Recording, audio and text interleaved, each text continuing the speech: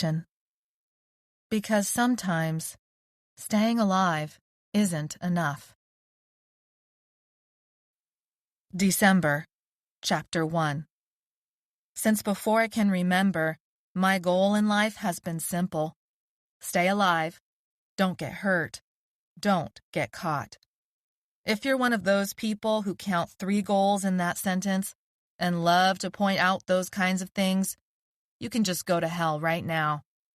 You're probably one of those people who make fun of those other people who post internet comments with spelling and punctuation errors too. Just so you know, it doesn't make you smarter or righter than them. What it does make you is a dick. It's the kind of thing Karina would do.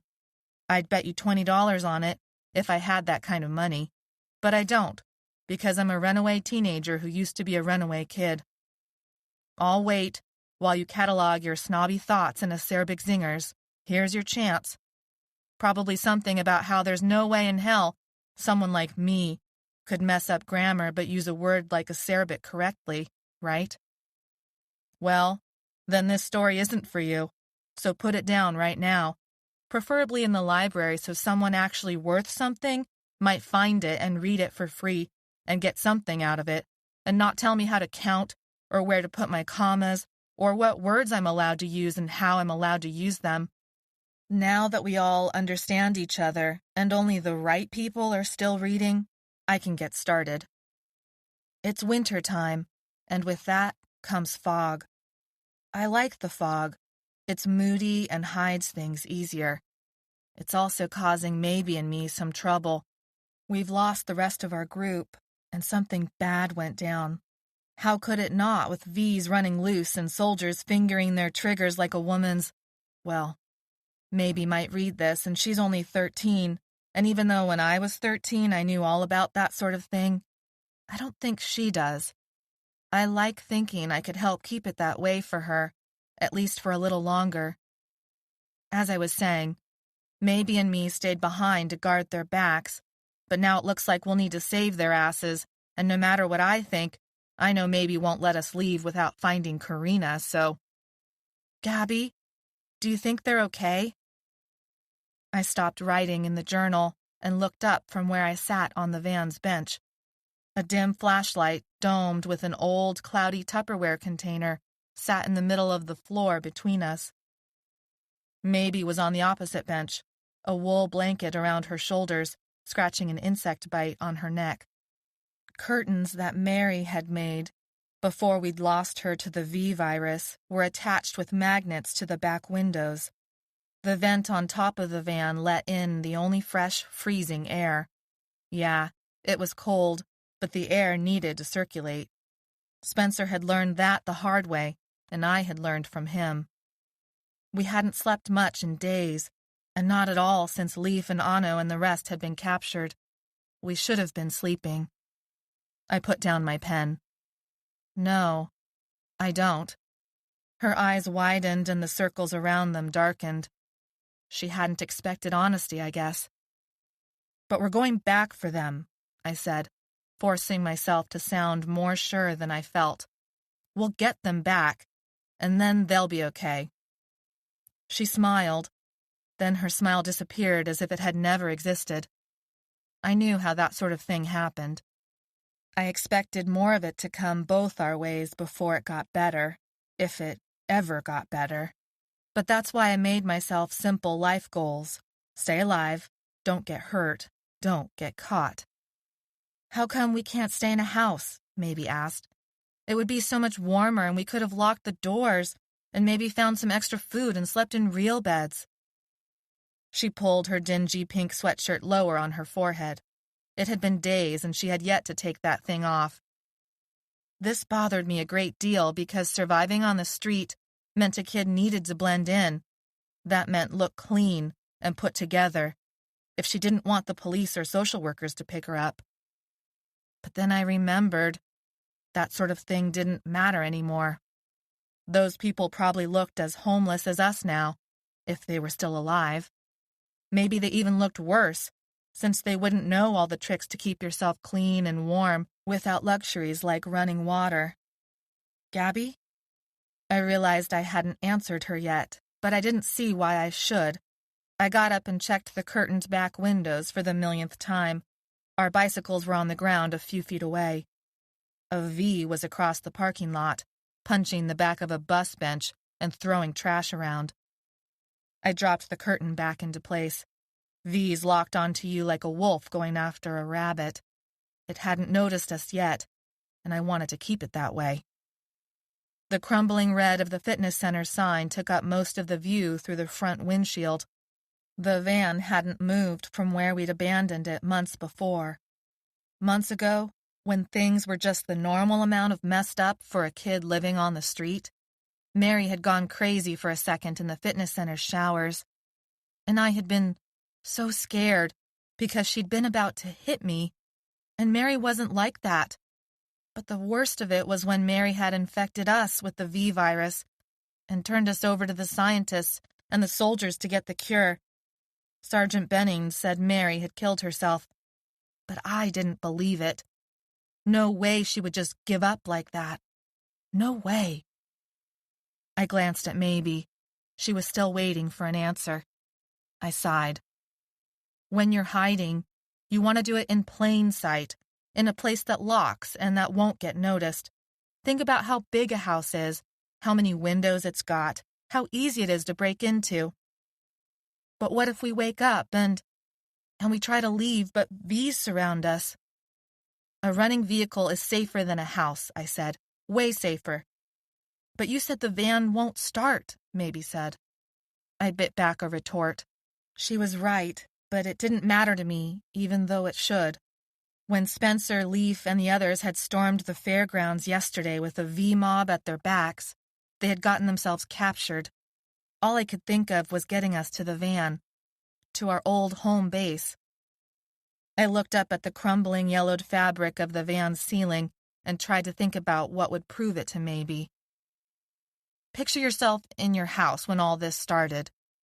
Did the V's get in, even though you locked the doors and windows and... A strangled sound came from Maybe's side. Her eyes glazed over. Her jaw became slack. I jumped from the bench. My papers hit the floor with a smack and the pen bounced and rolled somewhere out of the light. I yanked off her blanket, grabbed her by the shoulders, and then I slapped her, hoping to surprise her out of the memory rush. But then she screamed. My muscles froze and my brain locked up. Too loud. I slapped her again because I like to learn things the hard way, I guess. She screamed again, and I swore something groaned low and close to the van. Get on your feet, Maybe, I said, fierce desperation in my voice. I didn't dare touch her again. Stand up. Walk around, push it back, and shut up. My breath came in short gasps, the cold air in the van turning it into mist. Slowly, she closed her mouth. Her eyelids blinked once, twice, and then focused on me. I'm okay. No, get up and walk around. Her shoes struck the floor like the sharp closing of a book. Quietly, I said. She paused, shoe in midair, then put her foot down toe first. The space around the flashlight allowed for only a few steps. I peeked through the window. The V had stopped punching the bench and was back to throwing around trash. I let out the breath I'd been holding. You freaked, I whispered. You just totally freaked when I slapped you. Maybe waved her arms around and kept walking. Exercise was the only thing we knew that sort of worked to beat back the side effects of the cure. I was having a memory rush and it's my zombie trigger, I guess. Getting slapped? No kidding, I said. But for the record, zombies eat brains. They don't scream like that. My aunt used to.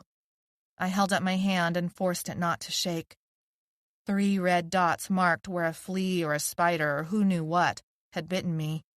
No surprise that bugs tried to eat us up. We didn't hang out in the cleanest places. Karina had showed us how to make something out of oatmeal so the itching would stop, but I hadn't been paying attention.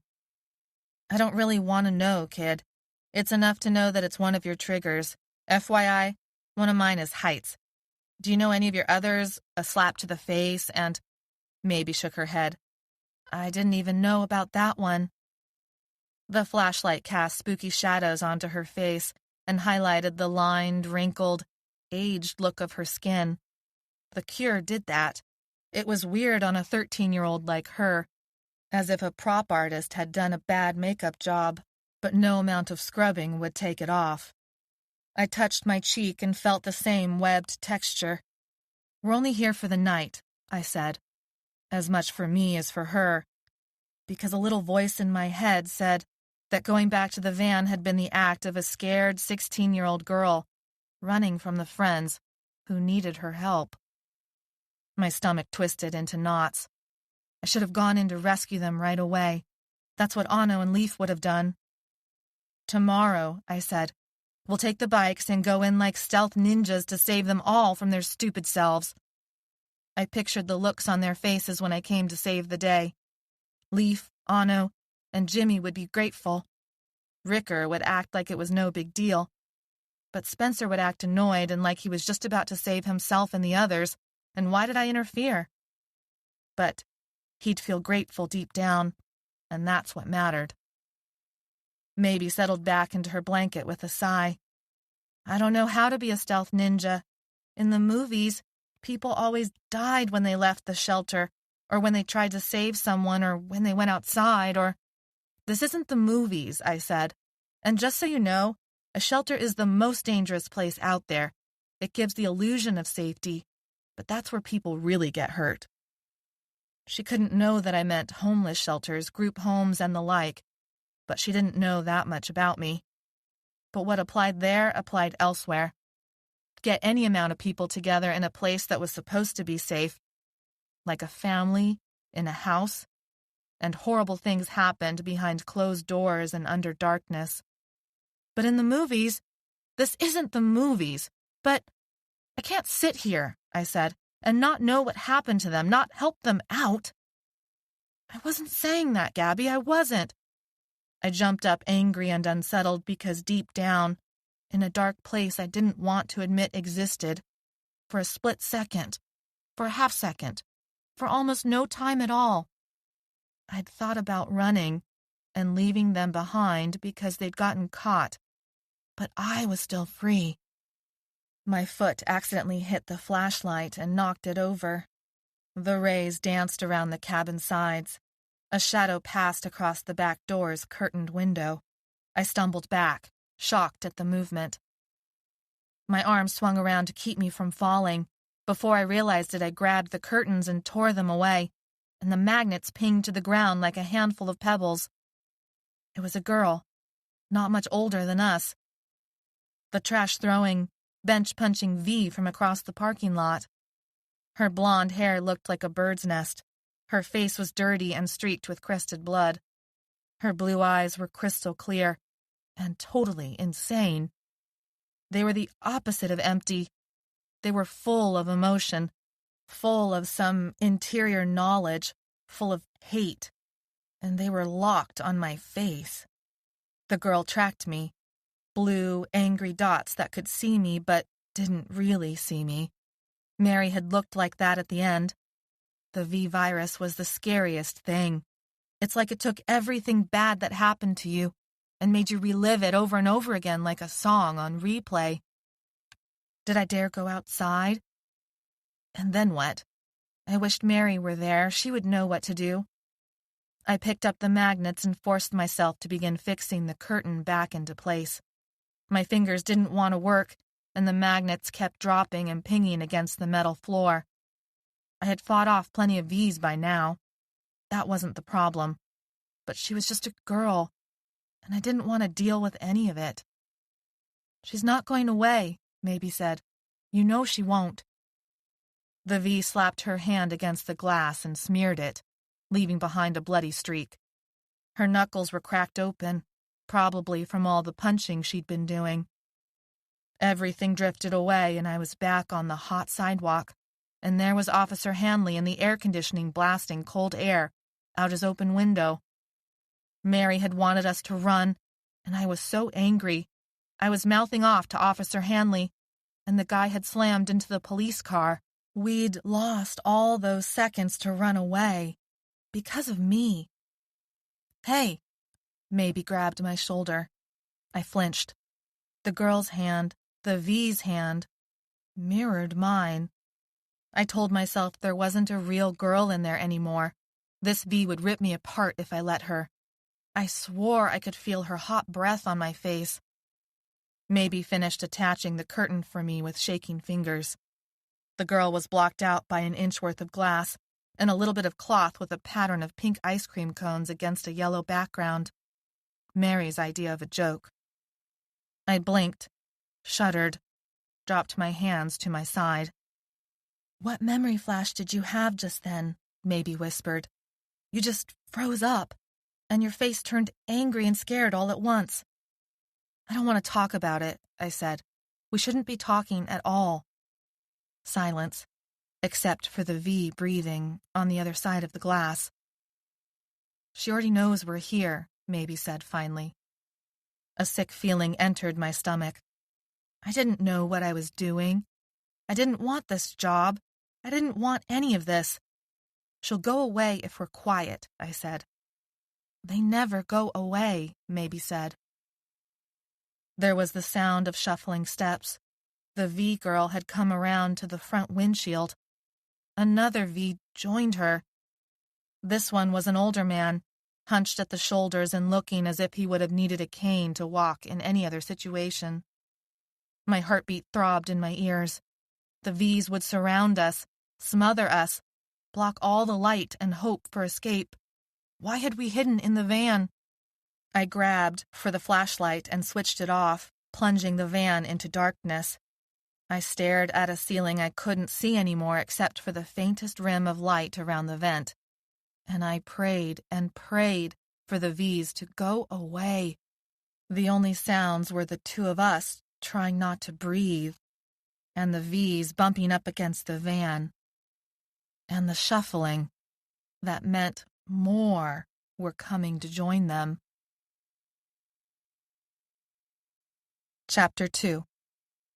I changed into more layers, pulled a knit beanie tight over my ears, put on knit gloves with the fingertips cut off, and set to making coffee. The little camp stove had fed me and Spencer and everyone else many a cold night.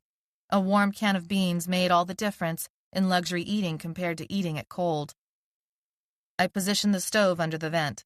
Spencer always told the story about this guy he had known who'd killed himself because he'd slept all night with the windows closed and then had lit up his stove in his enclosed car.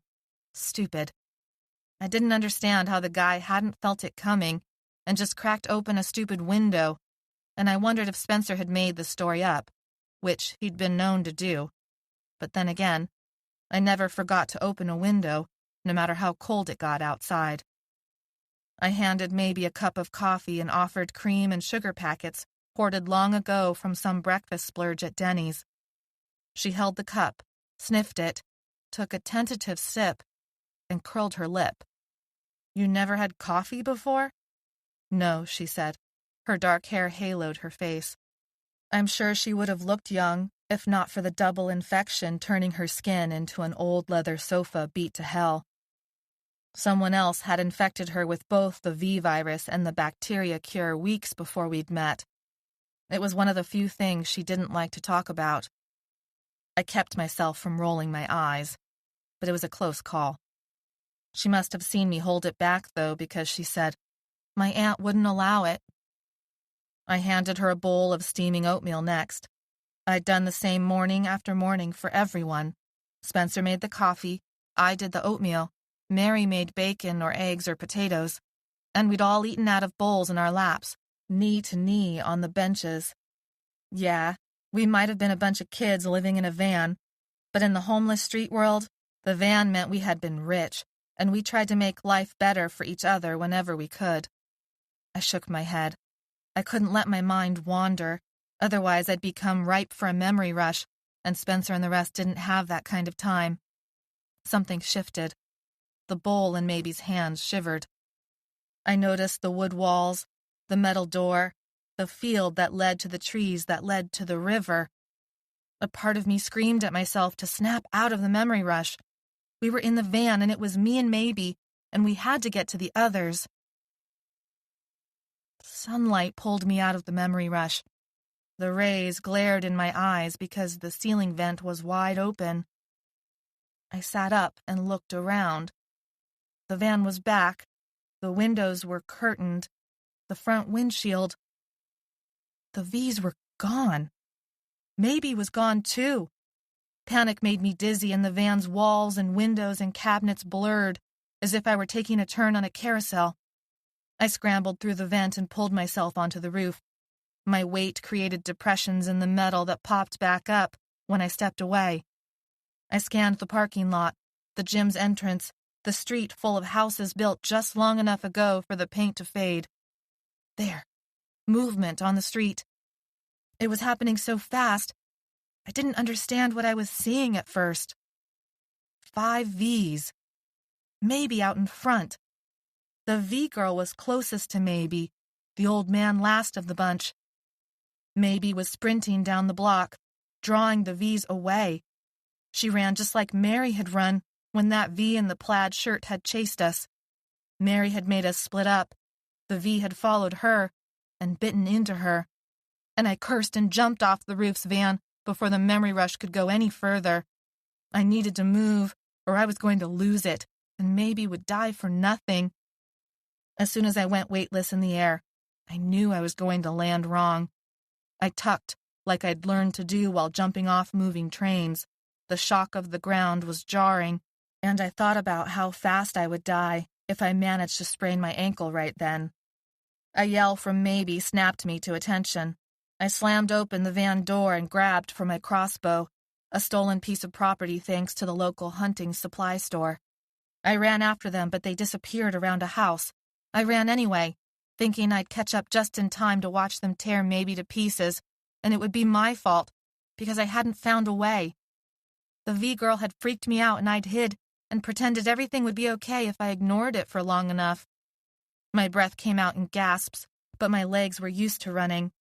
Halfway down the block, a figure darted out from a side street. I skidded to a stop, dropped to one knee, and raised my crossbow. Maybe looked at me like I was crazy as she ran by. "Come on, Gabby!" I sprinted after her, fear mixed with admiration. She'd outrun them by herself.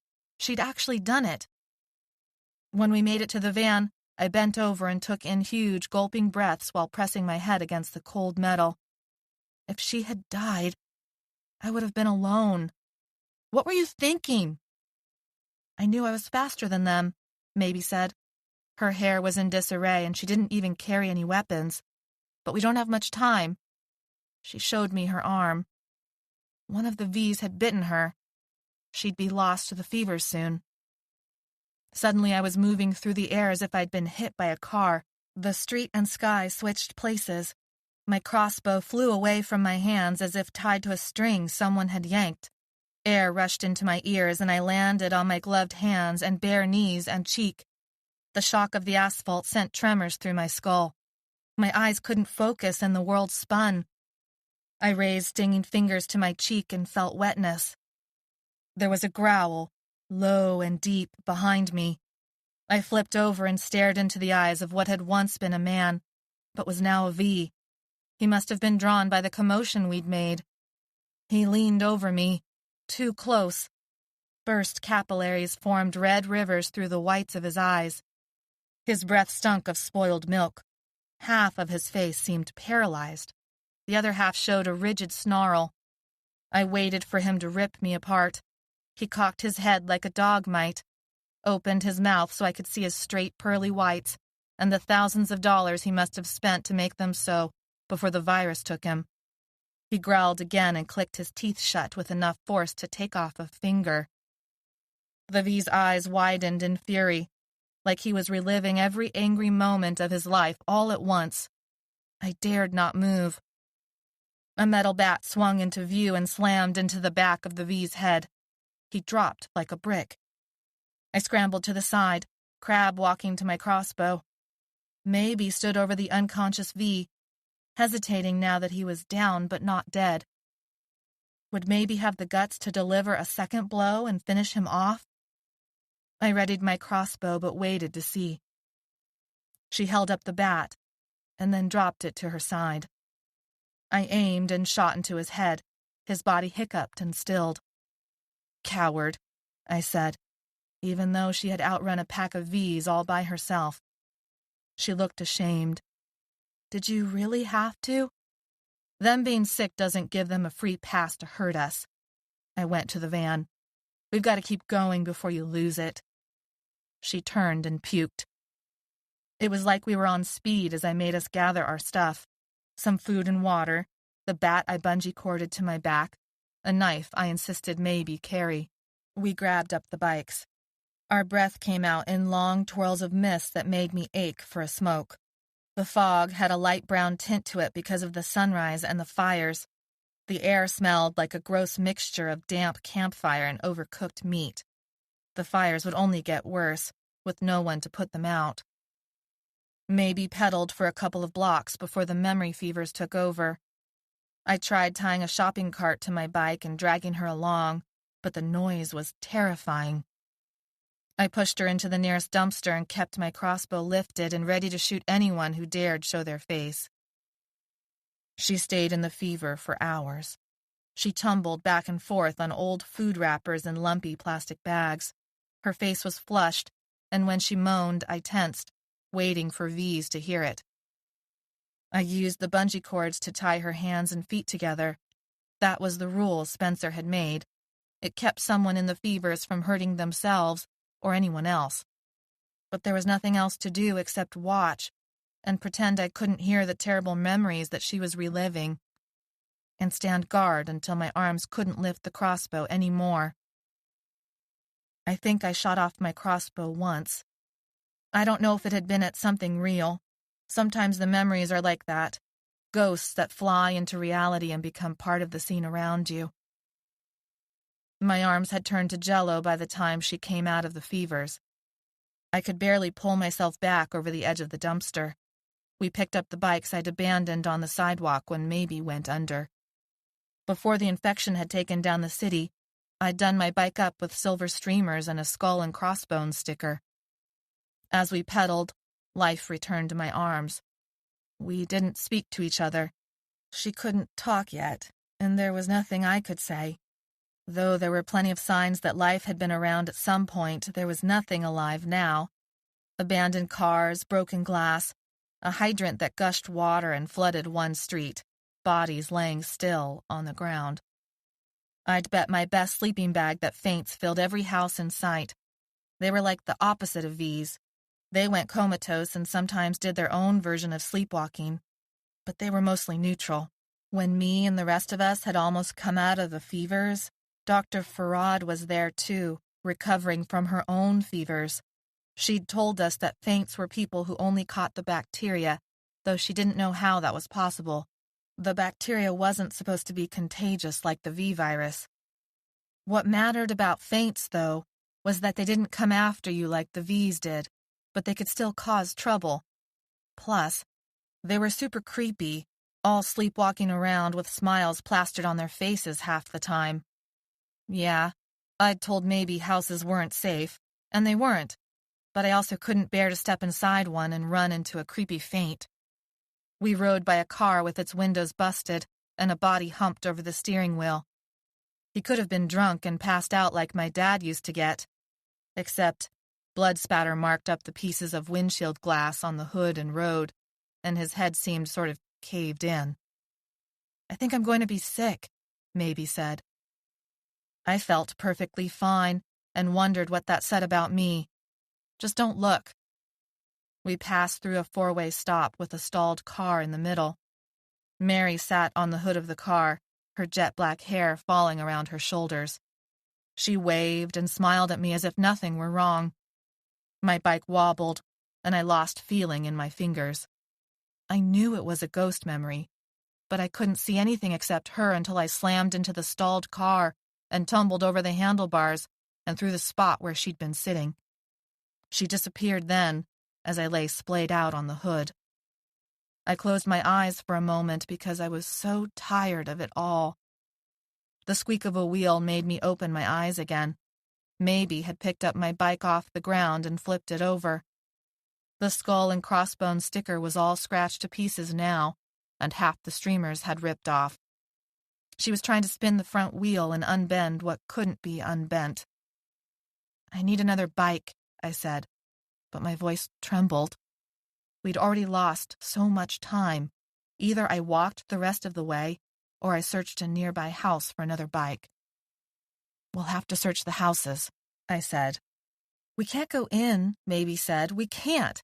You said houses were dangerous, the most dangerous, "I need a bike," I said simply. I limped over to a garage with a dark strip at the bottom. Maybe it wasn't locked and I wouldn't need to enter a house at all. There was no hum of electricity, only the smell of grease and oil and metal. I stood up, put both hands underneath the lip of the garage door, and the door went up with a screech. Geometric shapes edged the interior. Something red and metal and bike-like gleamed in the corner. Something else smelled like wet socks that hadn't been allowed to dry. My muscles knew before my brain could process it. 2 people stood against a workbench, backs to me. Faints. Faint skin looked like ours. It was weird because V skin didn't. Theirs was like normal. We could walk to Cal Expo. There was no good reason to step into this garage, to the bike waiting like a present in the back corner.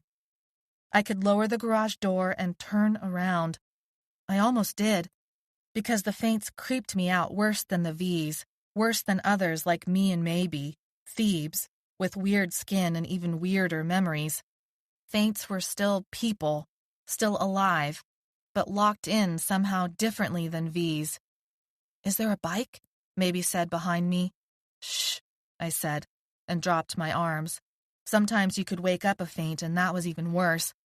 "Yeah, but it's not worth it." I said this in a whisper as I turned around and walked down the driveway. I wouldn't risk bringing the door back down. Better just to leave.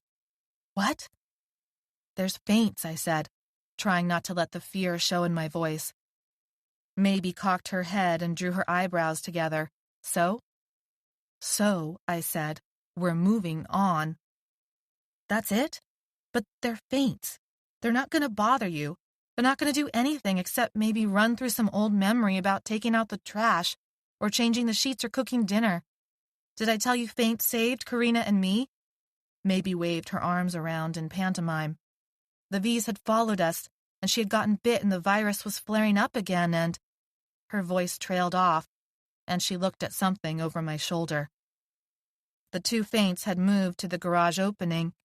A black and white spotted cat twined in and around their legs, meowing outrageously at their lack of attention. They held hands. A middle-aged couple underneath the afflicted skin. Something about the look of the man, the scruff of his growing beard, the disarray of his hair, the mean hook of his nose, the way that he gripped the woman's hand, like she was a possession he intended to hurt. It made my knees weak and wobbly. I willed back the tendrils of memory that crept out. Long nights spent curled in a pink comforter, listening for the yelling and fighting and the crash of glass. The creak of my bedroom door opening, the sour stink of alcohol. He couldn't hurt me anymore, and I wasn't letting anyone hurt me anymore.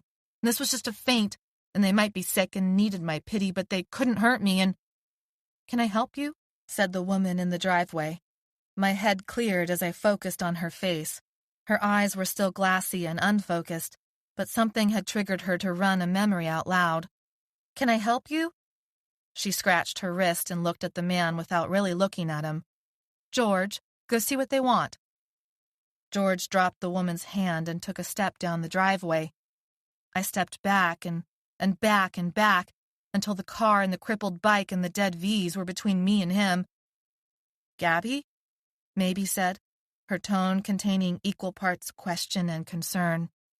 I leaned against the metal car door and slid to the ground.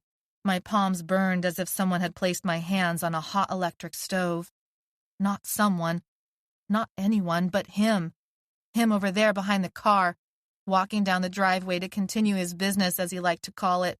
walking down the hallway to drag me out of my room and into the kitchen, and before I could stop it, the sky and the V's and the fog disappeared, and there was only darkness and burning and his laugh. Chapter 3. Maybe stood over me with a red bike in her hands, talking about faints and smoke. I blinked, groaned, shook my head, told myself to get over myself. I'd had that same damn memory rush before. It wasn't new, and it wasn't real. My tongue felt so dry. I coughed and stared at a patch of blood on the knee of my jeans. Was it mine or a V's? Either way, it needed to come off. The best way to get caught and sent back would be to look like I didn't belong, to stand out with dirty clothes or a sunburn, or that layer of homeless grunge that happened when you couldn't shower for 4 days in a row. My head cleared. I remembered it wasn't that kind of world anymore. Part of my brain believed it, but the rest of me couldn't give up a strategy that had worked so many times before. My stomach cramped at the thought of leaving that blood in place, like I held a blinking homeless kid sign above my head. Acid burned my throat. A sip of water. I needed a sip of water. I forced out a word. Backpack. Maybe stopped talking and brought over the bag. I ripped into the main compartment, took out a plastic water bottle and chugged it. Cold water relieved my throat. The memory rushes were a pain in the ass, but the alternative, becoming a faint or a V, was worse. I didn't like how the rushes made me feel. Groggy, young, powerless. But I reminded myself that I had left. I had taken control of my future, and they hadn't ever caught me. Not after that first time. We should go before more V's show up, or before the couple comes back out, Maybe said. I got the bike ready while you were out. They were nice, the people, I mean. Not that they knew it was me or what I was doing. I rubbed my temples and then used the car to help myself stand. Everything seemed steady enough, though my hands still burned from my skid on the asphalt. I swung a leg over the red bike. The garage door still gaped open, and through it another door to the house was open. In the rectangle of light, 2 figures moved around. The air smelled sour, as if food had been left to rot. I secured my backpack and crossbow and took off down the street. Behind me, Maybe's shoes slapped on the pavement as she scrambled to follow. I spent a half-second of thought on apologizing to her for taking off without even a thank you, but I decided to screw it. The blood flowing through my veins as I pumped the pedals helped beat back the last bits of the memory rush. For a while, the only sounds were the birds, the whir of our tires, the squeak of a pedal. A few blocks down, 3 V's appeared between houses and ran out to us, their arms flailing in the air. We pedaled faster, and our bikes kept us ahead of them. We picked up 2 more V's on the next street, 5 more on the street after. We stayed out of their reach and for a while even thought we'd lost them. Some of the streets billowed black smoke, and we couldn't avoid it once. Flames licked up the side of a 2-story before jumping to the next roof. The burning plastic and glass and wood, and who knows what other chemicals, forced tears down my cheeks. I wondered how many faints were still in those buildings, and then told myself not to think about it. I pulled my knit beanie low over my ears and brought up the collar of my jacket to form a poor man's filter. It helped, but Maybe's hoodie didn't have enough fabric, and she started coughing up a lung behind me. There ended up being no way around the fire, so we retreated several blocks before finding another outlet. That's when the V's caught up to us again. We flew down the trail, trying to get as much distance between us and the V's as possible. A few miles later, we made it to the fairgrounds gate entrance, the chain-link fence, the gatekeeper box, the makeshift barricade of cars and junk and barbed wire that separated us from the parking lot, and beyond that, the curve of a wall where CalExpo really started. So how do we get in? Maybe asked, looking at me with a confidence I didn't feel. What's the plan? I could have told her. I should have. I didn't have a plan. The V's were a few blocks behind us but would catch up soon. The plan was to get to Cal Expo and find a way inside. Spencer could have done better. He'd always been the idea guy, the one with the solution to our hungry stomachs, shelter for a cold night, talking our way out of the halfway houses, keeping us out of trouble with the pigs and the pimps and the do-gooders. "Trust me," I said. I waited for her to cuss at me, yell at me, do something to stand up to me. That's what Ricker would have done, and Mary and the rest, too. That's what Maybe should have done. You never trust someone who suddenly wants to take responsibility for you. Never. I didn't know what to do next, but I pretended that I did by walking along the fence line. Even though it was cold, sweat broke out on my forehead. I didn't know what I was going to tell her. I did know we could not fight the dozen V's headed our way. I gripped the chain link with both hands until the metal turned my skin purple. I wasn't the one who got people out of messes. Mary had known that. Spencer knew it. We were going to die against this fence and then I saw it, by the hedge, in the dirt. Underneath the fence was a hole big enough for a teenager to fit through. The dirt felt damp from the fog. It soothed my stinging hands and smelled like heaven compared to the smoke we'd been breathing. I pulled myself out to the other side, scratching my back on the chain link edges. Maybe crawled after me.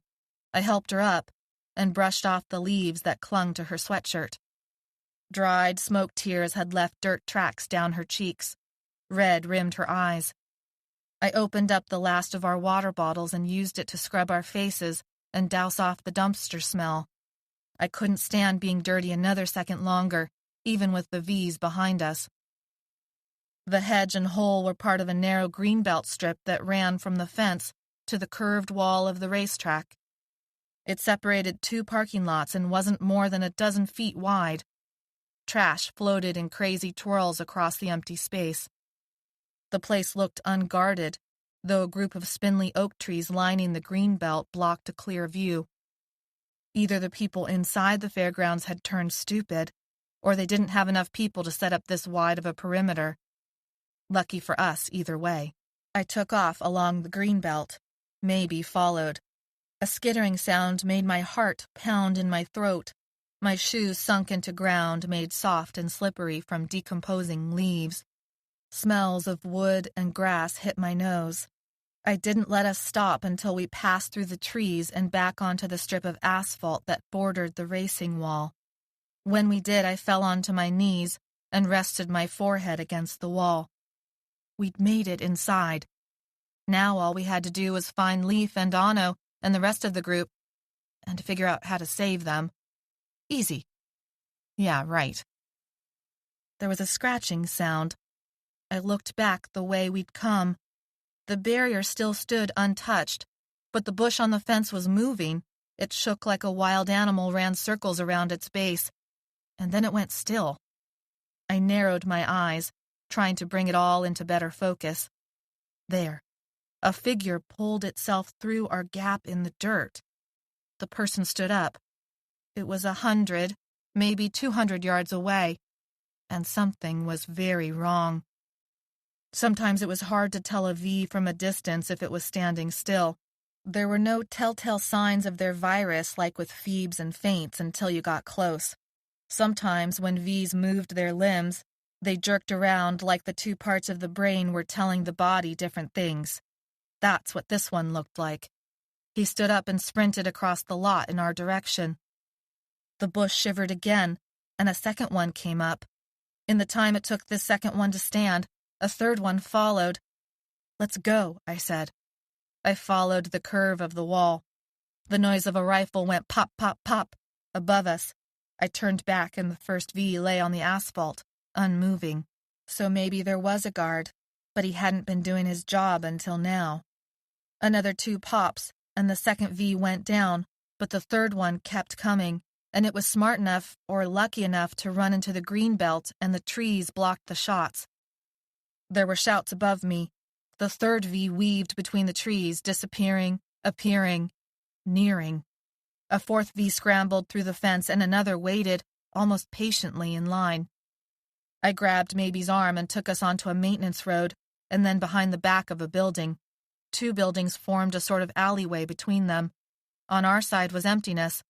On the other side, the alley opened up to a type of square where people were sorting supplies, preparing food, handing out clothing, packing up boxes and loading the boxes onto trucks. But where were the trucks going?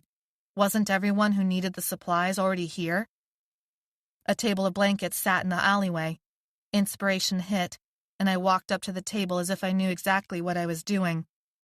I grabbed a stack and pushed half of them into Maybe's arms. I didn't let myself think too hard on the lack of guards, other than a passing thought that it sure looked as if someone was trying to get people killed. A part of me couldn't understand leaving the route we'd just run unprotected, unless there weren't enough guards anymore. It didn't matter. The uninfected would lock me up in seconds if they saw who I really was. They believed they were the last real humans on Earth. They wanted their old houses and cars and jobs, and they wanted to tell people like me what I could and couldn't do. They judged me for living on the street and would kill me for getting sick with the virus and bacteria that they had gotten me sick with. Maybe touched my arm, bringing me back. I flinched. She drew her hand away. "We've been asked to take this to the sleeping quarters," I told her. I pulled my hood low over my forehead, repositioned the backpack and crossbow on my shoulders, and carried the blankets high enough to obscure the bottom half of my face. Maybe's wide, unblinking eyes flitted between me and the people ahead. "We're just gonna walk in there? That's the plan?" "If we act like we belong, no one will question it," I said. "If we act like we're supposed to get caught, we'll get caught. It was the very first thing you learned on the street. Don't stand out. Blend in." "Okay," she said, "but everyone knows you can't just walk into... It's not this easy. It's never this easy in the movies." The kid and her damn movies. I closed my eyes in frustration. She wasn't wrong, but she wasn't right either, and mostly, this was the only plan I had. It's not going to be easy. Use your eyes, look around. But don't look like you're looking around. Figure it out. Are people talking to each other? Then look like you're talking. Are they working alone, in pairs, in silence? Do that. Are you clean enough to blend in? Being too dirty is a surefire way to stand out. If everyone around you can smell you, then they know you're not like one of them, and that there's something wrong about you and they'll call the cops in. I realized my mistake too late. Cops? Soldiers, guards, whatever. Come on. I began to walk away. "Gabby? Wait, okay, just hold on." I stopped and gritted my teeth. I didn't have any better ideas. This was it. Maybe held the blankets under one arm, the fabric so big and bulky it spilled to the ground in haphazard waves. "You said we need to blend in, right? That's what you said. You said we can't be too dirty or talk too much or..." "That's what I said." "We're too clean now, and you have to leave behind your crossbow and backpack." I cocked my head, my frustration fading. I really looked at the people we were about to step among. There was plenty of noise, different stations where some people cleaned gear, washed dishes, moved boxes of supplies. There was even a hint of yeast as if someone was baking fresh bread. She was right. Nobody wore a backpack like mine, and definitely not a weapon. I went to the closest trash can, lifted off the top, and removed the plastic bag that contained a few candy bar wrappers and soda cups. I bundled our weapons and supplies in one of the blankets and set them at the bottom of the can. I replaced the plastic bag and covered the top. "Where'd you learn to do that?" "Storage space is expensive," I said, and shrugged my shoulders. "So what about being dirty?" Maybe said.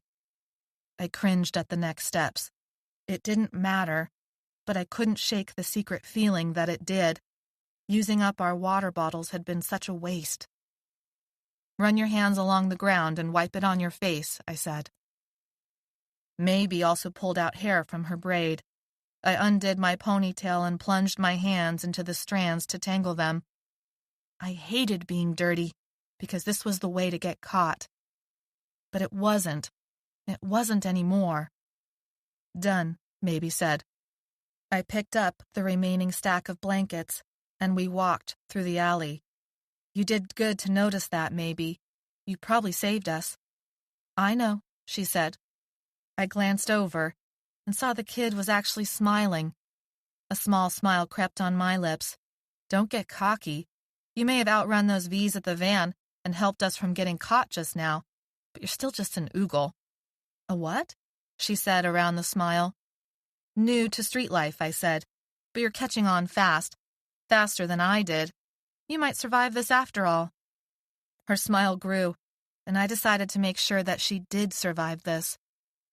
We entered the grim bustle of people who'd never expected to be here. Still, they were idiots for not taking the Phoebe vaccine. They were the uninfected, those still considered human according to whoever was in charge. But if they became infected by a faint or a V, that's what they would turn into. They'd be gone forever. Being a Phoebe meant the bacteria kept the virus in check. Yeah, there were side effects. The skin, the memory rushes and fevers and ghosts. But the point was, it still was you. Mostly. I made us walk straight through the middle. There were people of all ages, men, women, some kids, all bundled against the cold in grungy layers of clothing. If they looked too closely at our faces and hands, we'd be discovered, but no one did, because they couldn't believe a Phoebe would just waltz through like it was nothing, and a V couldn't hide itself for long. Close to 100 people moved around, and not one stopped us until we reached the other side of the square. A man in fatigues held a rifle lazily against his shoulder and stood to the side of a metal door that went into the building. A guard meant there was something worth guarding. Maybe prisoners. Maybe Spencer and the others. I lifted the blankets higher and kept walking. He motioned for me to stop, and I did, but not until I was in the shadow of the building. I felt Maybe's weight press into the back of me, using my body to hide herself. I hugged the blankets to my chest. We were maybe a half-dozen yards away, close enough that he knew we meant to go his way, but hopefully not close enough for him to notice details about our skin. He hadn't raised his rifle yet, so I took it as a sign that he couldn't see our Phoebe-ness yet. I opened my mouth to speak, not knowing what to say but hoping something would come to me. He said to bring some extra blankets. Who told you that? I rolled my eyes like it was the dumbest question in the world. You know who. Sergeant Bennings made this a restricted area, the soldier said. Ah, Sergeant Bennings. He'd been the white suit who'd shot us up with the bacteria vaccine. Well, he's the one who wants the blankets, so... I shrugged my shoulders. We can give them to you and you can take them, I guess. We're supposed to help with food prep right now anyway, and they're going to get mad if we take too long. I shifted my weight from one leg to the other. Is it chilly? He raised his eyebrows in a hopeful expression. I knew what that felt like, the anticipation of eating your choice of comfort food instead of whatever weird leftovers people felt compelled to share. Not that I held it against them. Food was food, and I hadn't been a picky eater in a long time, but still, being able to choose what to eat, when to eat it, and how much of it to eat, that would always feel like a luxury. Yeah, chili. They found a whole case of cans, and she's in a good mood tonight, so there's even going to be real beef, I think. At least, that's what she was talking about. Oh my God, it smelled so good when I left to bring the blankets. And okay, this is a secret, though it won't be for long because everyone's going to smell it. No way to keep the smell down. What? They're making fresh bread, I said. They've already tested a batch of it just to make sure the yeast was still alive and it works, and oh my God, they let me have a slice and it was warm. I pointed my chin in the direction of the building. I don't really like going in there. If you take the blankets, I can try to come back with a slice. The blankets in Maybe's hands tumbled to the ground. I froze and stared at the guard to see what he would do. Maybe quickly bent over and picked the blankets back up. I recognized the look on his face. Spencer had played me many times just like this. The guard was too busy figuring out what the most responsible thing would be to do while still getting that slice of bread. I can't leave my post. He narrowed his eyes. But get in and out fast, and bring me a slice of that bread while it's still warm. He straightened and lifted the rifle to his side. Move it. I lifted the blankets even higher and kept my head turned as we scurried through. We'll be right back. Once we made it to the end of the alleyway, it dumped us into another open square, but this one was empty of people except for a trio of soldiers that held a prisoner by a long pole and noose. I walked us along the back wall until a planter, pole, and shadows hid us from the clump of people. Gabby? What? I hissed. Should we go for the building they'd just left? Or for the building they were dragging the person to? Do you really think they have fresh bread here? I looked sideways at her and shook my head. Maybe, but we're not getting any of it. Oh. Her face fell even though she did her best to hide her disappointment. A 13-year-old wasn't supposed to care so much, except that this was about food, and food could make or break a 13-year-old. I'll make you a fresh loaf when this is all done, okay? It's not that hard. Her eyes brightened and her mouth turned back into a smile. A commotion across the square drew my attention back to the problem in front of us. A boy who looked near Maybe's age came running up to the group, uninfected. Dad! Dad! A soldier from the group stepped away and said in a voice loud enough for us to hear, Alden, don't come over here. Sergeant Benning's voice. I told you not to come over this way. There's trouble at one of the gates, Alden said. Some V's got inside. Why didn't someone else come? Sergeant Benning said. Maybe looked at me. Do you think those are the V's that came in after us? Probably, I said. I think I know him, the boy. We went to school together. That's great, come on. I moved us closer, skirting the edge of the square. Don't skulk, I said. We're not trying to hide. If it looks like we're hiding, then it looks like we don't belong, Maybe finished. Good, I said, without looking back. All of the soldiers' focus was on the father and son and the prisoner. The V's chasing us through the gap in the fence had created the diversion we needed. We could probably sneak in unnoticed.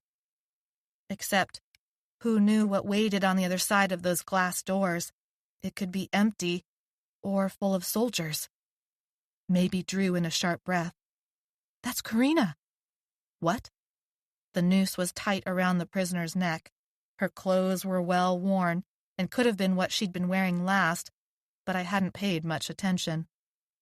It was jeans and a t-shirt and sneakers, the outfit of choice for millions.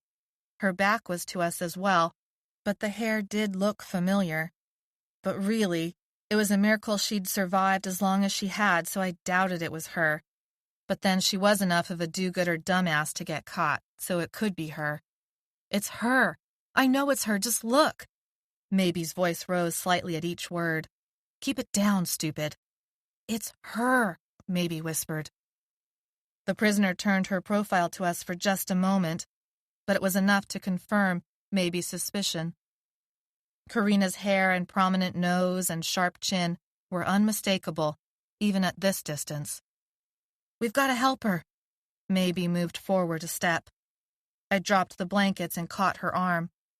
The wool tumbled to the ground in a messy heap, signaling something wrong to anyone who looked. Not like this, with a bunch of soldiers around. Are you crazy? She pulled against my arm. I badly wanted to pick up those blankets and bring back the semblance of safety they gave me, but Maybe looked likely to run and blow the whole thing. Stop and think. They're taking her exactly where we're gonna go. Maybe they're taking her to Spencer and the others. We have to wait. We have to follow and wait for darkness or some sort of cover. Maybe finally relaxed. Okay. I dropped her arm and fixed my stack of blankets. The stuffy, dog-like smell of the wool comforted me. Sergeant Bennings returned to the group, said a few words, and then left with the boy. The soldiers disappeared with Karina through the glass doors of the building. Before the doors closed, They revealed a large warehouse with lots of spaces to hide. Chapter 4. We slipped through the unguarded doors. Shadows inside the warehouse tricked my eyes at first into believing people hid within the aisles of machinery, furniture, signboards, exhibit frames. Cement formed symmetrical columns that rose to impossibly high ceilings. Paint peeled off the columns in thick chips and dusted the junk beneath. Dirt, rat droppings, grease, rust, who knew what else covered the cement floor. Maybe and I hid in one of the aisles. Above our heads ran a network of catwalks attached to a spiral staircase of metal. Even looking at them upset my stomach and turned my brain fuzzy and made the memories crowd close. Soldiers, and strangely people in doctors' uniforms, came and went through the door at the far end of the warehouse. Someone had put up an entire section of rooms with framing plywood, maybe caging of some type, it was hard to tell. My heart skipped a beat when I examined the catwalk again. The grating skirted just a few feet above the makeshift rooms, like a metal skeleton. My feet lost feeling as I pictured climbing across. The grating was low enough for me to jump onto the ceilings of the rooms below it, and high enough to freak me out. But no matter. I had found my way in, and I would climb those stairs and that catwalk, memory rush or not. I need you to stand guard while I go up high. But it's one of your triggers, Maybe said, rising from the floor. The memory rush will take over, and I won't be able to get you down, and I'll be fine, I said, even though I didn't really know that. My stomach grumbled, and I thought about the supplies left behind in the garbage can. Things had been moving so fast, I hadn't made us eat anything since yesterday. The sky outside had darkened considerably in the last hour, which only increased the spookiness of the place. But my catwalk would be hidden as soon as I crossed the lip of the first room's wall. I didn't want to waste another minute. The itch of finally going into action begged to be scratched. Plus, the sooner I climbed up, the sooner I could get back down. Maybe set up at the base of the spiral stairs, behind a damp and molding cardboard box of marketing materials for a waterless cookware set. I grabbed a nearby screwdriver, thinking it would make an excellent weapon, and maybe a way to dig the others out through the drywall. I prided myself on climbing the stairs like a ninja cat, whatever that was, using yoga skills learned at the gym that had served me well on the streets when it came to dodging undesirable people, animals, vehicles. It felt as if I were climbing 2 stories, even though it was probably not much more than 1 story. Sweat made the screwdriver slippery in my hand. I wiped my palms on my clothes and smelled that distinctive metallic odor that always happened when skin touched cheap metal. I jammed the screwdriver into my waistband and cursed and told myself to get it together. My head felt woozy and full of space, as if there wasn't enough oxygen this high up. Maybe's waiting form disappeared over the lower horizon of the ceiling panels as I crawled. Now, other than the pale light that filtered in, everything was dark, and I was safer than ever, like I was pressed between a sandwich made of ceiling and roof. I crouched to rest for a moment, to still my heart rate, to concentrate on my breathing, to feel something solid, even if it was just the grate under my fingers. But it was a mistake to stop moving. The memories crowded in and my mind went dark and then lit up blue. Everything was pale blue, and I watched it all transform into a house, and I knew the house. The pale blue house stood alone, and lightning lit it up in flashes because there were no streetlights that worked on the bad side. The rain soaked through my layers of clothing and newspaper, and the wind drove the rain into all of me, and everything smelled like the rot in takeout boxes left in the dumpster too long. Father carried the last bit of food, a box of crackers. He was drunk. That kind of red-faced drunk that made him walk around like a sailor on board a ship in a storm. The rain and the wind and the darkness soaked the streets and turned them into streams that would soon roar into rivers if we didn't take shelter soon. And I waited for Father to notice the blue house because if I said it first, he would never let us go inside. I was 11, and I wanted to go inside, but I was afraid of Father's red-rimmed, sloshy eyes that meant he would hit me soon, and maybe my mother, too. My mother held my hand, even though the water slipped between our palms, and she pinched hard to keep hold. She stumbled behind Father, and the lightning showed how tired she felt, and how she wouldn't stand up for me tonight if I made Father angry. Father's feet stopped moving, but his body swayed back and forth. "There," he said, swallowing the word like a gulping goldfish. But he said it. People shapes moved behind the windows, and I clamped down on my mother's hand until she said, "Gabriella," and yanked her hand away, and I fell into the street river, the water splashing onto my face, cold, gritty, smelling of oil, and those outside bathroom places we use sometimes. But my knees burned because I wore shorts, but the water would wash away the blood, and it would be okay once we got inside. Except there were people inside, or maybe demons inside, and then we would have to keep looking, but then the river would drown us. Father stumbled up the path, and my mother followed, and I ran after them.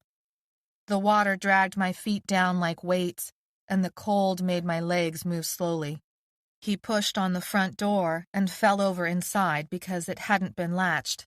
It was open, as if waiting for us to find it and use it, but demons always liked to invite you inside, like you were meant to be there, before they revealed their true nature. Allie had taught me that, at the last shelter Mother and Father had taken us. She said those were the places you had to watch for the most, the unlocked places. But Father and Mother did not know about Allie's stories.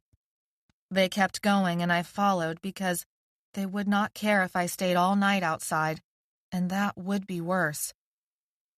There were people inside, but it was so dark, and only the lightning sometimes showed them. There might have been demons walking around, hiding in the shadows, and there was lightning, and one of the shadows stayed a shadow. I ran to my mother and grabbed her hand, even though she might slap me for surprising her, but she didn't notice. "Just give me the box, Dennis. I'll keep it for us." Father laughed, and I was not sorry for the dark because then I didn't have to see the look on his face. And then there was a ripping sound, the kind cardboard and plastic make, the kind food wrappers make. Mother snatched her hand away from me and went to Father, arms outstretched, one warding her face and the other held out, the lightning freezing her pose like someone had taken a photo. "Don't do that." "Don't even think you can tell me what to do." Lightning flashed, and he threw the cardboard box at her and swung his arm around, and then darkness made him disappear. But the sound of flesh hitting flesh rose above the rain and howling wind, and someone laughed, and I screamed, "I'm not hungry!" But she didn't listen because the next flash showed her barreling into his stomach. But he did not move, not an inch. And then it went dark again, but the whap of his hit sounded again, and someone else laughed. And then something hit me in the head, and my thoughts spun in the dark until I didn't know which direction I faced. I ran into another room, away from the shadows, and found stairs and climbed them, and hoped there would be no shadows up there, because the holes in the roof let water in, and people and demons did not like to get wet. The stairs creaked, and a few gave way under my feet, but if I could find a place, just a little place where the shadows could not fit, my head hurt, my stomach hurt. I couldn't see where to go, and the wind howled and filled the whole house with howls like a pack of demons would snatch me out of the house and drop me, and I was too high because I had walked up 4 floors, and when they dropped me, my body would split and seep blood, and all of me would get washed away by the river so no one could find me. A window shattered, and threw glass on my left side like little bullets. And wetness came with it, and more cold because the demons had broken in. I ran and smacked into a knob that punched into my chest, and I clawed at the door until it unlocked, and ran into the room and cried, "Please don't punish me no more!" My stomach hurt, and my head hurt, and I fell onto the floor. I shivered and waited for the demons to grab me. "You ain't being punished." I looked up, and in the next flash of lightning I saw an older boy curled on a towel next to me, like Aunt June's cat liked to do, except this boy didn't hiss at me and looked like he didn't mind I was next to him. "It's rain for the flowers and trees. It washes away the battles bad people wanted to have on the streets. It means the angels are trying to win," he said. Light flickered and held, and was a golden color from a lighter. There was another boy and a girl, and the boy looked older than everyone, but the girl looked older than me, but not too much. They sat cross-legged around a candle and did not stay shadows. My pounding heart slowed, and I sat up. "I'm Leaf," the curled-up boy said. "That's Mary, and that's Spencer." "Tell us your name now," Mary said. "Gabriella," I said, a sob catching my name in my throat. "No, your real name," Mary said. I felt confused and didn't know what she wanted me to tell them. Then I said, "Gabby, with an I." "Gabby with an I. Are you here alone?" Leaf asked. I almost gave a different answer. It was on my lips, but then it changed at the last second. "Yeah," I said, because it was both truth and a lie, but mostly truth. Leaf shared a look with Spencer, but the dancing lightning from outside covered it up, except Leaf said, "We're jumping the train to California. You can come if you want." "It's better in California," Mary said. "It don't take so much storms to get rid of all the bad stuff out there." "There are more angels there, my cousin told me," Leaf said. The storm held its breath. I stopped crying. I wiped my cheeks and hardened myself to the shadows downstairs. I could hear the truth in what Leaf said because I really wanted it to be true. "Okay," I said. "I want to go with you." The memory rush faded, and my senses came back to me. I moaned and pressed my face into the grate like I had pressed my face into that wood floor. My mouth felt thick with dust, but I was grateful the memory rush hadn't been one of the bad ones. I pushed on as soon as the memory left me. Weak people let the memories take over and made them feel sorry for themselves. I wasn't weak like that. Even if I couldn't always fight off the memories, I always tried. I crawled along the catwalk and noticed there were lots of dividers. At least 24 rooms to search. From above them, I realized they formed a sort of double-row semicircle. I guessed there must be a hallway in between. On the other side of the rooms, opposite the warehouse from where I climbed up, was a large room that opened like a hole beneath the grating. In the middle of it was a dentist chair with its back to me. Spotlight shone down on it, and a tray on wheels was next to it. Equipment rimmed the edge. I knew how light refraction worked and how bright lights inside that room made it almost impossible for people to see me in the shadows. It took the rods in the retina of the eye many minutes to adjust from light to dark. That's why pirates wore a patch over one eye. Not because they lost it in a fight, but because it kept an eye always at the ready for seeing what needed to be seen in dark places, like the hold of an enemy ship or the coastline at night during a raid. I moved across the grating until I reached the room's lip and saw the profile of the chair. A person was strapped to it. My breath shortened. My heartbeat increased. My fingers began to tingle as I thought about jumping. If it were Spencer or Leaf, or one of the boys, I was going to jump from this catwalk and rescue them. I'd land on all fours and we'd barrel through the door, whatever door was closest. And I'd scream for maybe, and we'd take our chances on the run, because you always ran from a fight. A person wearing a doctor's coat walked into the room, and the light made it obvious that this doctor was also a Phoebe. I moved silently across the grating until I faced the dentist chair head-on.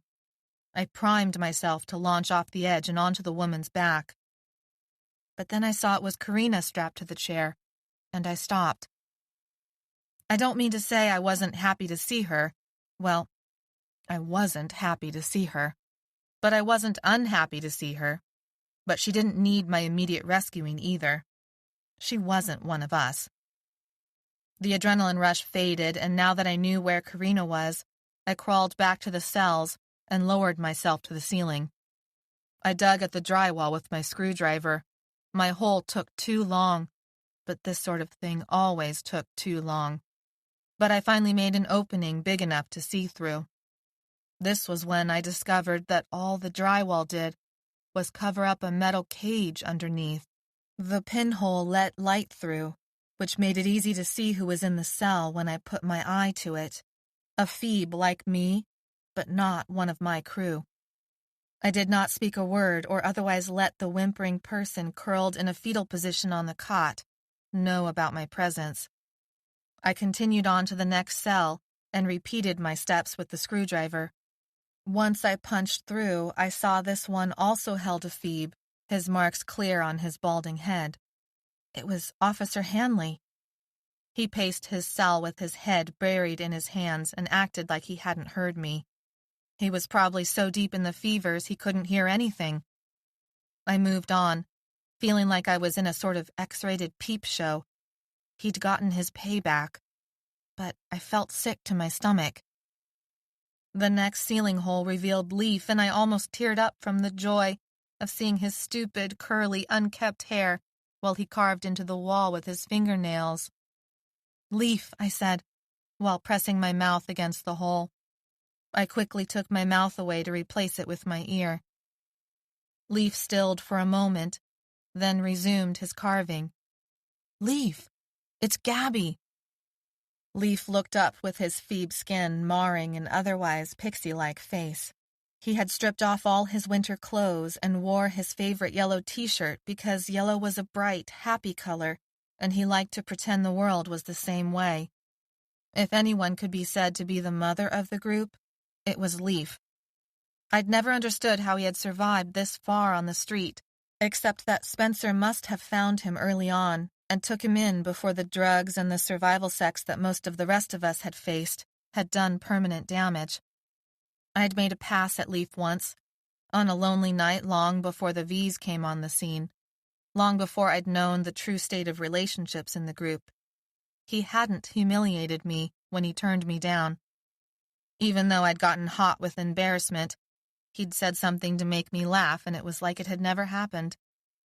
If anyone was too good for the street, it was Leaf. He smiled, but only one side of his face turned up. "Hi, Gabby. That's the real you, right? Not some ghost memory playing tricks on me? Though I guess if this were a ghost memory, I'd be seeing you instead of just hearing you, huh?" "Leaf," I said in a strangled voice. I had to take my eye away to put my mouth over the hole, and I hated to lose sight of him even for a second. "What happened? What have they done?" I switched back to my eye. Half of his face was strangely frozen. I pressed my eye harder onto the hole so that its edges gouged my skin, but I didn't care. It wasn't just his face, but one entire half of his body seemed limp. My nose breathed in drywall dust and my throat constricted. "This is not a good place, Gabby. Not a good place at all." And then he burst into tears, but they only came out of one eye, and he bowed his head so I could not see it, and I wanted to scream. "Leaf, Leaf, I'm gonna get you out, I promise. I'm gonna fix this, "Spencer's next door," Leaf said. I switched back to my eye, cursing the hole's smallness. He'd turned up his face again. Wetness made one cheek shine. His good hand brushed it away. "Hurry up, Gabby. If that's really you up there and not some side effect I had avoided the pleasure of experiencing until now. Oh, the doctor will love this little development, won't she? He turned his head to the side as if forgetting he talked to an actual person, to the person who was gonna rescue him. His head jerked and he gazed up. Oh, there you are, in the hole. Nicely done. Very sneaky, very Gabby chic. I tapped out a message in Morse code because I couldn't speak around the lump in my throat. Stayalive. Anno had made us learn the code from a stolen library book. We'd been traveling by train last year under big night skies, bright stars, and a feeling that everything was working out for us. We'd made a game out of learning it. We'd been headed back to California and dreaming about the future. Leaf smiled. I'll sure do my best, Captain. He fake saluted with his good arm. I scrambled up and over to the next room. I dug into the ceiling, using all my strength, caring little now for noise and everything now for speed.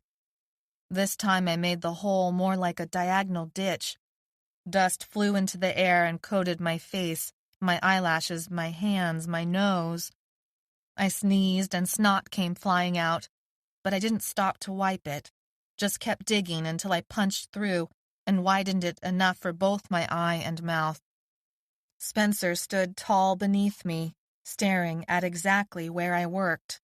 Dust coated his dark eyebrows and hair, turning it into an old man gray color that better matched his Phoebe skin. His arms were crossed, both eyes blinked. Both arms moved. And does this rat have 2 legs or 4? He said quietly. Spencer. I whispered his name like a talisman of protection, because that's what he was to me and the others. Ah, it comes on 2 legs, and is rather a sight, or should I say sound, for sore ears. He cocked his head to the side. Gabby, what the hell took you so long? I got here as fast as I could, I swear. He held up a hand and my heart beat wildly. Could I have made it here faster? Could I have done something different? Was this my fault? A sick feeling grew in my stomach that brought me back to long nights and dark moments, and a hand gripping my bicep in such a way that I knew I'd never escape, no matter how much I screamed or kicked or cried. You better stop whatever thoughts are in your head right now.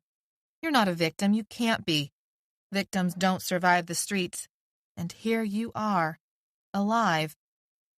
He paused, stuck out his chin in that defiant, prideful way he had. We're not victims either, so cut that crap out. We're alive, and we're going to stay that way. Most likely, anyway. Do you have a plan? I'd found them. That had been the plan. I'd found them and figured the rest would come and I'd just see a way out. But all I could see was the hours it would take me to dig out a hole big enough for even one of them to fit through. If I could get something that would cut through the cage wire. And they were all in separate rooms, and I surely would not get them all out in time. And who would we have to leave behind? You never run without a plan, Gabby. I thought you knew that. I do know that, I do. It's how I'd avoided capture by the police and the shelters and the pimps. It's how come I knew how to make a fresh batch of bread and take a bath out of a bucket and sleep with the windows cracked in the midst of an apocalypse. But I didn't have a plan for this. Spencer sighed. Just kidding, Twit. I've got a plan, and it's better than whatever dumbass thing you could have thought up. Relief flooded me. You could count on Spencer.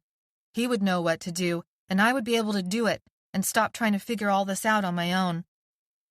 They've been checking on Leaf in the early morning, Spencer said. Take out the nurse and guard, and you'll have the keys to every prison cell in this section. Think you're up for that? Killing an uninfected, a real person? I'd only killed V's up until that point, and no matter how much I wanted to claim it didn't bother me because they were trying to kill me first, it did bother me. It may come to that. Whatever they did to Leaf, Spencer's voice cracked. He was screaming, Gabby. I could hear him through the walls and I couldn't do anything. I couldn't stop it. The tough, laugh-at-the-world facade peeled off for a moment, revealing a 17-year-old who was angry and sad. I held my tongue for a long moment, examining myself to see if I was really capable of such a thing. And then, like a ghost memory, Leaf's broken face rose before my eyes. Yeah, no problem. Okay, Spencer said. Find some place safe to hole up for the night. I'll figure out how to get a message to the others. Try to sleep or something. He turned and lay down flat on his cot, threaded his hands together and put them behind his head. How are you going to get him a message? I'll figure out something, Spencer said. I'll claw open the walls with my bare hands if I have to. I realized I didn't know one thing, and I wondered if it meant something really bad had happened, even worse than whatever had happened to Leaf. Something so bad that Spencer couldn't even bear to bring it up. Spencer? Yeah. Are Anno and Jimmy and Ricker, are they okay? Spencer didn't respond for a long moment. I don't know. Chapter 5. I had figured out a plan that was going to work. At the first chance, I would go back to the trash can and get my crossbow. I would round up more Vs somehow and bring them back, and it would give me enough time to get everyone out. It had worked once before. It would work again. In the meantime, I made us trap ourselves on the catwalk. Maybe went into this whole babbling argument about not going up there again. It was both the safest and stupidest spot to be. In the aisles there were places to hide, but it could also be patrolled. On the catwalk, I battled my fear of heights, and a tumble to the ground was our only escape. Softly, Maybe said, "How are you doing this? How can you be up here?" I scratched at the bites around my ankles until it felt like it was turning into one huge itching mess. I'd break skin soon if I wasn't careful, but I didn't care. It kept me in the present and away from the memory flashes and away from thinking about having to kill a guard. Maybe it's not one of your triggers. No, I whispered. It's one of my triggers. Instead of the grating, I imagined the hard floor of that upper story of the house and Leaf curled up next to me on a towel. The guard had come back while I'd been digging through the ceiling, the guard I'd promised to get bread for. He looked torn up, as if he'd been battling Vs. I wondered if he would remember my promise, and if that was going to get us caught.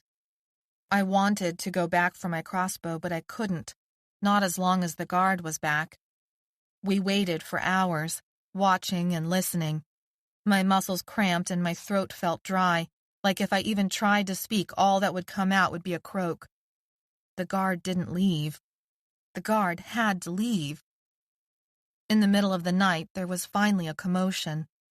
I sat up and tried to see through the shadows. If the guard had left, I would run down the stairs and for the door. 2 soldiers burst inside the warehouse. A light was turned on, just enough to see they were running for the door where Spencer and the others were. People yelled and boots slapped on the cement, and then they were dragging out the doctor on a stretcher, and there was Karina too, and both of them were being taken away. They left through the outside glass doors. Maybe sprang up and raced for the staircase. I was about to go after her, but then a familiar face caught my eye. Spencer. A guard was dragging out Spencer. I lost precious seconds thinking about what to do. They'd be gone to the outside before I made it halfway down the stairs. There wasn't time for any of my plans now.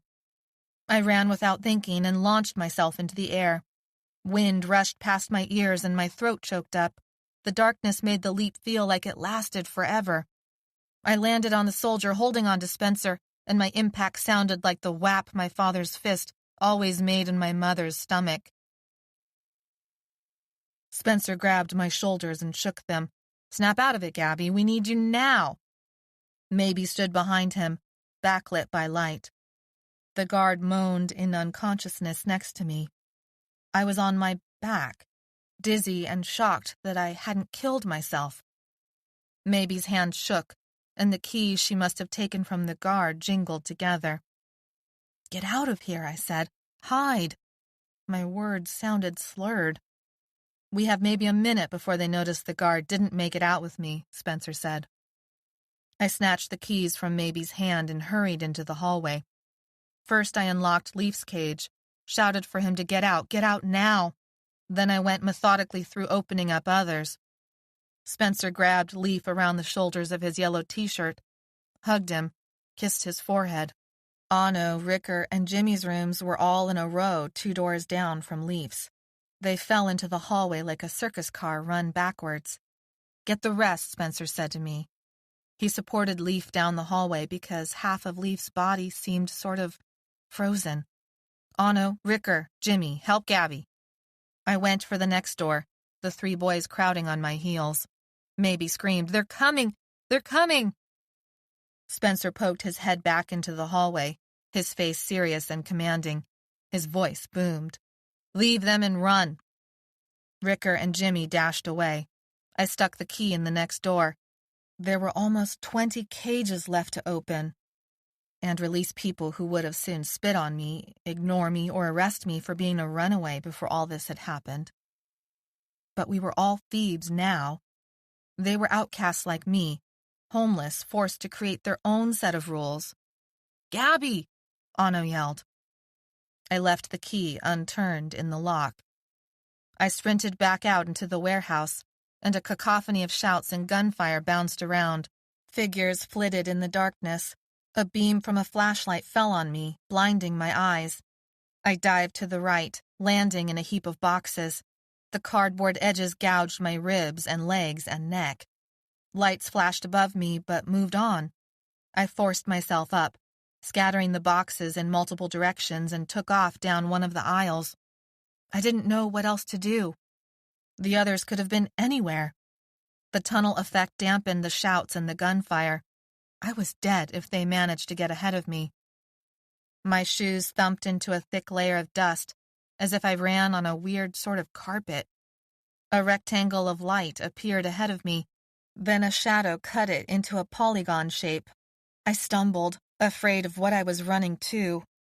The outlines morphed into recognizable figures.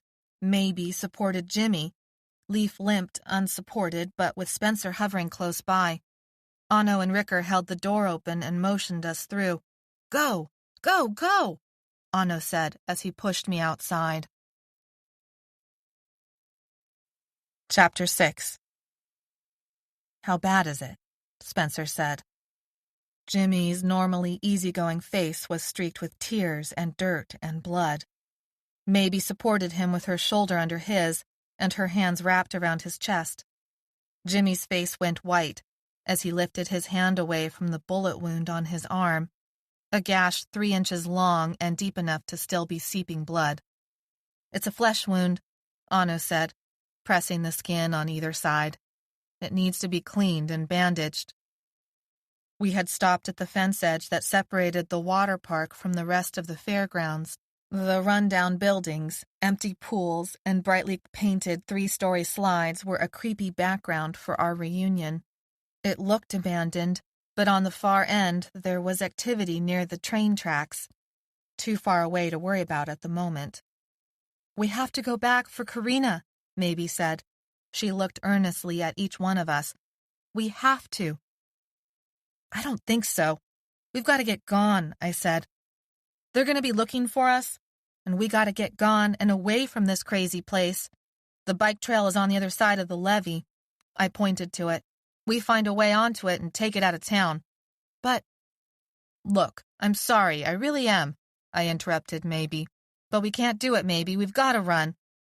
"No. We're going back for the rest," Spencer said. "It's my fault she got caught." He tugged on the makeshift tourniquet around Jimmy's arm one last time before standing up. "Leaf, go with Jimmy and Maybe to the edge of the grounds. Find a way onto the bike trails, set a fire, then get gone. Gabby, Anu, Ricker, you're coming back with me." I'm going too, Maybe said. I'm not staying behind either, Leaf said.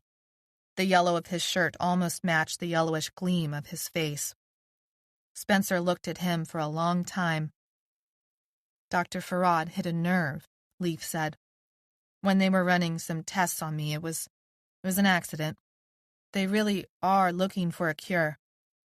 Spencer shook his head. Dr. Farad is here, I said. She's the one who's been experimenting on us, Ricker said, loathing thick in his voice. She's trying to find a cure, Leaf said, his words coming out with a lisp. How can you defend them? Ricker said. They're monsters. I'm not defending them, Leaf said. I had to look away because he only said it with half his face, and it made me want to burst into tears. Gabby, it's gonna be okay, Leaf said. I gritted my teeth and turned to Spencer. This is crazy. You said we should always run from a fight. Not always, Spencer said. Chapter 7. The cold air sunk into my chest and made my breath hiccup. We had spent 2 days hiding. 2 days' worth of avoiding the extra guards, the extra patrols, and looking for Karina. I'd gone back for my crossbow, but that was the only weapon we'd yet managed to find. We knew where we were going to go next, though. Ricker had overheard that morning while stealing food from their soup lines that they were planning to hang Karina as a way to celebrate the new year. We skirted the fence line. The evening light threw shadows everywhere. I trailed behind the group. I told myself I was watching our backs instead of dragging my feet. Spencer hadn't sent anyone away, even half-paralyzed Leaf, injured Jimmy, and Maybe in her silly pink sweatshirt. The 3 of them were too young, too injured, too weak. Mary would never have let them come. Groans drifted out from the darkness, on the river side of the fence, and grew louder as we approached a gate. Spencer held up his hand. A person lurched into view through a gap in the fence. A gap, it dawned on me, that shouldn't be there. Dark shapes littered the ground, unmoving lumps of clothing that had once been guards. Their uniforms gave away which side they belonged to. I tried to breathe around the sudden tightness in my chest. How could we get Karina and the others and fight off the uninfected and the V's, too? We were runaways, not soldiers. We stayed in the shadows. We blended in. We avoided stuff exactly like this. Check him out, Spencer said. I pushed all thought away and went through the closest guard's pockets, then stopped, realizing I didn't need his money or his plastic. He was face down on the ground and his neck was twisted, broken. What happened? Maybe said. She held a bloody knife in her hand. Part of me was glad she had the guts to take what she needed, and another part of me was sad. I pushed it all away and focused on getting us all out of this alive. Leaf limped over to the fence and brushed his fingers along the opening. The V's must have overwhelmed it. He kicked at the parts of a broken radio, the plastic bits scattered. They might not even know about it. The shuffle of feet on the fairground side of the fence drew our attention to a group of V's yards away. Some ran, some walked, others limped. They were moving away from us. They were moving toward the noise and smells and activity of the camp. We have to warn them, Leaf said. They don't deserve a warning, Ricker said. We don't have to warn them. This opening is right here. We just leave now. I opened my mouth to agree with Ricker. We're not leaving without the rest of the Phoebes, Spencer said. We don't owe them, Ricker said. I won't go, Maybe said. Ricker looked at her, begging her to change her mind. Maybe. I waited for Anno to speak up. His dark eyes surveyed the landscape. He'd picked up a rifle and a knife and looked too much the part of a soldier, hard, uncaring, set on doing damage. But I knew that wasn't him, was it? Anno didn't say a word. He just let them argue it out in fierce whispers while the cold sunk deep into our bones and the mucky smell of the river mixed with the smell of blood. Spencer started walking without a word. Maybe was the next one, and Jimmy after her. Anno and I looked at each other. We didn't need to say anything to know the other's thoughts. Spencer had decided, and we would follow. Stay alive, I told myself. Don't get caught. I repeated this like it would automatically come true if I said it 1,000,000 times. Ricker caught up to us when Spencer slowed down at the base of a set of stairs.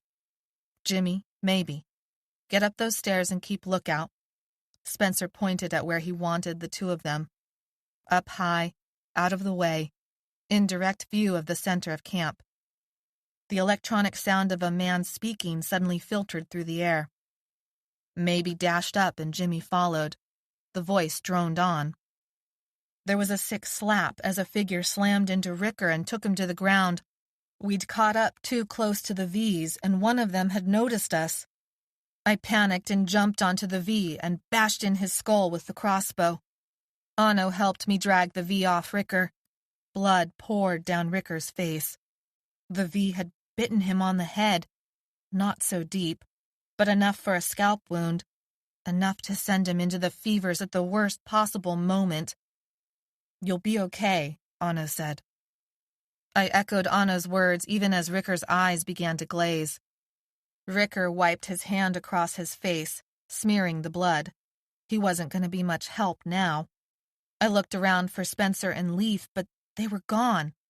We can't leave him, I said. Anno thought for a moment and then nodded. We propped Ricker between us, his arms slung around our shoulders. The crossbow hung at my side. We limped him up the stairs, and every step felt slow, like walking in quicksand. The entire camp seemed spread before us, a mix of tents, tables, and people on one side of the moat of water, and a stage lit up as if it were Christmas on the other side. 2 people stood on boxes. Who's that with Karina? I asked. It's Dylan, Maybe said. She found him. She didn't think she would find him. She was afraid he had died. He won't be alive much longer, I said. Spotlights were trained on the 2 figures, highlighting the ropes around their necks. We have to stop them, Maybe said. There's way more of them than us, I said. They're already on the ropes. They're dead, and we'll be dead with them if we don't get out of here. They're not dead yet, Maybe said. Take that back, Gabby. Take that back. Sergeant Bennings began speaking through his stupid microphone, like an MC announcing the next act. Any last words before the new year? Dylan said something about love, and Sergeant Bennings spoke again about finding a cure and making necessary sacrifices so that people like his son and his wife, and everyone's sons and daughters and wives had a chance. He gave the microphone over to Karina for her last words, but she shook her head. That's when Maybe stood up at the very edge of the perch. Even though it was night, the security lights shined just high enough that her pink sweatshirt stood out like a star when she waved her hands around. Wait, Karina said, her voice faint through the speaker system. I have something to say. She began telling some weird story into the microphone. I dragged Maybe out of the light. What are you thinking? She needed to know we were here, Maybe said. She was giving up. There's nothing we can do. The camp erupted into shouts. The V's had made it to the tables. People were running and fighting and dying. I spotted Spencer in the crowd, and Leaf was on the other side of the moat, hobbling to the stage. My stomach dropped. Anno dashed down the stairs. Stay here, I yelled at Maybe. Keep Ricker and Jimmy safe. Maybe opened her mouth to protest. Please, Maybe. Please protect them. I couldn't keep the anguish from my voice. She nodded. I lost all sense of direction except that I had to follow Anno. It was impossible to tell V from uninfected in the dark like this, with everyone looking equally insane and angry. A V slammed into my side, and I went down under her hot breath, her scratching hands, her rabid eyes. Hands grabbed her shoulders and threw her off. Anno towered over me and held out a hand. I grabbed up my crossbow and ran after him through the crowd, pushing my way through the stinking hot bodies that had suddenly turned the night into a sauna. I broke through the crowd and fell off the edge. I was flying, falling. I hit the water hard. The shock stabbed a million needles of ice into me.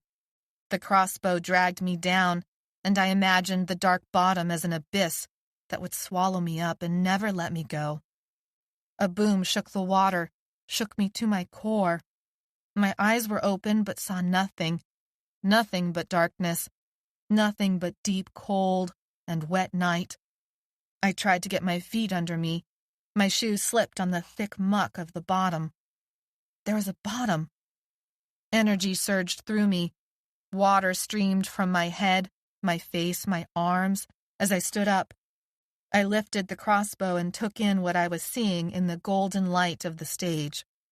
Karina hunched over Dylan, spreading herself over him, as if that would stop the bullet from the uniformed soldier standing over her.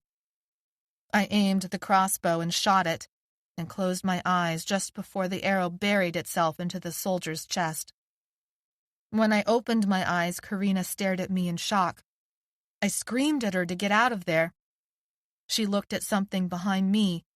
I turned and saw Sergeant Bennings had climbed a light pole and was acting like a sniper, picking people off. He turned his gun to the stage, but then a V jumped onto his boot, and he tumbled into the water. I sloshed through the moat, set my crossbow on the stage, and hauled myself into the light. Dylan and Karina were gone. There were 2 bodies. I ran by them, thinking to catch up to Karina. We'd find somewhere safe and then get back to the others, and then... a yellow shirt. One of the bodies wore a yellow shirt. I froze, the knowledge sinking into my muscles before it registered in my brain. No, it was the light. The lights only made the shirt look yellow. It wasn't really yellow. It wasn't. Spencer scrambled across the stage, his face a mask of grief, his jeans torn and bloody. He tumbled to one knee next to the shirt that couldn't be yellow. Leaf. That was Leaf with the bright red spot like a target spreading from the center of his chest. That couldn't be Leaf. Not the kindest one of us. Not the one who deserved more than any of us to get something better out of this life than what he'd gotten. A keening sound filled the air, and I realized it came from my own throat. Spencer gathered Leaf into his chest and rocked him. The boom I had heard underwater. That had been Leaf dying. That had been my friend getting killed for helping someone he shouldn't have cared about. But that wasn't Leaf. Leaf always cared. It didn't matter whether Karina deserved it or not. We should never have stayed. We should have let her hang, I said. The water that streamed off me puddled next to him, thinning the blood into something pink. Her life in exchange for Leaf's wasn't right. This thought wormed deep into my heart like poison. January, Chapter 8. They killed Leaf. We left him behind, dead on a stage, blood spreading away from the hole in his chest. He saved Karina and Dylan, but not himself. Spencer should have never let him come with us. Spencer should have known better. I put down the pen and paper because it was too painful to keep writing. I don't even know why I did it, except that Mary had always done this with her blog posts. We'd hidden ourselves away in a warehouse later converted into a bar. All the alcohol was either missing or smashed. Thick dust layered the bar counter. A grungy clawfoot bathtub had been dumped at some point in a corner. I helped Anno drag the tub into the middle of the 2-story space, and we put Ricker inside of it. Anno found a bunch of rope, and I helped him tie Ricker's hands and legs. We took turns staying with him through the fevers. We'd promised each other to never let one of us go through it alone. It helped to wake up to a face you knew wasn't going to hurt you, no matter what the fever made you relive. The camp battle sounds had finally faded into silence. We'd made a pile of broken chair legs and set it on fire. The flames made its shadows dance across faces covered in smoke, blood, mud, afflicted skin. Mabie was here, her body hunched, her knees pulled into her chest, her face cast toward the ground as she sat against Ricker's bathtub. She scratched a bug bite on her wrist as an afterthought. Jimmy had his injured arm propped on her shoulder. He stared with vacant eyes into the flames. Karina and Dylan were missing. We had not saved any of the other Phoebes, but we had gotten a lot of people killed. Spencer was somewhere nearby. No one dared search for him. I had never seen that mixture of grief and hate and self-disgust on him before, not even when we'd lost Mary. Not even when he'd discovered some particularly gruesome act a pimp had demanded of a kid, or when we'd stumbled across a dead body swollen beyond recognition in the creek. Jimmy's squinting eyes shifted to me every few seconds, waiting for me to do something. With Leaf dead and Spencer absent, they expected me to take up the mantle, to be responsible for them, to tell them what would keep them safe and alive and relatively warm for another night. Except I had no idea what to do. "Gabby, is there any food?" Jimmy whispered across the firelight. I grabbed a granola bar out of my pack and threw it across the fire into his lap. "Thanks." "There's water too," I said. Whoever had taken the alcohol hadn't cared about the shelf of bottled water or the pen and papers next to it. I stood up and passed out the bottles. We should move on soon, get as far away as possible from this whole mess. "We should go back to the boxcar," Jimmy said. "Go back to what we know." Anno cocked his head, not quite disagreeing but not agreeing either. The boxcar had been our home after we'd been quote-unquote cured and escaped Sergeant Bennings, before the rest of the city had fallen apart. "We should run," I said. "You always run." I looked to Anno for agreement. "But what about Mary? I thought you said she was coming back," Jimmy said. Anno winced. I closed my eyes. All of me wanted to run, but I couldn't just leave the message I'd scratched into the boxcar wall. "Mary will be back." She would wait for us, and it would be my fault that we never came back for her. Ricker shouted out something about his brother. "We can't do anything until Ricker is out of the fevers," Anno said finally. A door squeaked open and feet shuffled along the ground. I tensed and looked at Anno across the fire. He held himself like a statue. At first, whoever it was blended into the darkness, but then slowly took shape as it approached the fire. Spencer had returned. He went over to the water bottles. Anno relaxed. "It'll be light in another couple hours," I said. "That's when I think we should go back to the boxcar to leave a message for Mary." "There's no point," Spencer said, his voice cracking. "What if Mary comes back?" I said. "Mary isn't coming back," Spencer said, not looking at me. "You don't know that." "I do." Something about how he said it felt off. "You know something." I stood up. "What do you know?" "I saw her during one of the experiments. She's in their V cages." "What did you say?" Anno shot up to stand next to me. "If it was her," Spencer brushed a hand across his face. "I couldn't get close enough to be sure, but if it was her, she's all V now." Fury rose up in me then, a small wave of it that grew bigger and threatened to crash into the sand and drag me under. "We should never have gone back for Karina. What were you thinking, Spencer?" Jimmy scooted back. Mabie stayed frozen in her cross-legged position against the tub. Spencer took another drink of water, his presence looming over us. His 17 years and experience on the street made him so much older than the rest of us. He was supposed to know what was best and tell us what to do, and we'd just listen like we'd always done.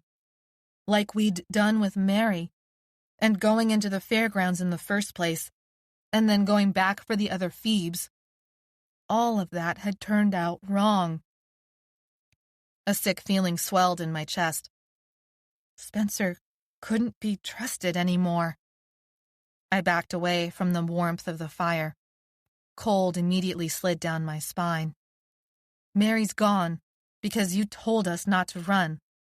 Spencer flinched, but I kept going. You all got captured because you told us not to run. Spencer didn't move this time. I clenched my fists. Leaf is dead because you told us not to run. Spencer's mouth turned into a snarl, but not a sound came out. Jimmy was wide-eyed. Even Anno looked surprised. Maybe stared into the fire as if she couldn't hear anything. It's time to run, Spencer. We aren't heroes here. We're nobodies. We're the stray dogs people throw out onto the street when they no longer want to bother with them.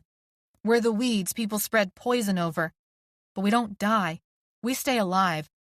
We stay alive because we run away. We run away. I lifted my hands in supplication and then forced them down to my sides. I didn't beg. I would never beg. To hell with him. He turned and his nose stood out in profile, his hair like a clown wig, casting cross-hatched shadows on the wall behind him. Anno coughed. We should run. We should run, Jimmy said. Ricker moaned in the fevers, but I knew he would have agreed with us. I looked at Maybe and her pink sweatshirt drying at her feet. Her hair stood out in all directions like Spencer's. She opened her mouth, and I waited to hear her vote. All right, Spencer said, almost in a whisper. Maybe closed her mouth and put her forehead to her knees, hiding her face. All right, what? I said. We'll run. Chapter 9. But we couldn't run. The fever was a bad one. Ricker never talked about what happened before finding us, but I could guess. Sex for money, beatings, going hungry and being afraid to sleep because someone might jump you. And that was after whatever had been done to him to make him run away. When Ricker came out of the fevers, Maybe was still at watch by his side. He had screamed and strained against the ropes. She soothed him by crooning a lullaby. When the fever broke, her face was all he saw. But then we all came around and cut the ropes and lifted him out and gave him water and food and space to put himself back together. But by the time Ricker had come out of the fevers, there was a lookout near the warehouse we were hiding inside. We limited our movements to using the bucket bathroom Anno and I had set up. The water ran out the third day of waiting. We weren't built to stay in the same place like this. Jimmy kept picking at his wound. Spencer would stay in the back room alone for hours and come out with a tear-streaked face. Anno and I forced Maybe and Ricker to do silent exercises with us to keep back the memories. But the itch to run was getting to all of us, guards or not. On the fourth night, our breathing sounded like the beats of a familiar song run backwards. The cement was hard and cold underneath me. I licked my dry lips and drifted into the memory rush that waited on the other side of my sleep. Staying at my place means my rules, she said. She was my grandmother, but I had never met her before, and when the lady with the kind eyes dropped me off, I grabbed her hand and pleaded and said, "Please let me stay with you. I'll be good, I promise." Because grandmother's eyes had widened when she saw me, and when they did that, her eyelids disappeared into the folds of her eyebrows. The pale blue eyeshadow seemed to encircle her lizard-like green eyes, as if she were already dead. "We will pray in the morning and in the afternoon. No matter how long it takes God to hear you, He will cure you of your sins. In this I do believe with all my heart." Her hand fluttered to her blouse, a collared checkered thing she'd overlaid with a beige sweater. In her other hand was a big wooden spoon. Smells of spaghetti came from further in the house, but she held the spoon like a weapon, and the nice lady had already left. My father had never spoken of his mother, not once that I could remember, and I remember thinking that he must have just been born out of nothing, all adult and red-faced and angry. A screech interrupted grandmother's drone. I opened my eyes to the twilight of early morning in the warehouse. My tongue felt thick and dry. A pinprick of light shined through the upper-story window. The lookout used a flashlight sometimes. I sat up and itched the angry red dots on my ankles to keep from thinking about how grandmother liked to punish me for my sins. When I'd run away from her, CPS had caught me and decided to give it another try with my parents. But then there had been the storm and the blue house, and Leaf curled on the floor next to me. The itch to run increased. The warehouse was too small. We were in a prison, and we would die here if we didn't get out soon. The screech sounded again, soft yet piercing, like a rat's squeak. When I tried to find where the sound came from, I saw Maybe at the door, struggling to open it. "What are you doing?" I hissed. My voice echoed through the cavern. "Are you crazy?" "I can't stand it inside any more," Maybe said. "I need to go back for Karina. I can't just leave her." "She's probably dead. I bet she is by now." "Don't say that," Maybe said, raising her voice. "You don't know." A voice inside me told me I was too mean. There was no reason to hate Karina so much that I would purposefully hurt Maybe. But then I remembered Leaf, and anger washed away any hint of apology. "Quiet down," I said. "You'll wake him up." "Already accomplished," Spencer said. Jimmy was still asleep, but both Ricker and Anno sat up. Spencer was laying down as if he couldn't be bothered. Ricker rubbed his face. "What's going on?" "Maybe wants to go after Karina," I said. "Maybe we should," Anno said quietly, his words somehow becoming solemn. A flame of anger lit up inside me. How could he be so stupid? "Close the door," I said.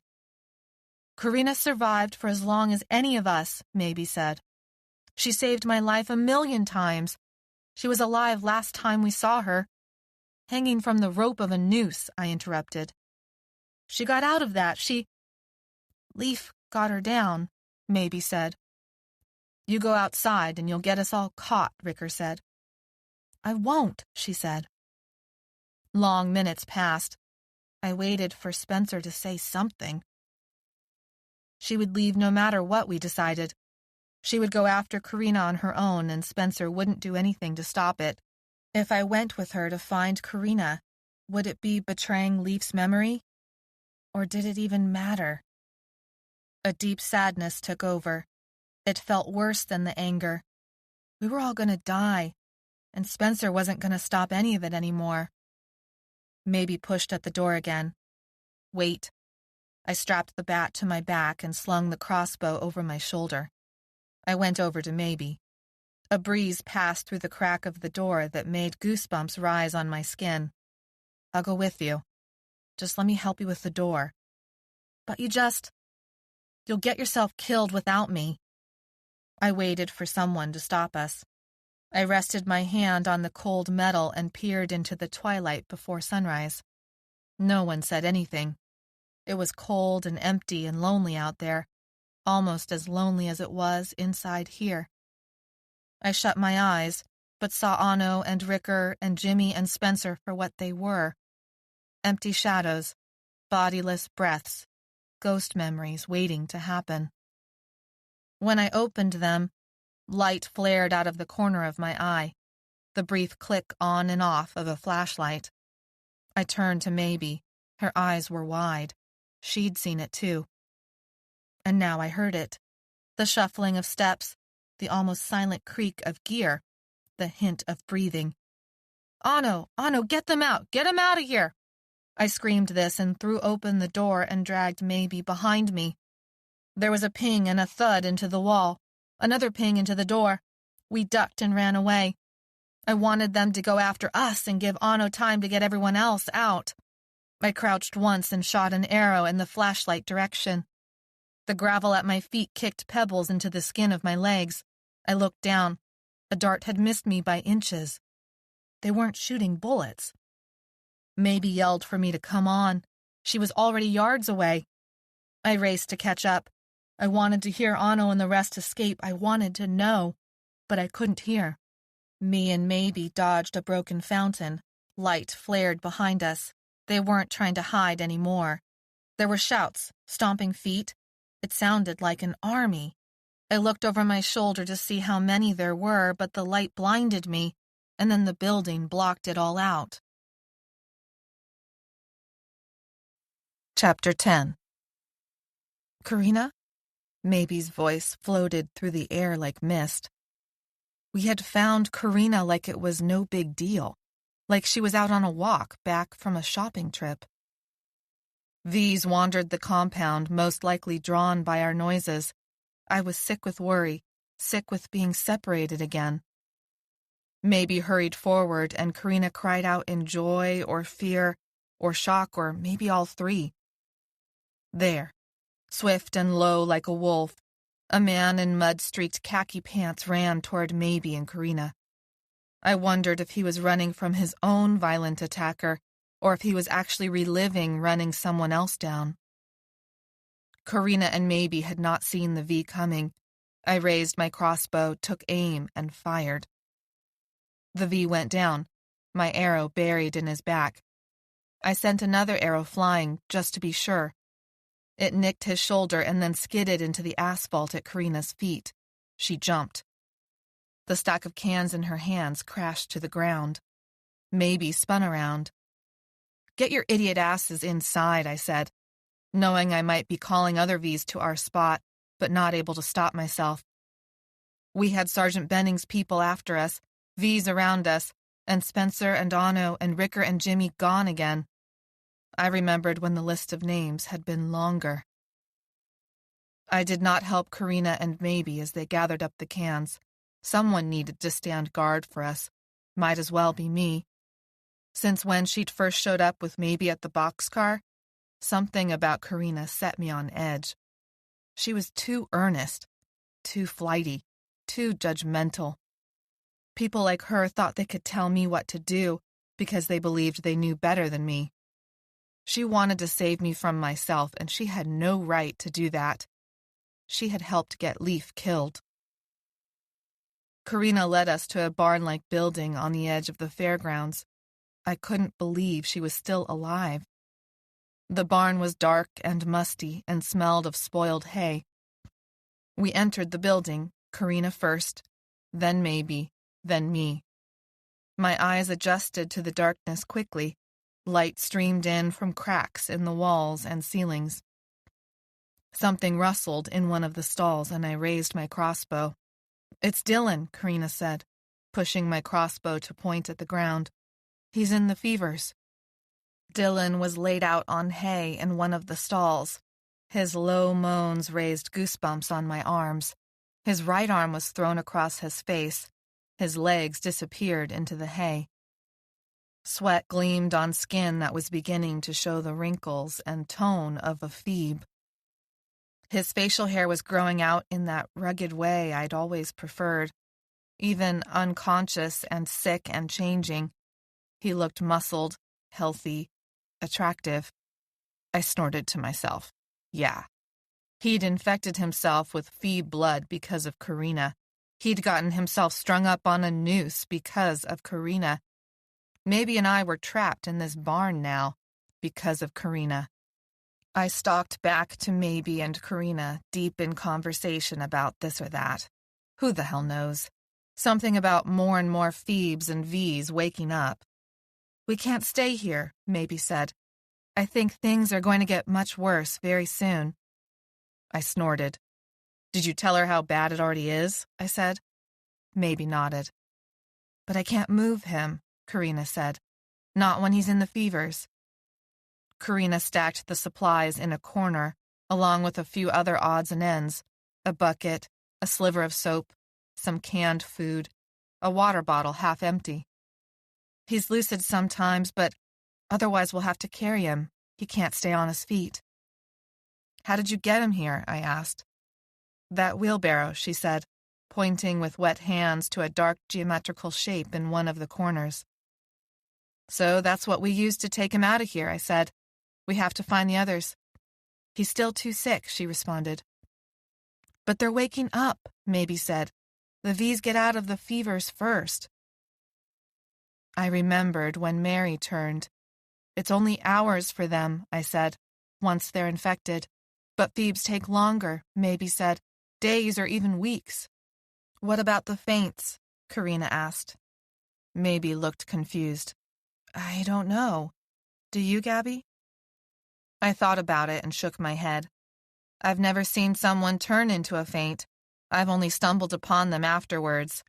I don't know what happens or even how they get sick with it in the first place. It's the bacteria, Karina said quietly. That's what Dr. Farad told me. When? I demanded. When did she tell you? There was this room that they took me in, Karina said. A chair in the middle of this room, this big room with lights and equipment. My stomach felt sick. I knew exactly what she was talking about. The room with the dentist chair. The doctor in the white coat and with a clipboard had been Dr. Farad. I didn't want to admit I'd seen her there in the chair. I didn't want to admit I'd almost jumped, and then stopped, when I saw it was only her. She said a person turns faint when they only get infected with the Lyme disease they genetically engineered to fight the virus, Karina said.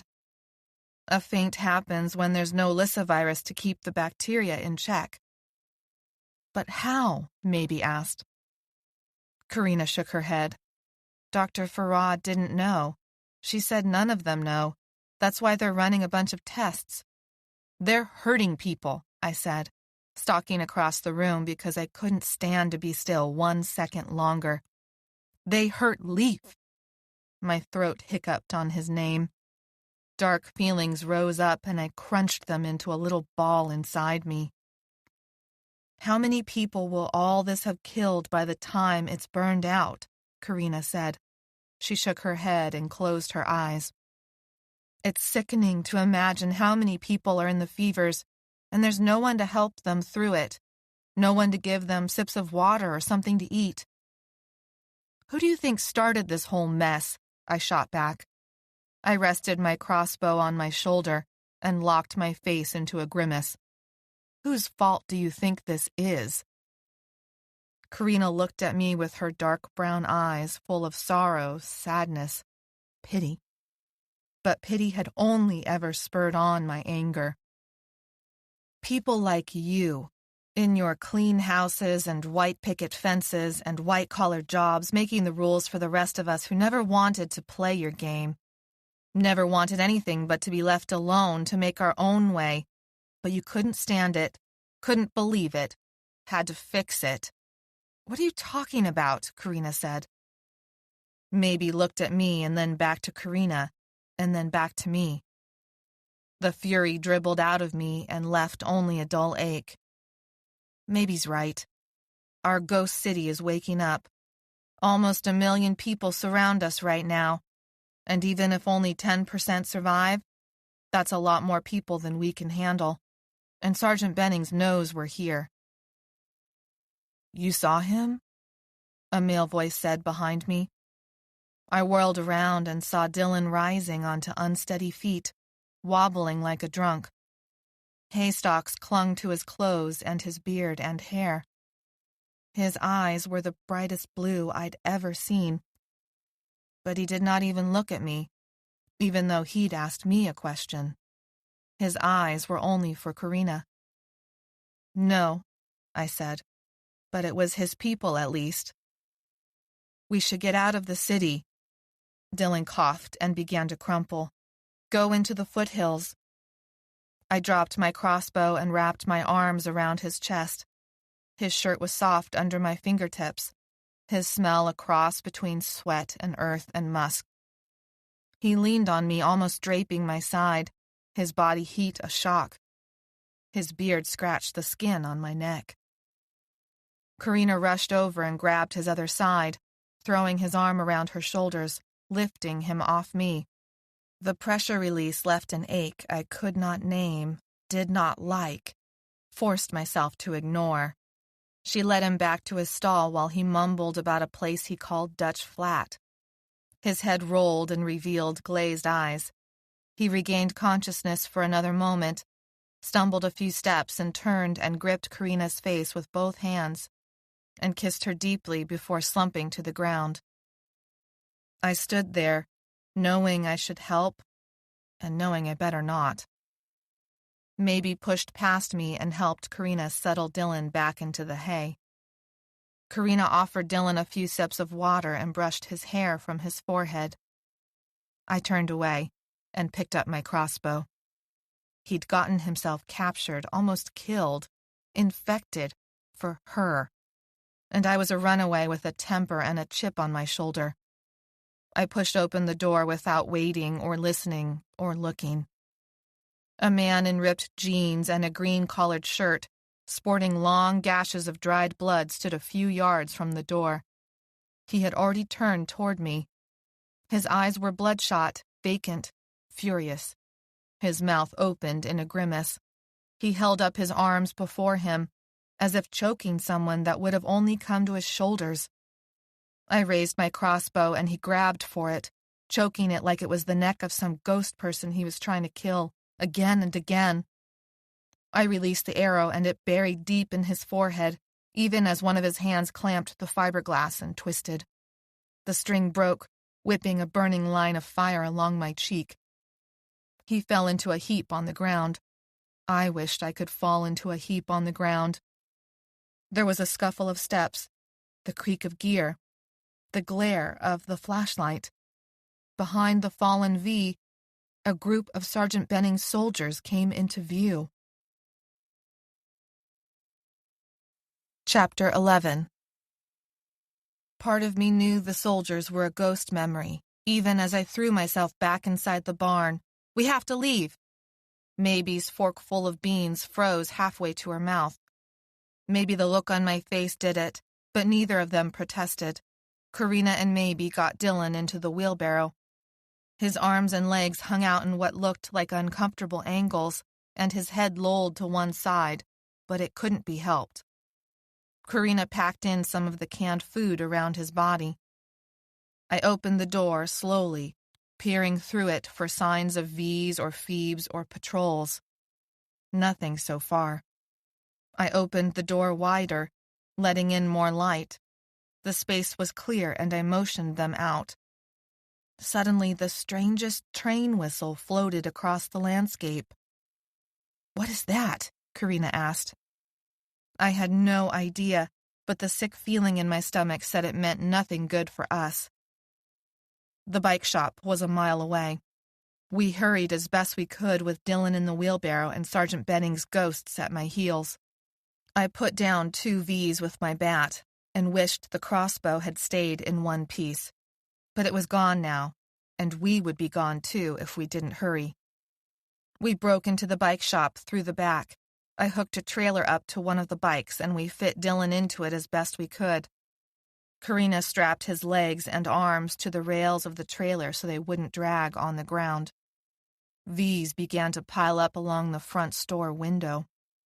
Bikes hung down like odd skeletons from the ceiling. We left the food behind.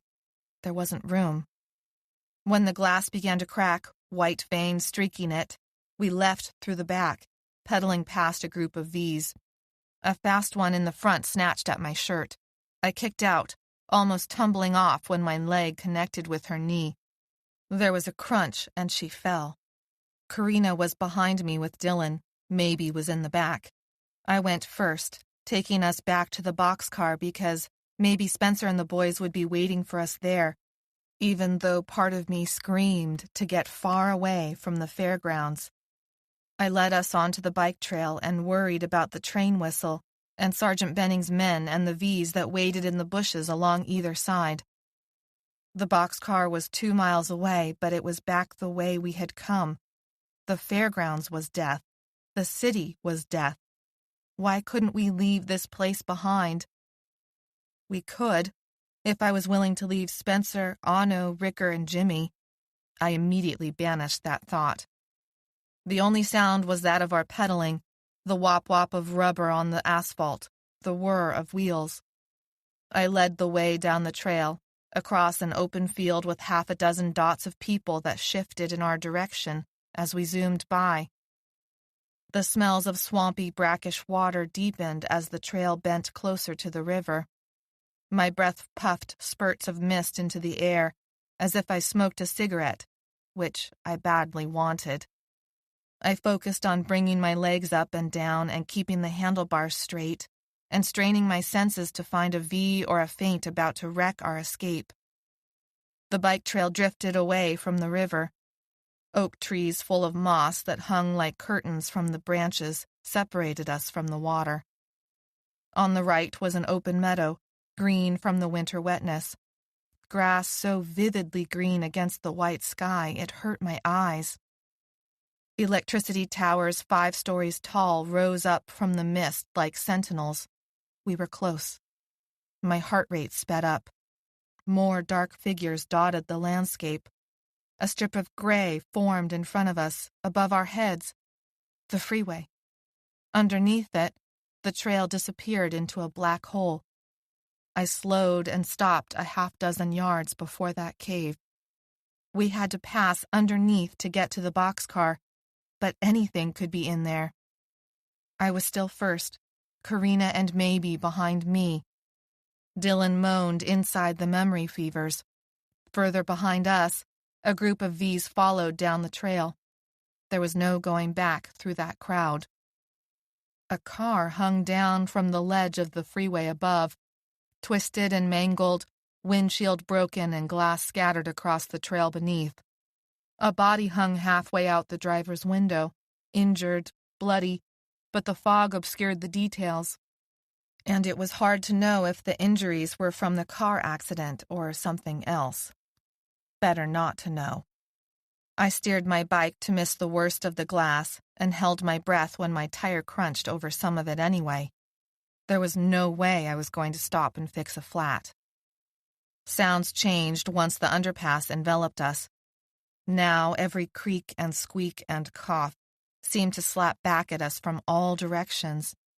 Our lights revealed dirt and trash and some homeless guy's sleeping bag, but no homeless guy. The dirt sloped up on either side. My light caught a swallow's mud nest attached under one of the T-beams. There was a moan, low and long, behind me. I lost my balance and struggled to keep the bike upright. It weaved a snake-like path that almost tipped me onto some river rock. Karina and Maybe zoomed by. A shape limped out from the sloped dirt. I pedaled faster. My wheel ran into the back of Maybe's wheel. "Are you okay?" she said. "Go," I said fiercely. She'd set a foot down but now took off, popping out of sight into the bright fog on the other side. I was about to pedal when the moan turned into a groan. "Please, I need help. My leg, I think it's broken." He came within a dozen feet, definitely injured. There was a long gash in his thigh. He'd tied it with a belt and held both hands around it. I fled into the fog after Maybe and Karina. "Please," he said, his voice already distant and echoing. I told myself we couldn't stop for him. I told myself we would all die if we helped him. A dark and terrible thought entered my mind. He would distract the V's that followed us. Chapter 12. Old Bully was propped against the side of the boxcar. I'd never been so glad to see its tricycle wheels and snowplow-like attachment, even if it was spattered with V blood. They must have escaped and gone back for the bikes they'd abandoned when they had first rushed the fence, when Maybe and I had run for the van, when Leaf had still been alive and unhurt. It was a reunion, but things had changed. The relief I'd felt, digging through the ceiling to discover them. That was there in the background. But mostly, I felt nothing other than a claustrophobic fear that made my throat choke up. We needed to leave. Every minute we stayed was more time for them to gather and cut off any escape. My message, scratched into the boxcar for Mary, stared at me as if somehow Mary would know what I had just done, that I had left behind someone who needed help. But I told myself she would have understood. Anno rested a hand on my shoulder. He looked at the message and then back at me. "We have to keep going," he said. "I know." I shrugged him off. "It's what we had tried to do with Mary, what we had done so many times before. When the situation got too weird, we left. We jumped a train, took a bus, hitchhiked out. This was both the same and different. We didn't know which way to go or where." "We should take the freeway out of here," Ricker said. "We could go deeper into the valley," Anno said. Spencer said nothing, and I almost didn't notice anymore. I stood up and walked a few steps away. This was a stupid place. The river was a bunch of dirty ice water. The field was dotted with trouble coming our way. It was too close to Sergeant Benning's. This was where Mary and Leaf had died, and it was time to get the hell out of Dodge. "We should go to Dutch Flat," I said. Was there something rustling in that bush? My hand automatically went to unsling the crossbow, but it wasn't there anymore. I touched the bat instead and hoped it would be enough. But it was only a rabbit, its cottontail a white flash as it jumped away. I didn't relax. "Where's that?" Jimmy said. Dylan moaned from where we'd laid him out on the ground. "Ask him," I said. He'd been in the fever for hours now. He'd come out of it soon, for a little while, if his infection followed the same pattern ours had followed. "Gabby," Anna said and stopped. I just looked at him. I realized I had been avoiding talking to him. It was too hard with what had happened to Mary. He was the one who understood the best, and he was the one I least wanted to talk to. "Dutch Flat is in the foothills," Karina said. She rested a hand on Dylan's. Dylan sat up as if splashed by cold water. In this little hollow below a ridge, his eyes were wide open, but he didn't see us. Less than 200 people lived there. I played there growing up down by the riverbed before my grandparents died. The gardens always overflowed with fruit and flowers and vegetables, and all of it surrounded by tall pine trees. He kept talking. Anno's eyes went thoughtful, Jimmy's went dreamy, and even Ricker had stopped chewing on his cheek long enough to listen. "The bike path," I said, when Dylan slumped back down like a wind-up toy that had run out of tension.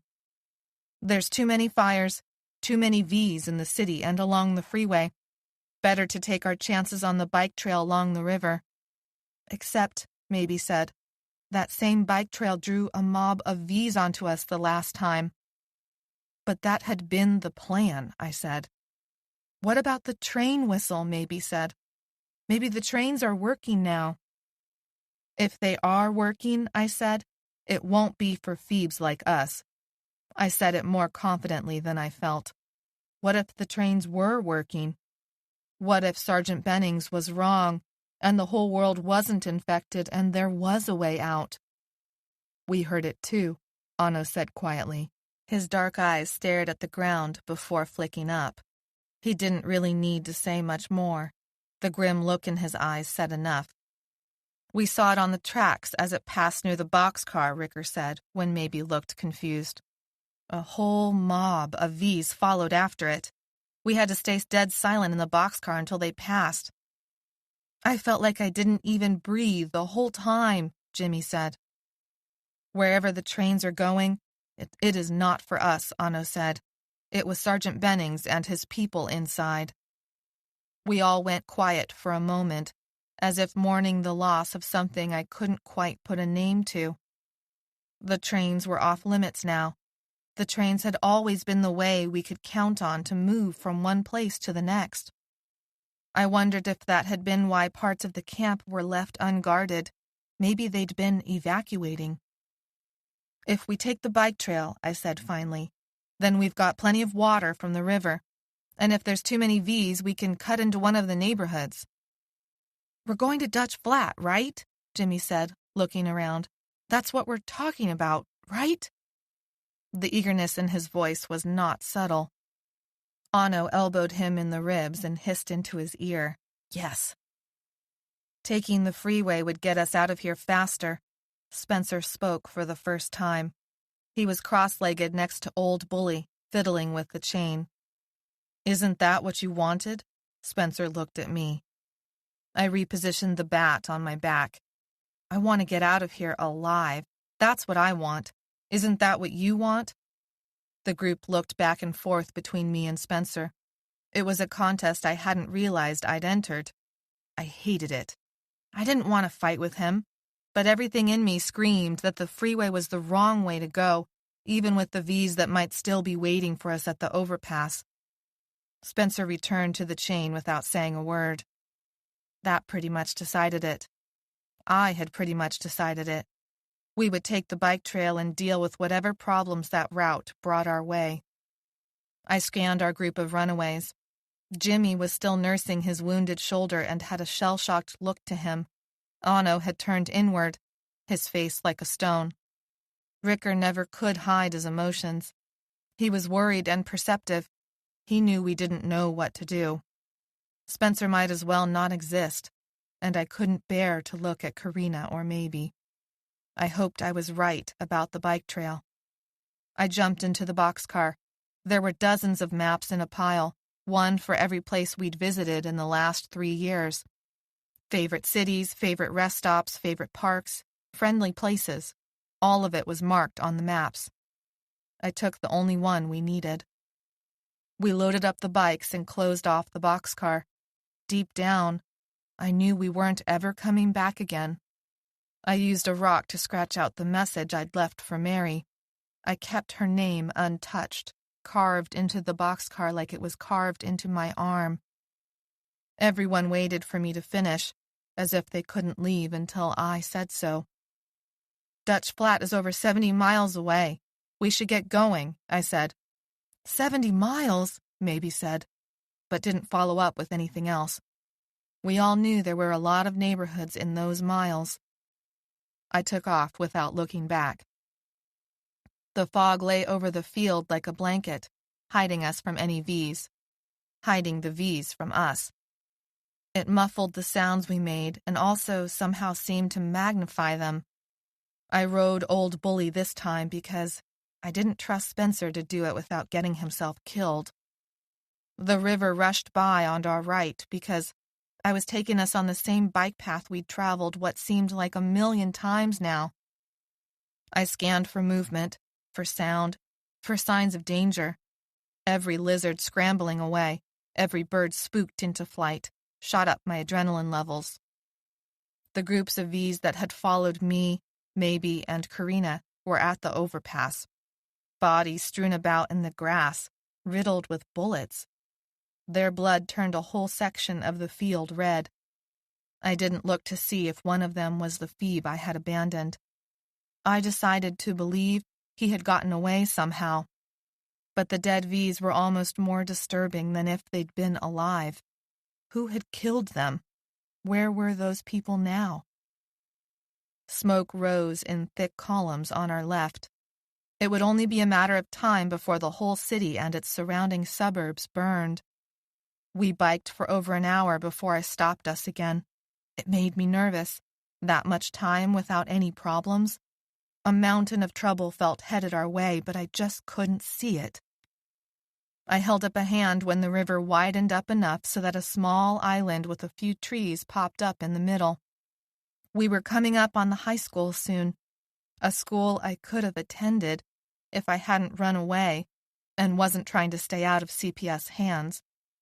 Those had always been the oddest feeling moments when I passed by a school in session and saw so many kids my age doing something so foreign to me now. Something like sitting in a classroom listening to what someone else thought I was supposed to learn and believe. I wasn't like Mary. She had wanted to go back someday. Even Leaf had talked about missing school sometimes. I'd take a public library over a school any day, but still, I avoided schools whenever possible. I didn't like what it did to my stomach. I saw some sort of obstacle in the trail. I almost breathed a sign of relief. I knew it had been too easy. Nothing in life was ever this easy. I held up a hand for everyone to stop. The star thistle and grasses grew tall here, almost waist-high, providing cover for whoever might hide in its depths, but it was the path I worried about. 2 people were sitting on the ground. One was laid out flat, and the other one hovered over him. "They're Phoebes," Maybe said behind me. Too loud. The one who was sitting looked up at Maybe's voice. I didn't know what I should do, what I should say. I wanted to ride on by. Their clothes were dirty and ripped. Their faces were streaked with dried blood. The younger one's upper arm was wrapped in layers of bandaging. The man laid out on the ground looked overweight, and his balding head was pointed at us. "We don't need more baggage," I said. The balding man struggled to sit up. The 2 of them exchanged a look that made me nervous. "Hello," the balding man said, nodding to us. "I'm Laurel Gillen. This is Kern. Do you know what's happened?" "What are you doing in the middle of the trail?" Anno said. He stepped next to me, a chain hanging from his hand. They were Phoebes like us, but that didn't mean they could be trusted. Laurel's eyes shifted to the chain. "We were taking a break." "In the middle of the trail," Anno said. "That way we could see someone coming," Kern said quietly. His eyes seemed to burn into mine. "When did you wake up from the fevers?" I demanded. Laurel's focus shifted to me. "May I ask your name?" I did not respond, only waited and crossed my arms across my chest. Laurel sighed. "I'm Karina." I closed my eyes and gritted my teeth. We had a system for dealing with strangers. What right did she have to speak up? "Hello," Laurel said, nodding in her direction. She strode forward and offered her hand to them. I hissed between my teeth. "What the hell are you thinking?" But they shook, ignoring me. Karina tossed her hair over her shoulder and looked at me with a guileless gaze I knew she must be faking. "We can't keep avoiding everyone," she said. "We can't act like everyone we meet is the enemy." "Yes, we can," I said. "If we want to be smart and get out of this alive, that's exactly what we should do." Laurel held up his hands as if that might fix the tension in the air, as if that somehow made him more trustworthy. "We woke up several days ago from whatever this is. My son Kern here had come visiting. I thought it was a burglary, but they killed my wife." He went silent and pressed his thumb and index fingers onto either side of his nose, as if trying to hold back tears. Kern placed a comforting hand on his father's shoulder. "It killed my sister, too." "Your daughter," I said to Laurel. He nodded. "My wife and my daughter." "And we both got really sick," Kern said.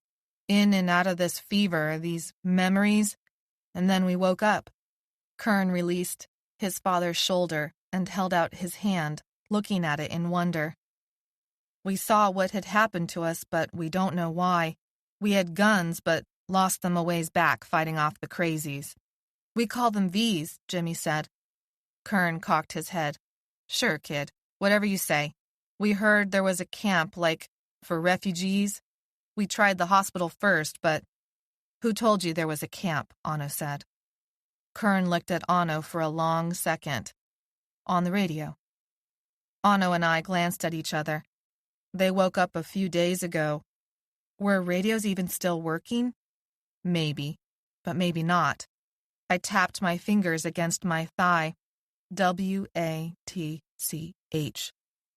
Anno didn't bother to reply.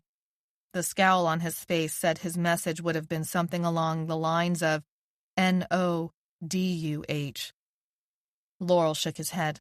Don't go to the hospital. We're not stupid, Ricker said. Did you kill those V's back there? I said. Kern glanced at Laurel. We haven't been that way yet. That's where we're headed. We think the camp is that way, Laurel said, pointing back the way we'd come. It's more like a prison, Karina said. You don't want to go there. Kern turned to his father. But the radio. Laurel's face collapsed on itself. The trains are no good either, Maybe said. This seemed to bring both Kern and Laurel to attention. I glanced at Anno. He cocked his head. He'd seen it too. What do you know about the trains? I said. We don't know anything about the trains, Kern said. We told you we only woke up a few days ago. Are you sure about the camp? Laurel said. We're sure, Maybe said. What the hell is happening? Laurel looked around as if the sky would answer him. We don't have time to help you understand, I said. We're not sure how it started, Karina said, and began explaining her story. I wanted to slap her and looked at Spencer to demand him to step in and end this farce so we could keep going. But Spencer wasn't listening to the conversation. He was looking ahead, past the two men. A dark clump of figures stumbled into view, still far away but coming toward us. Of course, an hour without trouble had been too much to ask. Maybe the bike trail had been a mistake after all.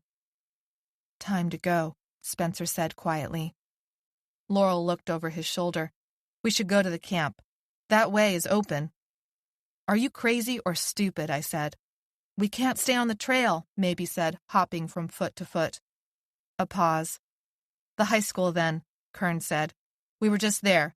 There's fencing and a gate we can close. And just like that, the group followed these two strange men we had known for all of 30 seconds. I was left on the trail staring after them and at the oncoming V's. Karina acted as if she were in charge now because what? She was the oldest? That didn't give her the right to tell the rest of us what to do, especially when all our lives were at stake. Jimmy turned and when he saw me still on the trail said, Come on, Gabby, we need you. This broke me out of my frozen state. I followed as they cut through the brush with the bikes. We ended up at the back parking lot of the high school. This way. Laurel motioned us forward. Kern jogged ahead to a chain-link gate that opened to a quad area between two buildings. The similarity between these buildings and Sergeant Benning's was creepy. Government-built places always had this institutional feel, no matter how many windows they tried to include. I was about to point this out, that maybe these two men were leading us into a trap, when the clump of V's broke through the brush behind me. They were all men, all approximately the same age and wearing similar clothes, and I wondered if they'd once been friends, and what exactly they were remembering now as they ran for us. What was it that the virus made them relive with their hands out and their teeth ready to tear us apart? Gabby! Maybe's shout broke through my thoughts. I pedaled through the gate that Laurel held open. I would make Karina pay if she'd helped lead us into a trap. My bike zoomed into a courtyard teenagers had used in a former life for breaks, its cement benches and trash cans, and a few spindly trees mostly untouched, ready for the next bell. The gate slammed shut, clanking against the pole. Laurel grabbed an unlocked chain that had once secured a garbage can in place and wrapped the gate closed. Dylan took this moment to wake up and was shouting questions. Anno grabbed a thick branch and stuck it between the chain links. Maybe and Ricker helped me drag a cement bench over to block the front gate. Glass tinkled. Kern had thrown a trash can through the windows of one of the classrooms. He took off his shirt, revealing a chest crisscrossed with bruises over muscles that flexed with his effort. He set the shirt on the window's edge and lifted himself through the gap, then came back out the door. I didn't like how fast all of this was moving. I wheeled my bike up to Kern and leaned it on the outside wall. Welcome, he said, ushering me through. Yeah, I said. We'll see. Chapter 13. It had been almost exactly 4 years since I'd stepped foot in a real classroom. In this one, the desks were arranged in groups of 4, facing each other instead of the front. Inspirational posters about working hard and making good choices littered the walls. Huge English textbooks lined 2 shelves next to the corner desk, where stacks of paper and a computer sat. Everything looked ready for the next class, as if winter vacation would end any day now, and the students would file into their seats with backpacks full of books and minds ready to learn. I laughed to myself. Yeah, right. Most people were varying shades of prick, and that included teenagers, too. Kern wandered the classroom perimeter until he came upon a corkboard displaying A-plus student work. He ripped the board off the wall. The projects pinned to it went fluttering through the air onto desk surfaces and the linoleum floor. "So you're Gabby." He carried the board over to the broken window. Glass crunched under his shoes. "Yeah, so what?" "So, hi," he said, glancing at me and then away. The others filtered in, Dylan and Karina last, his arm around her shoulders. Dylan kissed the side of her head and she hugged him around the chest. He whispered something in her ear, then suddenly his eyes glazed over and he lost control of his legs. She almost dropped him, but then Laurel grabbed Dylan's other side, and together they controlled his fall to the floor. Another memory fever. Great. "When did he get infected?" Laurel asked. "A few days ago," Karina responded. 5 days ago, I said. "Leaf died 5 days ago." Karina flinched. Kern finished securing the board over the broken window and crouched next to Dylan. "Let me see. I was training to be a paramedic someday." Anno leaned against the wall. Not resting really, more like saving his energy. Jimmy sat nearby with Ricker and Maybe. Spencer was there too. They'd settled as a group in the opposite corner of the classroom, furthest away from the door and windows, behind the teacher's desk, creating some privacy, a cave within a cave. "What's next?" I asked Spencer. He shrugged. "If we wait long enough, the V's might go away," Maybe said, "as long as they don't find a way in." "So in the meantime, we're just supposed to trust those two?" I said. "There's more of us than there are of them," Spencer said, "as long as no one else joins them." "So us now includes them?" I said, pointing at Karina and Dylan. "When did they earn our trust?" "They deserve it," Jimmy said. I scowled. "Get over it, Gabby," Spencer said. "Get over what?" I said, a menacing note in my voice. "What exactly am I supposed to get over? What exactly am I supposed to be okay with? People we hardly know, people who would soon as have ignored us in any other situation, suddenly telling us what to do as if they care what happens to us at all?" "They do care," Maybe said. "And even if they do," I said, turning on her, "so what? That doesn't make them right. It doesn't mean they know better than us, or have the right to act better than us, or that we're just supposed to do what they say because they say so." At each word my voice raised in volume, and I knew without having to look that the others had paused and were watching me rant. This made me feel both embarrassed and angry, and there was nowhere to go, so I had to just sit and face it, when what I wanted to do was run away until the horrible feelings melted away. "What's your problem?" Karina said. "You are," I said. A shadow fell across me, and I knew without looking that Karina stood over me now. I rose slowly onto my feet because I could not let her loom over me like that, as if I had already submitted to her will. "What have I done?" Karina demanded. "Exactly what have I done to make you distrust me?" "What haven't you done?" I said, anger working me into jitters. "When have you listened to what we had to say? When have you done anything other than judge and question our every move? I saved your goddamn life on that stage when you were hanging from that noose. If it hadn't been for us, you would have killed Maybe by now, and probably yourself and your boyfriend too. You have no idea." "You have no idea," I said, pointing at her. "Leaf died because of you." I was so angry I was losing my words, and I hated her even more right then because I knew I must sound foolish, like a petulant teenager, and I hated myself for letting myself down like that. You have no idea, I said again, and turned my back on her and sunk to the floor. Anno stared at me, daring my temper. But he did not make me feel ashamed. He understood, even if he didn't agree. Ricker and Jimmy avoided my gaze. Mabie stared, and when I stared back, she stood up and walked away. Spencer looked out into the vacuum of air around us, absent-mindedly scratching his knee. I hated how disconnected he seemed, as if he didn't particularly care what happened to the rest of us now that Leaf was gone. I had no idea how to bring him back. I did not want the responsibility of making the decisions for all of us, but I most definitely did not want Karina to take that responsibility either. Outside there was a rattle and scratching, a crack as the branch broke. Kern jumped to one of the unbroken windows and looked out. They're inside the courtyard. Anno rose from the floor in one fluid motion. I pictured them tumbling in and surrounding the classroom door. We should never have come here.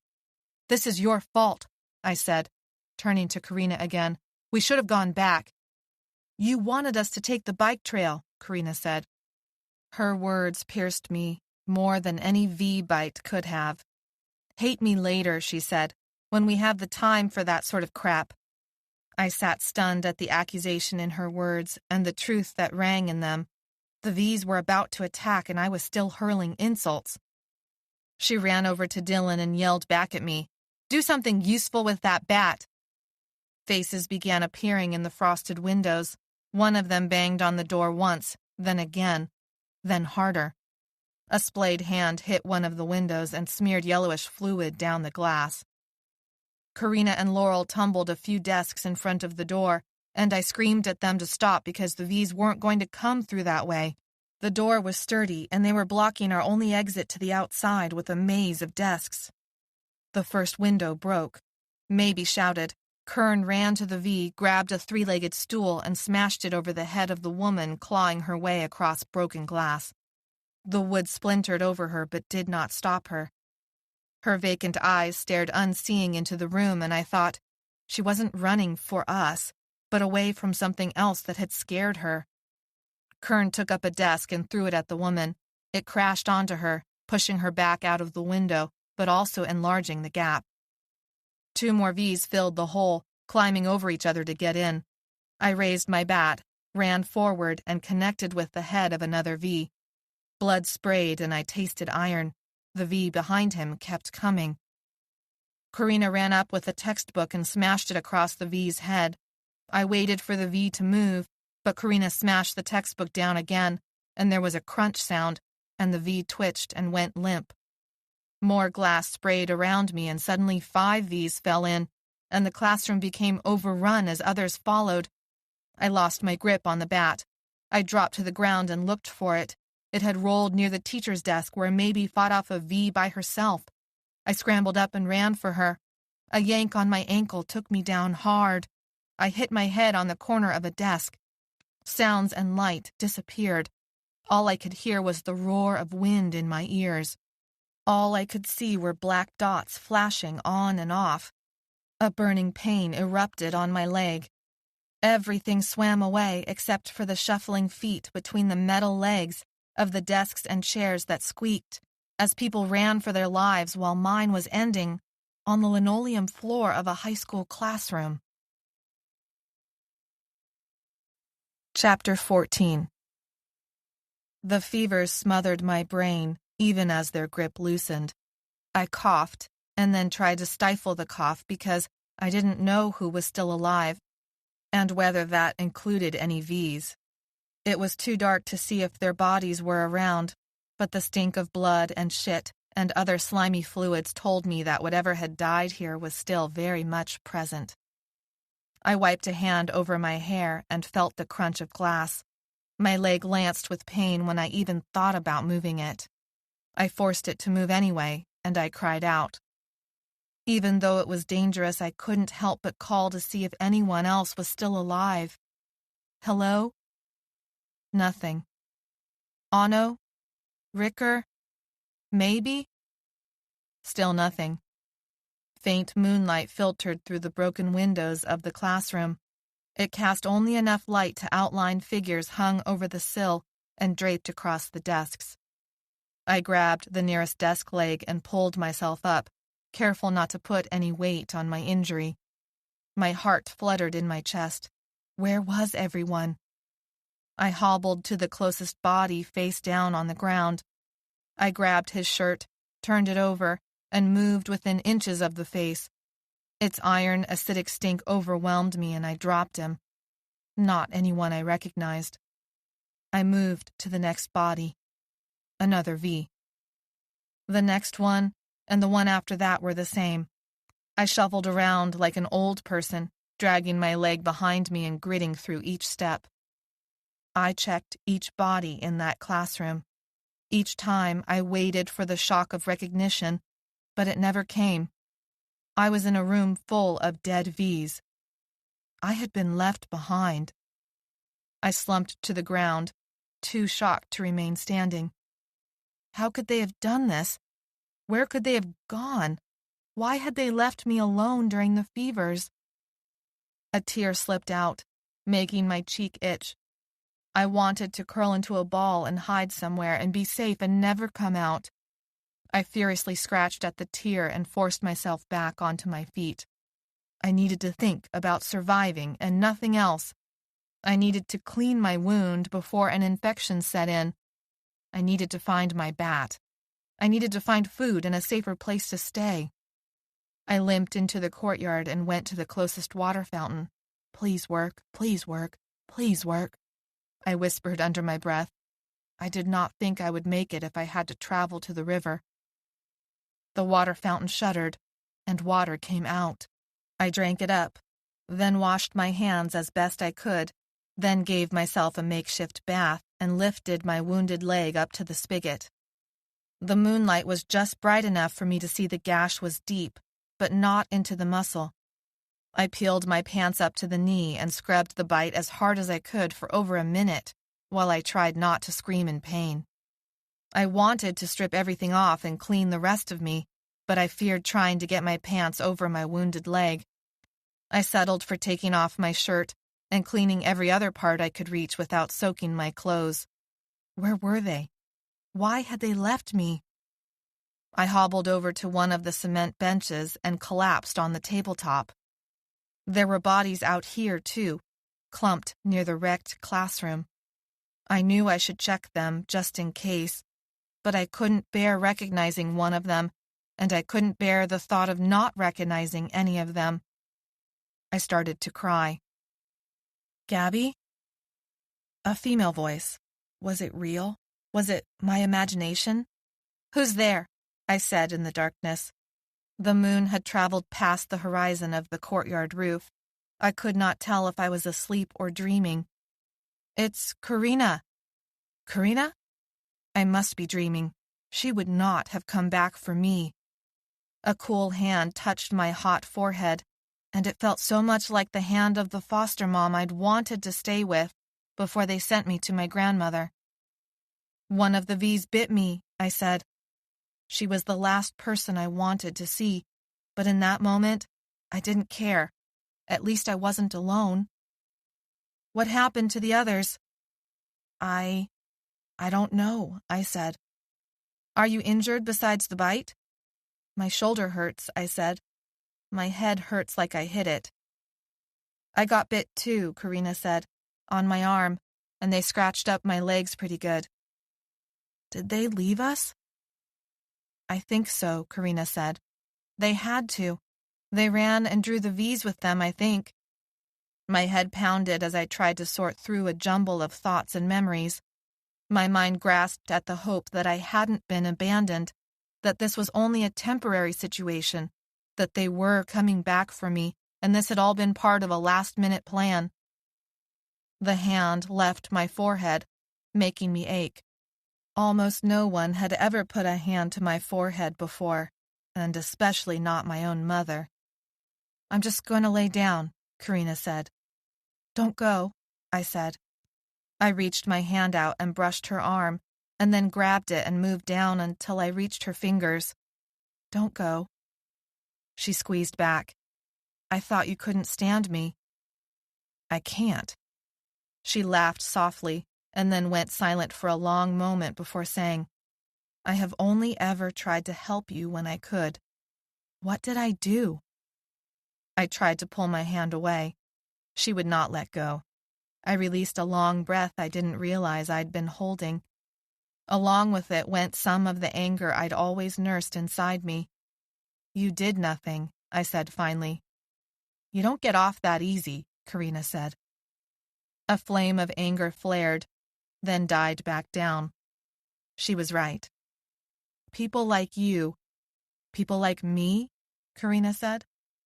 "People like you," I continued. "People whose parents died," she interrupted, "when she was a teenager?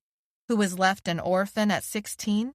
Who lived in foster homes and was bullied mercilessly for being from a different country? Who has never quite belonged and who was about to lose her house and job and boyfriend? People like that?" I felt a mix of shame and defensiveness at her words.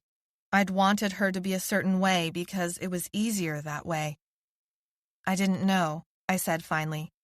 I realized she had been trying to take care of us like Mary used to do, and I couldn't bear it, so I'd been a jerk. No surprise there. "You never tried to find out." She squeezed my hand as if to soften the judgment in her words. I almost wanted to apologize. It was there, burning a hole in my chest. My mouth wouldn't let me finish the sentence. Maybe it was the pain in my leg. Maybe it was the virus and bacteria messing with my head. Maybe it was being left behind by everyone except for Karina. I started giggling. We were in the middle of an apocalypse. Our conversation was ridiculous, but I didn't want it to stop. "What?" Karina said. "You know you did make an ass of yourself from the very beginning." "Maybe," Karina said, "but you never gave me a chance. I almost did, but what? You remembered that wasn't your style?" "Ha," I said. "Probably." She started laughing. "I can't believe this. I swear I'm having flashbacks to high school right now." "I never went to high school," I said. She paused. "You didn't miss much." We lapsed into silence. A cricket chirped for a few seconds, and then all was still again. I drifted into sleep, realizing Karina still held my hand. I woke up all at once when warmth hit my face. My eyes flew open, but then I quickly closed them again. The fog was gone, and even though it was a winter sun, it shone bright and hard above me, directly in my eyes. My back ached. My shoulder was numb. My leg burned as if it were on fire. I sat up and saw Karina still asleep on the bench a few inches below my tabletop, her arm slung across her eyes, her other arm dangling to the ground. Idiot should have slept on the ground instead of half off the bench seat. The bite on her arm wept blood. The scratches on her legs had crusted over. Under the sunlight, my bite wound looked gruesome, all chewed up.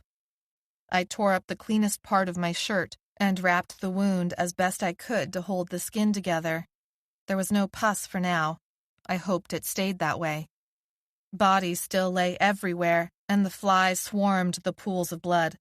I gagged at a severed arm just a few yards away. "Wake up, Karina," I said, and shook her gently. "Better not to spend another minute here. Better to get clear of this and breathe clean air again." She mumbled in her sleep but did not move. I shook her harder and moved her arm from across her eyes. "Get up."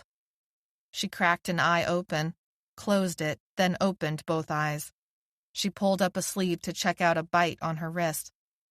I wondered what she had relived, but dared not ask in case she would ask me in return. She hobbled over to the water fountain and began rinsing off her wrist and splashing water on her face. Did I dream it? Or are we getting along now? "It wasn't a dream," I said. I was awake for part of your fevers. What, was that your mother? She kept her back to me. My relief faded. Did I owe her a description of my memory fever? No, I sure the hell did not. But something else compelled me to explain to her what I'd relived, to make up for how I'd judged her, for how I hadn't given her a chance. No, it was my grandmother. After I ran away the first time, they tried putting me with her. That didn't work out. Oh. Running away was the best thing that had ever happened to me, I said. I couldn't have survived one more day with them. With your family. Yeah, with my so-called family. Okay. Okay what? Just, okay, Karina said. Okay, I believe you. Okay, you made the right choice because you're still surviving. Better than a person like me. She turned and smiled to reinforce she was making a joke. I half smiled in return and rolled my eyes. This doesn't make us friends. Just because we had some sort of heart-to-heart doesn't suddenly make us best friends. But we're not enemies either, Karina said. Right? I took a while to answer because I really needed to think about it. It was time to get my priorities straight. Who was the enemy here? Was I really going to blame Karina for stuff that was outside her control? I had better things to do with my time than let her get to me. That's what Leaf would have said. Yeah, we're not enemies or anything, just don't mess up bad enough to test it.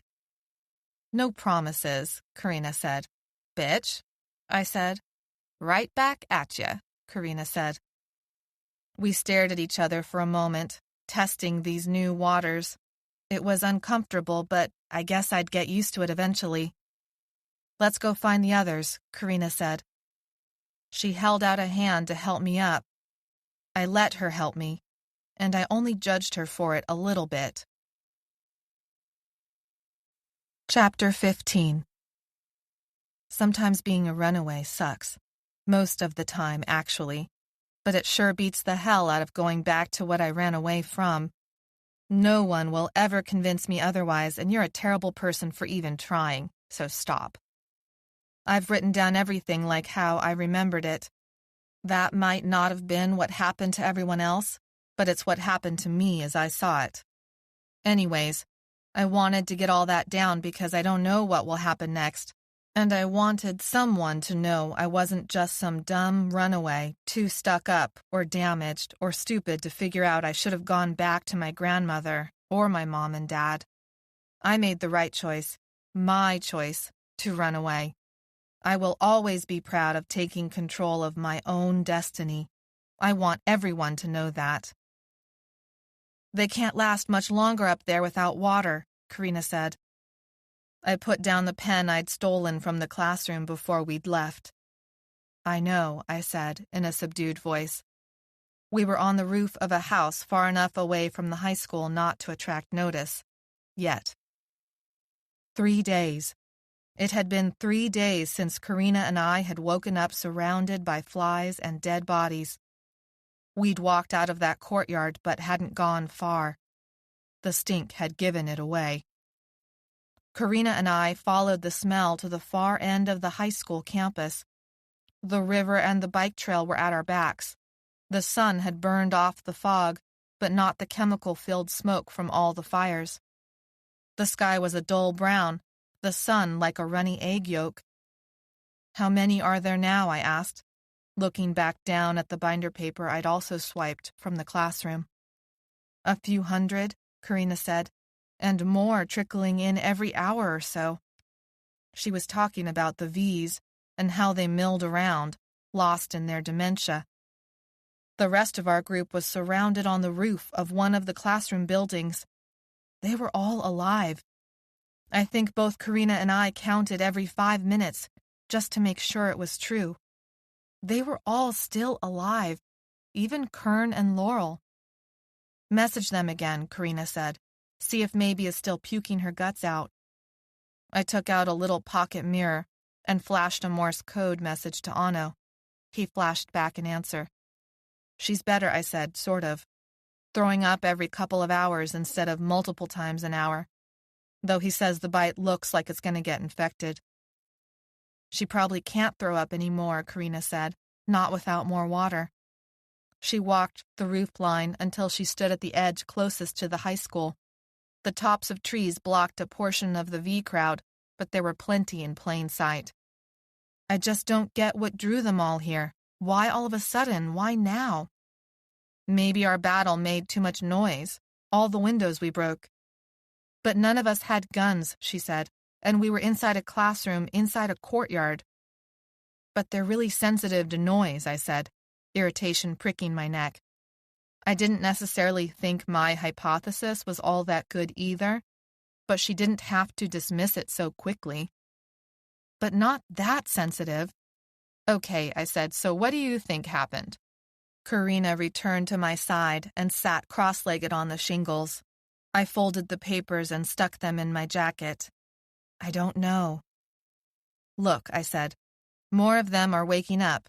Me and Spencer and the others, we were some of the earliest people in the city to get infected. It happened weeks before you got bit, and you were probably one of the first regular people it happened to. So now, everyone else is waking up from the fevers, either as a V, a faint, or a phoebe. Maybe, she said. Well, I said, feeling exasperated, what the hell does it matter why? Only that it is, and they're gonna die if we don't fix this. Karina pushed her thick hair off her face. Her hair was like the tangled mane of a lion that had been dragged through a puddle of mud and twigs. I knew I must look about the same, although I always kept my hair short but shaggy around my ears, to pass sometimes as a boy. You're right, Karina said. Of course I'm right, I exploded. Quiet. I wanted to slap her but fumed in silence instead. Of course, she was right too. Now was not the time to raise my voice. We should create a diversion, I said, thinking about the crazy stunt Maybe had pulled at the van. She could have died, but it had worked. Make some noise. We could attract them away so the others can climb down and go for the bike trail. But with what? Karina said. And won't that just get us stuck somewhere and then they'll have to return the favor? Not if we're smart, I said. We figure out a distraction and an escape route. More than one escape route. An escape route for the escape route. She chewed on her lower lip and looked across the gap again, at the roof that held Dylan, a guy still recovering from the memory fevers and still way too hot to have ended up with someone like Karina. I have an idea, Karina said. Chapter 16. So the plan was this. Find something battery-powered to make noise close to the V's and draw their attention away from the building. I would bike across the high school campus with the noise into the multipurpose room. The V's would follow me into the building. I would exit through the side doors, barring them behind me. Karina would wait until they were all inside, and then lock the entrance doors behind them. The V's would be trapped, and then we could help everyone down from the building and make our way back to the bike trail and get the hell out of town. It didn't sound like the greatest plan in the world, but we couldn't think of anything better. Ready? Karina said. As ready as I'll ever be, I said. I straddled my bike and checked the bungee cord that held a battery-operated music player in place. It had taken us scavenging through 4 houses to collect a cordless device with actual speakers, instead of an iPod or other earbud player. The chains we planned to lock the doors with had been easy to find in the first garage we'd hit. The locks were a little harder, but we were ready nonetheless. Karina took off around the corner of the building, chains and padlock in hand. I pushed the on button and cranked up the boombox volume. I'd tested it once already in the house to make sure this 90s tech still worked at all, but I held my breath all the same. The CD spun up. Suddenly Lady Gaga blared, the instrument starting low and then quickly rising in volume and fullness. I straddled the bike and pedaled toward the crowd of V's milling around the building. I dared look up for a second and saw 6 faces peering down at me from the roof's edge. A mild wind started blowing against my back, carrying the sound better to the crowd. Finally, one V stopped fidgeting, cocked his head, and then turned to face me. A lump rose in my throat. My mind screamed to turn around now, but one V's attention was not enough. I pedaled to within a football field's length of the crowd. A few more turned their heads, then went back to bumping into one another. "Hey," I squeaked. I gulped down a deep breath and forced the next yell from my belly. "Hey, over here!" Now a half-dozen V's turned. I kept pedaling to them, now only 50 yards away, but I needed more.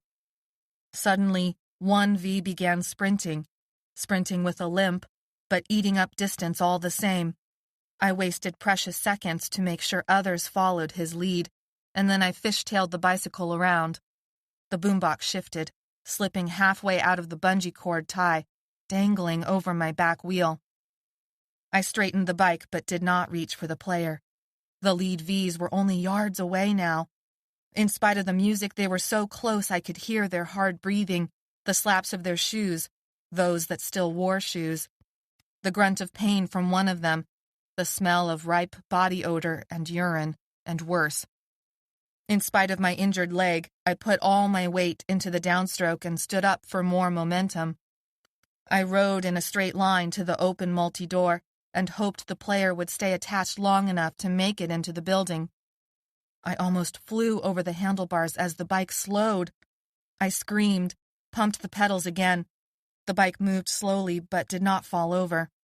A V had latched onto the player, pulling the player off my bike, but the cord was still attached, acting like an anchor. I tried reaching back and unhooking the cord, but this only made me wobble dangerously. Other V's closed in on the box. "Karina!" I screamed. One V stared at me with bloodshot eyes. He twisted his head at the player and then back at me. Then he took a step toward me, then looked back at the player. Then another step toward me.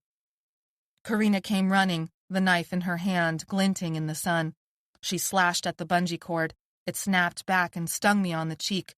A group of V's collapsed on top of the player, but others still advanced. "This way!" Karina yelled. She ran backwards, facing the V's, waving her hands around, yelling and screaming, "This way! This way!" Suddenly the player died and the music stopped. V's pushed past those who had stopped for the player. I jumped back on my bike and rode after Karina. The thick crush of their bodies sent an overwhelming aroma of sewer that enveloped me like a cloud. Their grunts and groans sent hot air across my neck. I just knew any moment that something would grab my shirt and yank me off the bike, and I would fall to the ground under a pile of bodies, and they would suffocate me with their filth and make me bleed with their violence. My front tire crossed the building's threshold and slipped sideways across the slick, polished floor. My balance shifted, tilted. I slammed a foot down, and a sharp pain shot up my shin. Karina waved to me at the opposite side, the door open, the light silhouetting her body. "Go faster!" she screamed. I wanted to yell back something about how I would take my damn time if I felt like it. What the hell did she think I was trying to do? Halfway across the space, decorated with flags and banners displaying softball tournament wins, I risked looking over my shoulder. The door had created a bottleneck, but a half-dozen had tumbled through and were racing for me. "Go! Go! Go!" Karina screamed. I didn't look back again. I flew past the doors, and the sunlight blinded me with its intensity. My tires hit the rough asphalt with a slap, and I traveled another few yards before forcing on the brakes. Sweat slicked my hands and made them slippery on the handlebars. My heart pounded so hard in my chest I couldn't hear very well. My legs felt like jelly. Karina struggled with the chains and lock. V's pushed the door out a few inches. "Watch out!" I raced back to her side, jumped off the bike, and slammed my own weight into the door. My shoulder took most of the shock, but I ignored the pain. Karina wrapped the chains twice through the handles and clicked the lock in place. "The other side," she said, a crazy light shining in her brown irises. Her face was streaked with dirt from somewhere. Her mouth formed a rectangular grimace around the teeth she bared. "You go around one way, I'll go the other." "We should stick together," I said. "No," she shook her head and took off. I wanted to shake her. I didn't want to go around the building. I didn't want to meet a V by myself. I didn't want to be alone. But she was already gone. One of the V's slammed against the door, bucking it out, but the chain held. I scrambled backward and ran around the side, leaving my bike but pulling out my bat. A V turned the far corner and sprinted for me. I centered my weight on my feet, aimed, took an extra second to breathe, and swung. She dropped to the ground. I continued running and slammed my back against the wall just before turning the corner. I peeked. The space was mostly empty, except for a group of V's struggling against each other to get into the building. The player lay scattered in glinting black pieces on the asphalt. I held back, hoping they would all go inside as long as they didn't see me. The last V, a teenager who had maybe once gone to school here, was the last one in. I raced to the doors, threw aside my bat, and grabbed the chains coiled in a pile behind the cement trash can. I pressed the doors shut, and then there was another set of filthy hands over mine. I yelped and jumped back. "Cool it," Karina said. "Hurry up." I laced the chains through the handles several times. Karina snapped on the padlock. We both stepped back, waited. Shuffling feet, more groans, and that sewer smell again. The breeze made one of the plastic pieces skitter across the ground. A bird chirped. One of the V's slammed against the door. I jumped. "Karina!" I followed the sound. Dylan waved and ran to her. Karina met him halfway, and he lifted her and kissed her hard on the mouth. I walked past their little reunion and admitted to myself that, if not for Karina and her knife, I would be dead by now. The rest of the group straggled across the campus. Ricker and Anna walked on either side of Maybe, helping her stand. Spencer came last, behind Jimmy, Kern, and Laurel. The group sat in a circle in the middle of the athletic fields. It would let us see anything coming our way, even as the knee-high grass provided some camouflage, though it also made Jimmy break into a rash and itch like crazy. Dylan was still awake, sitting with his arm around Karina. Fires still burned, but the grass smell that surrounded us helped mask it. Maybe's memory fever was gone, but she kept throwing up. The wound on her arm was festering. It was bright red, swollen, hot to the touch, oozing a pus that kept coming back, no matter that we cleaned it 3 times. She needed medicine. Ricker helped Maybe down onto the grass, and she fell into a troubled sleep. He brushed her hair back from her forehead. Ricker had always been whip-thin, but it seemed worse now. No one spoke about the V's trapped in the multi, other than to thank Karina and me for saving them.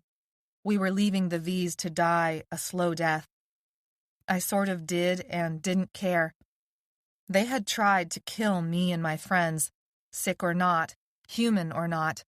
I wasn't going to forgive that. There were no right answers, better not to think of them at all. We couldn't help them. We could only worry about our own safety, but that was easier said than done. Kern pointed at Anna's arm of scars. "What are those for?" When Anna only answered with a steady stare, Jimmy said, "For people who have died." Kern looked around at each of us, his eyes catching on the ridged white lines that formed messy, childish-looking names. He didn't say anything more about it. Instead, he searched the inside of his bag and began pulling out little packets. He did it without a word, but the crinkle of plastic wrappers drew our attention. The yellow caught my eye first. Peanut butter and chocolate. Bright fire engine red for a package of candy. A green bag of vinegar chips. Even a few soda cans. He emptied the backpack until there was a small mountain of junk food in front of him. I tried not to picture how the chips would taste, salty and sharp on my tongue. "So who wants what?" Kern said.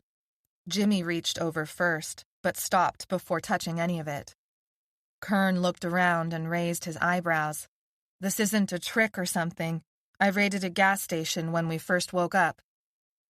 And you took all the junk that would make you sick? I said. Kern squinted at me. The bag of chips seemed to stare at me, too. I'm trying to say thanks for letting us tag along. We'd like to come along, if you don't mind, Laurel said. I mind, I said. I don't know you, and I don't trust you. We could use all the help we can get, Karina said. Karina and I had come to a truce of some sort, but that didn't mean I had to agree with her. But I also couldn't get up the energy to fight her on this. We could all help each other out for a while, Dylan said. I'm not back up on my feet yet, not really. Right now I'm a burden, which means you're more likely to get killed hauling me around. We're not leaving you behind, Karina said. I know, Dylan said. I'm not suggesting that. But that does mean we could use more help, more muscle than just a bunch of kids. Go to hell, Anno said. I silently cheered at Anno's words. Who do you think saved your ass? Ricker said. That's not what I meant, Dylan said. I'm sorry. I know neither of us would be alive without your help. I waited for Anno to rip Dylan again, but there was only silence. Jimmy looked back and forth between me and Kern. His hand still hovered over the chocolate peanut butter bar. Take it, kid, Kern said, smiling. I promise I didn't secretly poison it, like Gabby over here seems to think. Jimmy still didn't move. Now everyone seemed to be looking back and forth between Kern and me. Everyone except Spencer. He still looked out over the field. I scowled. A hint of a smile appeared on Anna's face. I claim the chips. Kern smiled back and tossed over the bag. I burned holes into Anna's head. He popped open the bag and crunched down on the first chip, looked at me, looked back at the bag, laughed. He tossed the bag into my lap. I'm full. Do you want the rest? I took the first delicious chip out of the bag before I even knew what I was doing. Jimmy dove for the chocolate bar, which made Laurel laugh. Karina and Dylan split a soda, and Ricker took a package of candy. Spencer took nothing. Kern drained his soda and tossed the can into the grass. My first impulse was to snatch it up for the recycling money. I saw it in Anno, too, the way his muscles tensed even though he was sitting. He shook his head and half smiled. So what's next? Laurel asked. We get out of the city, Anno said. We get medicine for maybe. He didn't say anything about Dutch Flat. At the sound of her name, Maybe moaned. It was good that Dylan was awake for however long that lasted. Maybe would need the trailer. Kern looked at me for confirmation on Anno's words. I shrugged. Good chips, Kern said. I turned onto my stomach without answering and licked the last of the salt and vinegar from my fingers. Kern laid flat on the grass on his back. He was only several feet away now. His arm stretched up and over his eyes to block the sun. This pulled up his shirt enough to reveal dirt-streaked, well-defined muscle and a strip of hair that disappeared into his jeans. I pinched myself hard and twisted around to stare up at the sky. Now was not the time for a crush. I turned and focused on the blades of damp grass in front of my nose. An ant crawled along the underside as if its whole world hadn't fallen to pieces. You never trusted somebody out of the goodness of your heart, whether they shared junk food with you or not. They always betrayed you. But fighting off the V's would fall to Anno and me. And we weren't enough, and I didn't know what should come next. I tore the blade of grass in half and threw it into the air. It spun and drifted to the ground a few feet away. Let's see the ant put the pieces back together now. Chapter 17. Before we left, I slipped away to pee behind one of the buildings. I passed by the multi and rested my hands on the lock for just a moment. Shuffling feet and soft groans, as if from a dream, drifted from the door. Was it murder if we left them all inside? I shook my head. Be smart, Gabby. But it was hard to take my hands away. It was hard to walk away and leave them inside, in the dark, alone with themselves. I did that. I had gotten them in there. I left the chain in place and walked away and told myself going soft now would only get us killed. Kern and Laurel found bikes in one of the empty houses near the high school. They said they would lead the way on the trail. They said it was the least they could do to thank us for helping them. I didn't know what to think about that, except to let them ride in front. They were easier to watch that way. We made good time on the trail for a couple of hours. It was 20 miles to Folsom Lake. Kern said there was a pharmacy just off the trail after reaching the lake. We knew there had to be other, closer ones in the neighborhoods that lined the river, but no one volunteered to search them out. The V sightings became less frequent as we got further from the city. The suburbs were still built thick along the river, but a wider greenbelt created a better buffer. Plus, there had been no refugee camp to draw the Vs out here. Soon, we hit the dam, and the lake opened before us. It was noticeably empty even on this winter day. The waves were calm and lapped gently on the shoreline a few yards from the bike trail. The gnarled trunks of the oak trees stood sentry like they had always done. A few shorebirds squawked over a trash can chained to a speed limit pole. For a second, I could pretend nothing had changed. We were a bunch of street kids taking advantage of our freedom to enjoy the lake. Maybe someone was going to light a joint and we would veg out to some music while letting the sound of the water hypnotize us. Then Maybe moaned. Ricker was taking his turn on the bike trailer. He locked eyes with me and shook his head. She's getting worse. I caught up with Kern and rode alongside him as he scanned the trail ahead. What? He said. I was going to ask him how far until the pharmacy. Instead, I said, What do you mean, what? I mean, Kern said, is there something wrong with me? Why would there be something wrong with you? I said. Is there something you're not telling us? He flinched. Chill out, woman. You were staring. Had I been staring? Don't call me that, I said. Gabby, then. Don't call me that either. You don't know me. What's your problem? Kern said. He scowled at me, drawing his dark eyebrows together over his almost black eyes. I've done nothing, but you've done nothing to make me. Why didn't you leave them? Kern said, interrupting. What? I saw you.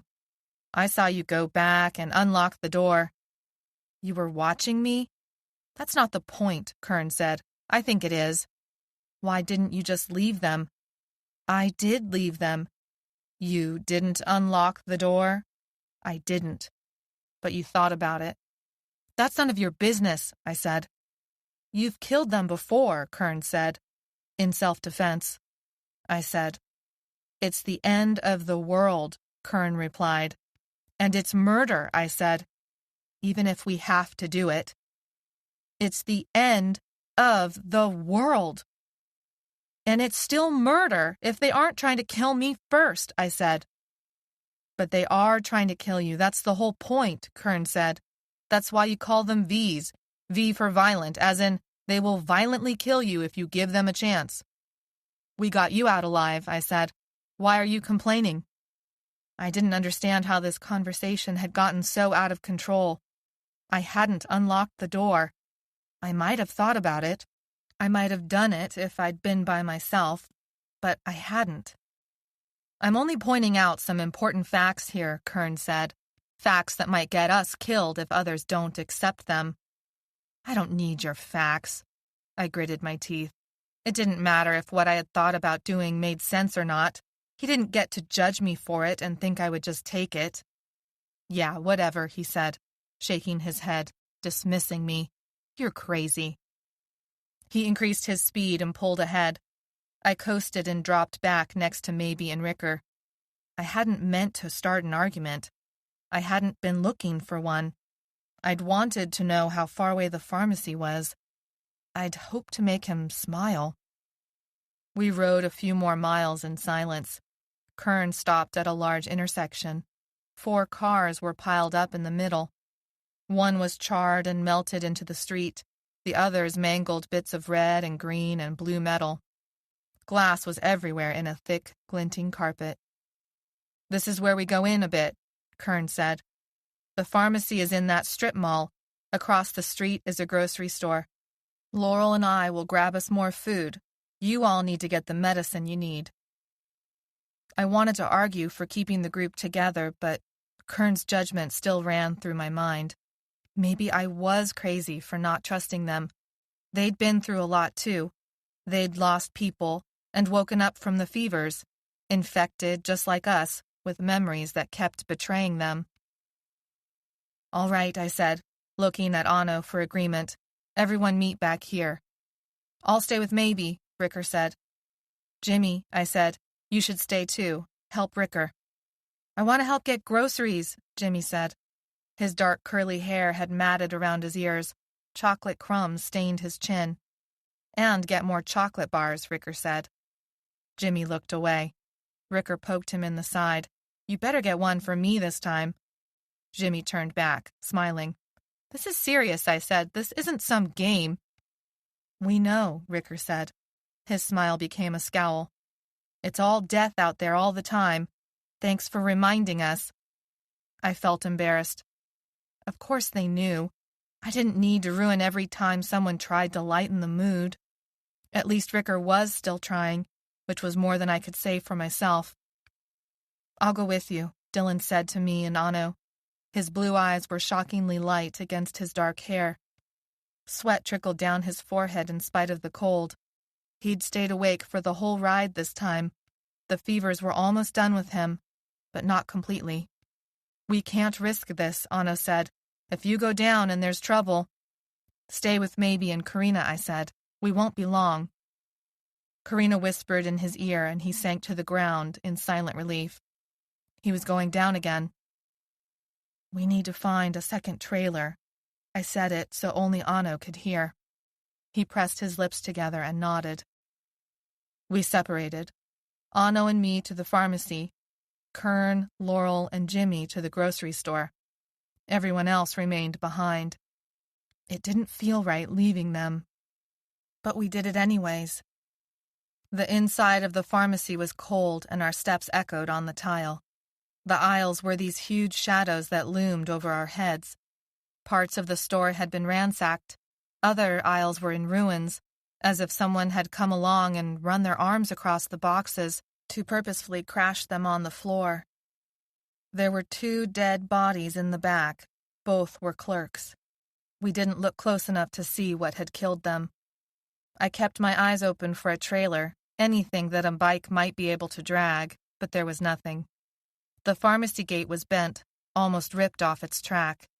The shelves behind it looked empty. "No," I whispered. Anno ran and jumped the counter. "All of it is gone!" I heard a low growl and reached for the bat strapped to my back. The clerks weren't dead. They rose from the ground like monsters out of the horror movies Maybe talked about. I cleared the counter just as there was a crash. Anno appeared at the gate, wide-eyed, his black hair a shock of darkness across his face. He was scared. Behind him, the pharmacy was totally empty, except for the 5 Vs headed our way. We scrambled back over the counter and into the waiting arms of the 2 clerks. One was a large, older woman with a gray-haired perm. The other was a younger man with a goatee. They snatched at our clothes and screeched. The Vs behind us screamed. I screamed back and swung my bat. The goatee guy caught the bat and ripped it out of my hands. It flew across the store, slid across the tile, bounced off an aisle, and disappeared. Anno smashed into the guy's chest and sent him tumbling to the ground. The woman with the perm dug her fingers into my arms. The Vs behind us stumbled over the counter, and one of them grabbed my hair. They were pulling me back and forth between them as I tried to fight them off, but they were too strong, too angry, too determined. Lights blazed inside the store and made everything disappear into a sea of white. The woman's head exploded in front of me. I tasted blood on my lips. My ears rang, muffling the shouts of people in uniform who surrounded me. I tumbled backwards. The V that still held on broke my fall.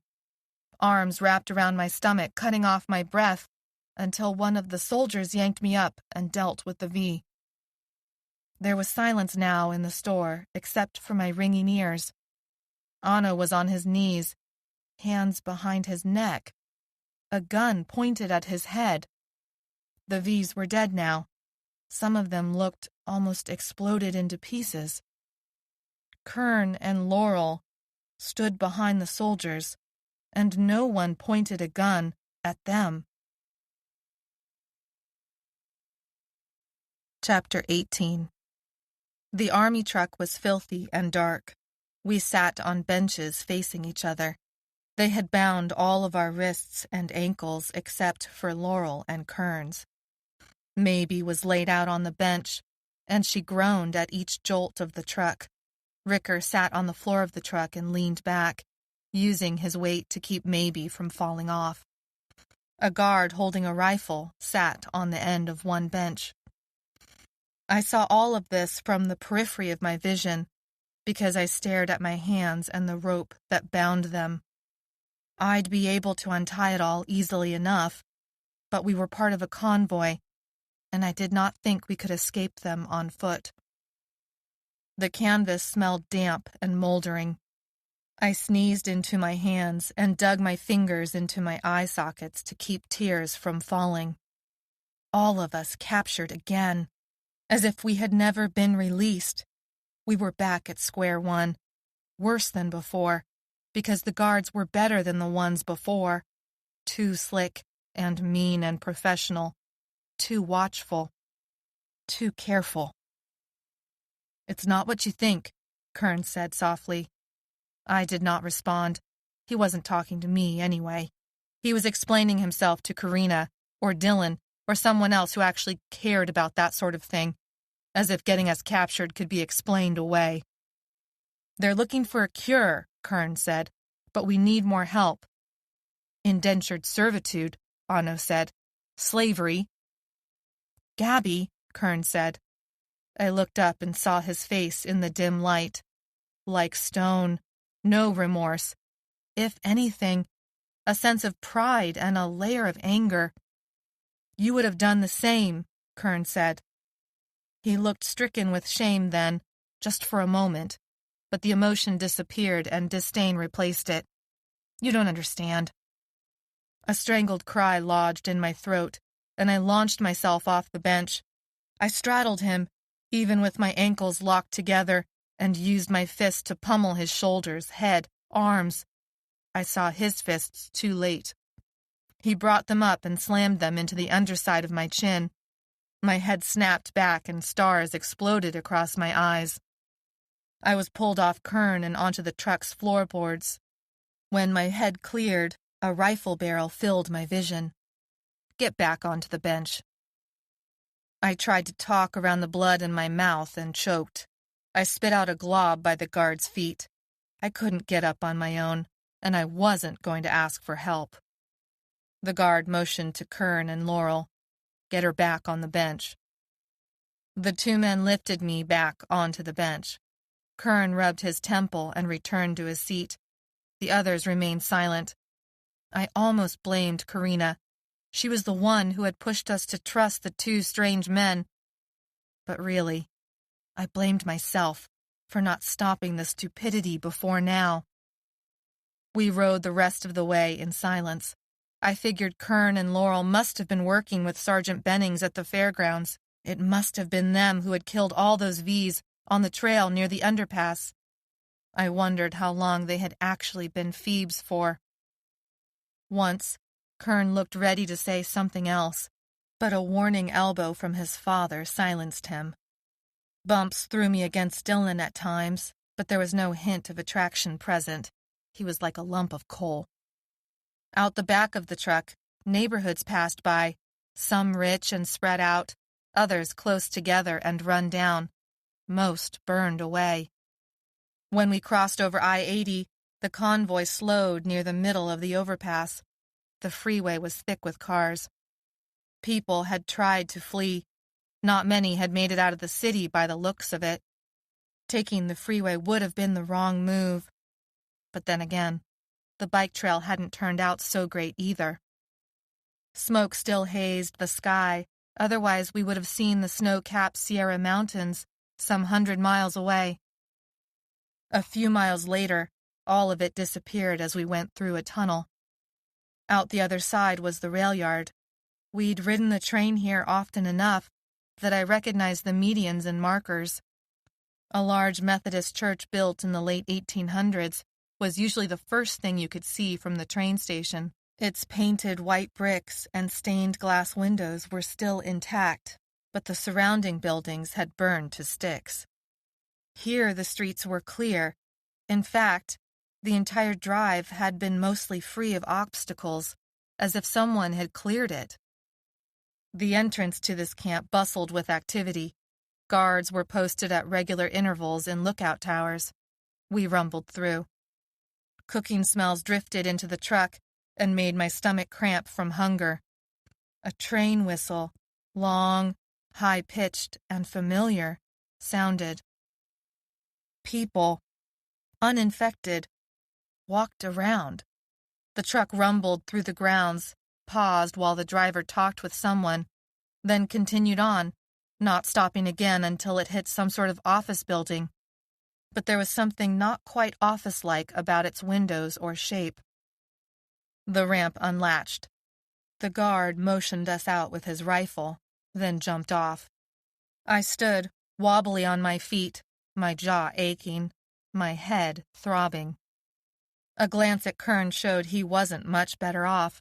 He might be bigger than me, but I knew how to throw a punch. His left eye was swollen shut, and blood had dripped down and dried on his chin. I squeezed my eyes shut, then opened them wide. I rolled my shoulders trying to get the kinks out, then stepped behind Spencer to walk down the ramp. When you enter the jail, we will need to decontaminate your clothing and all of your possessions. You will get everything back after decontamination. I could not yet see who spoke, but something about the voice made my stomach cramp.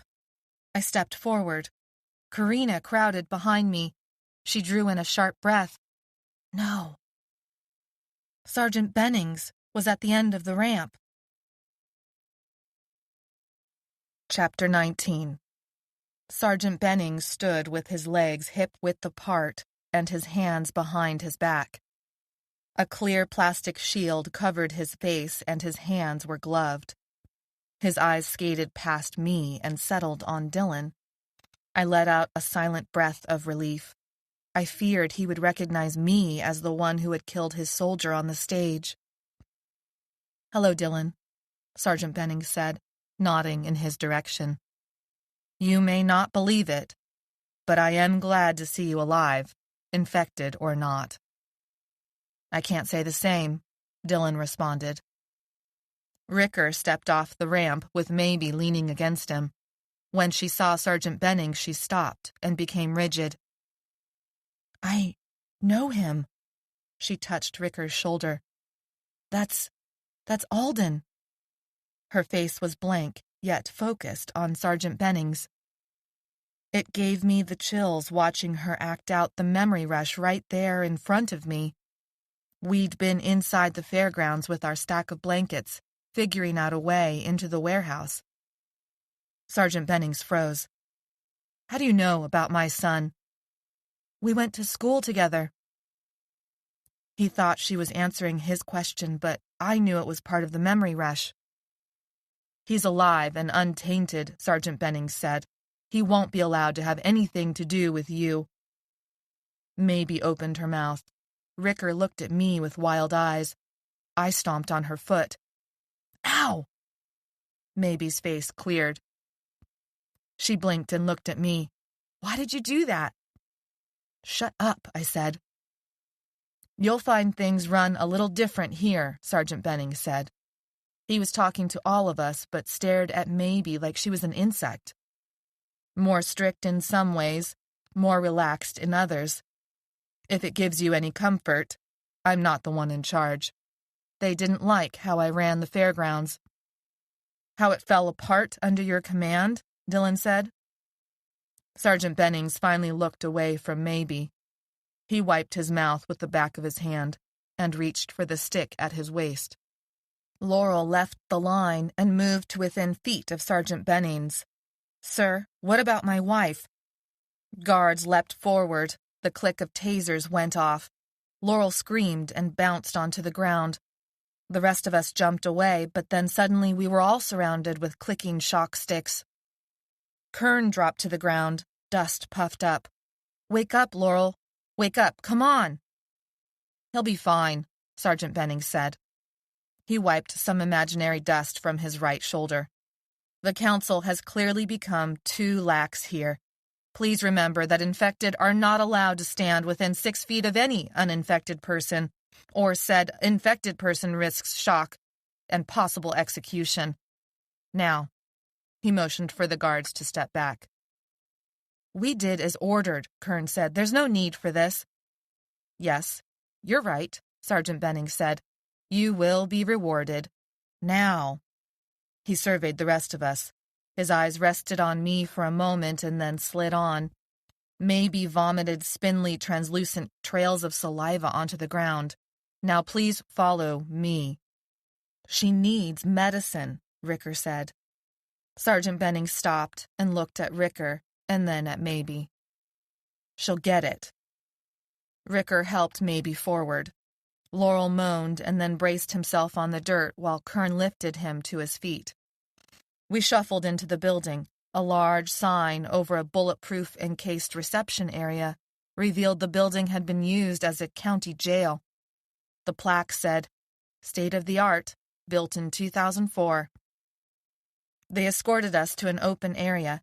Natural light streamed onto the railings and concrete surfaces and into the surrounding layers of cells. I was prodded into a cell with Karina. The others walked past, and it sounded like they were separated into cells of their own. A fire alarm bell rang. I sat on a cot next to Karina and watched Phoebe stream across the opening of our cell. What's going on? I have no idea, Karina said. I stood up. No one was watching us. We could leave. The cell bars clanged shut. The bell turned off. A door opened. A cart, heaped with trays, rolled by. People in hospital scrubs with face masks and gloves pushed the tray. Delicious food smells almost overwhelmed my senses. My stomach cramped at the thought of food. Karina and I looked at each other. I surveyed our new little home.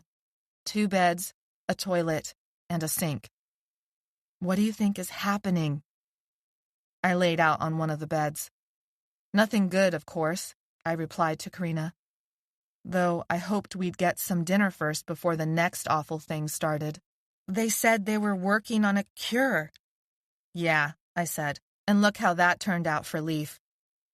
Karina sat down on the bunk and then lowered her head to her knees. I think that most things have fallen apart or burned down, or will have both happen to them very soon, I said. I think that when a thing breaks, it's harder to piece it back together than to just toss it aside and start again. I think that even if they are looking for a cure, it's for themselves, not for us. Karina looked up at me, her brown eyes staring into mine. You know it's true, I said softly, remembering our truce. She had that haunted look about her, that look that said she knew what it was like not to belong so badly that it turned you into something worse than an alien. It turned you into trash people could throw away and never think about again. I closed my eyes and pressed my lips together. Leaf's numb face appeared. He was smiling, but only half his face moved. The ghost memory wasn't a happy one. They usually weren't for me. I opened my eyes in the hopes that he would disappear, but instead I saw him sitting next to Karina on the cot. His legs were crossed, and his arms, his good arm, lay draped over one knee while the other one hung limp against his side. "If this has affected most of the country," I said, "hell, most of the world? Maybe there's a scientist in a bunker working on a solution. But that's not going to help us here and now." I jabbed myself in the chest to emphasize my point. Any help that comes our way comes from us. Even as I said the words, I wasn't sure how much I meant them. But in the silence that settled between us, among us, really, because Leaf still sat there nodding his head as if in agreement, I realized I did mean it. "I would welcome you to Camp Pacific, but such words would be farcical, and I no longer have a sense of humor."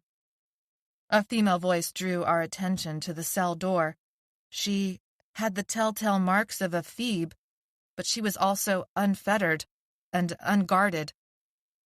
"Who are you?" Karina asked. "A traitor," she smiled.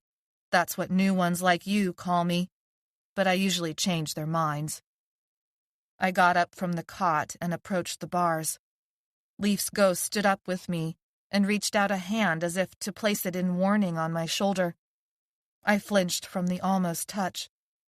He drew his hand away, a hurt look on his face. I don't know why I flinched. He'd never done anything to hurt me. I turned back to the lady. She had long gray hair that dangled past her shoulders. Clear blue eyes twinkled with intelligence and sternness, but the smile on her lips was friendly, and she held her hands out, palms up, almost in supplication. Her eyes caught on my arm with all the scars, but she didn't ask about them. I felt the loss of Leaf all over again, and how his name was missing from my arm, and how that needed to be fixed. In 2 minutes or so, they will have finished dropping off the food. Then they will release your locks, and dinner will be served. We all eat together in the greenhouse." "The what?" I said. She cocked her head over her shoulder. "The center of the jail. They power the locks with a generator, but otherwise there isn't any electricity on this side of camp. They save the power for their side." The woman moved away from the bars toward the next cell. "Wait," Karina said. "Yes?" "What's your name?" "Tabitha. You can call me Tibby if you like." "You're a Phoebe," I said. "Why aren't you in here with us?" She smiled and moved on. "Hey!" I ran up to the bars and shook them. They were supposed to rattle like in the movies, but they were too sturdy for that. I searched the cell. There was a spoon underneath the mattress. I took that to the bars, but before I could touch them, the latch released and the cell opened. Karina pushed past me and onto the walkway. I came out more slowly. Ricker burst out of a cell with Jimmy. Ano came out with Spencer and Dylan. "Where's Maybe?" Ricker said. His face was pale and veins throbbed along his neck. "They took her from me." Other Phoebes came out of the cells, talking and laughing and shaking hands and hugging as if this whole thing were a normal part of the day. Laurel helped a woman with a cane limp out. He had his arms around her shoulders, protecting her from falling. He kissed her on the lips. Fury rose alongside understanding. All our lives traded for his wife's one life. There would be payback. Kern was talking to Tabitha against the railing. I stalked up to them. "Where's Maybe? What have you done with her?" Tabitha looked at me with steady eyes. Kern rubbed his hand across the stubble on his neck. "She wasn't with you?" "No, she wasn't with me. That's why I'm asking, dumbass."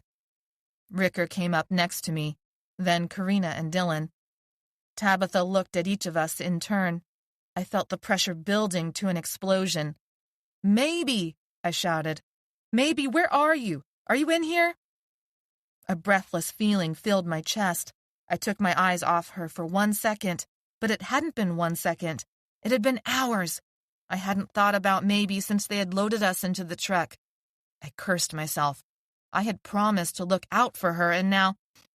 "She needed an IV and antibiotics," Tabitha said. "Where is she?" Ricker said. his voice cracking. Take them to her, son. Son? Had anything they said been true? I opened my mouth, but Anna grabbed my wrist and tapped. COOL. He shook his head at me, and I could read the rest of his message easily enough. Cool it until we knew more. Kern stared at our hands and then looked away. Follow me. Maybe was laid out on a cot. Inside the cell with her was a long metal pole with a bag of liquid attached. The tubing snaked down and into her arm. Her stupid pink sweatshirt was rolled up to her elbows and looking more gray than pink now. Her mess of dark hair peeked out from her hood. Relief made my knees weak. I grabbed the railing and held on because, goddamn, I was not going to faint in front of Kern. Her wounded arm was bandaged, her breath was slow and steady, and she was awake. Hi, Maybe said. She smiled and her skin stretched, pale and webbed. Hi, I said. Ricker pushed in beside me. Maybe, are you okay? He sat down next to the cot and placed his hand alongside hers without quite touching it. It's okay, Ricker. I'm already feeling better. Maybe looked back at me. She said they let us out for the night because everything's locked up and they don't care what we do. Who said? Tibby? Well, it'll just make it easier to mob them in the morning and escape. But anxiety snaked through my stomach. Alone with all these strangers, all these men, and nothing to lock them out. I pushed the thought aside for now because if I thought about it too hard, I would have a panic attack. She said they won't send in any food and they'll turn the water off if we don't return to our cells, Maybe said. Even one of us goes missing and they will punish all of us for days. I scowled at her. Are you trying to tell me something? I knew exactly what she was trying to tell me. Don't mess it up for the rest of us. Maybe sighed and looked at Ricker. She's right, Kern said behind me. But there's a whole introduction we go through, and there's more to it than just the cells. I whirled around. I don't play well with others, I said in a snarl. I didn't. That was true enough. But I knew I could have said it differently. Still, they needed to learn fast that no one was going to tell me what to do without earning some scars for their effort. Kern smiled. Then you'll fit right in. Dinner consisted of spaghetti noodles, red sauce, some meatballs that looked a lot like ground-up Spam, and all the water we could drink. Everything was served cold, but it was the best meal I remembered eating in a long time. 3 rows of tables, 4 tables deep, filled Tabitha's quote-unquote greenhouse. Almost all the tables were full. We sat as a group. Kern was at a different table, but he kept looking my way. Every time he caught my gaze, I stared daggers at him. I pictured running across the tables to choke him into unconsciousness. But instead, I savagely attacked the spaghetti noodles. Spencer ate as if he lived in his own bubble. Ricker and Jimmy were ravenous and chatty. Anno listened but didn't participate much. Dylan and Karina and Maybe sat across from me and acted like they were some weird nuclear family. I sat on the edge of both the table and an emotional cliff. People were laughing and talking and acting as if this were some community night event and everyone could just go back home to their quiet lives, like the world had never fallen apart and we weren't actually being kept prisoner. I rose from my seat. My fingers twitched against my plate, and I pictured slamming it to the floor and walking away, and making sure all the people in the room learned it was better not to mess with me. I planned out how the night would go, how I would force myself to stay awake. We could all take a cell together and take turns being on watch, and sometimes, when it gets really bad, Tabitha said, standing over me, when I think I'm about to lose control, I remember the most beautiful flower I've ever seen, a deep purple morning glory spread open to the sun, climbing the stalk of a yellow sunflower. "That's the dumbest thing I've ever heard," I said. Tabitha slid next to me on the bench. I froze. "Please sit," she said. I did not move. She inclined her head my way. "This is going to take a little while to explain." The rest of the group had stopped talking. Anno rested a hand on my shoulder. "It's okay," he said. I settled back down but kept my muscles coiled like a cat about to spring. Tabitha scanned our faces. We waited to find out how bad things were going to get. "We are working toward a cure here. That is the most important thing to know up front," Tabitha said. "You mean they are working toward a cure," Karina said. Tabitha nodded. "Yes, and they need our help." "Why did they imprison us if they want our help?" Dylan said. "Because you would not have come otherwise," Tabitha said. "You bet not," Karina said. "It's dangerous out there," Tabitha said, "and I understand your group came through the fairgrounds first, and you should know that's not how they do things here." "Then why is Sergeant Bennings here?" I said. "He was in charge, and he seems pretty involved with things here, too." "It's unfortunate that he was the one to meet you off the truck, but it is different here," Tabitha said firmly. I was about to speak again, but Tabitha held up her hands. "Wait, please. Let me better explain." I closed my mouth and waited. Let her hang herself by her own words. "We are all here against our will," Tabitha said. "There is no use in denying it." I felt surprise. Wasn't she supposed to convince us otherwise? Wasn't it her job to make us play along? But in some ways, the uninfected are also here against their will. The same fence that protects them from the sick outside also, of course, imprisons us inside. Not in the same way, no, but the world has changed, and if we do not want to become the enemy of our neighbors, we will also have to change. She paused for a moment and scanned our faces again. "Most everyone here has uninfected family on the other side of camp." Her gray hair shined from recently being washed. The wrinkles around her eyes deepened as she grimaced. "It is our lot to prove to them that we deserve to work alongside them, not as their prisoners. We will not allow our neighbors to dehumanize us."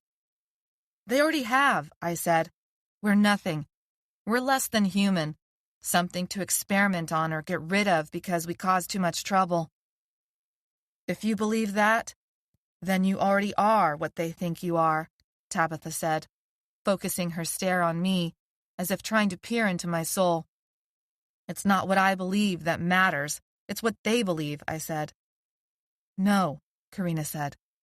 "It is what we believe that matters." "We are their prisoners," Tabitha said. "Our neighbors, our own family in some cases, have taken us prisoners, but we only become the beasts they claim we have become if we also believe the lies."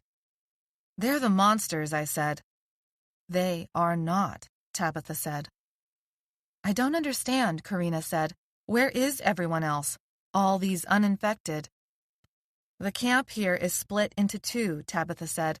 "You cannot go on the uninfected side without permission. They cannot come here without protection. We work separately to keep the entire camp going."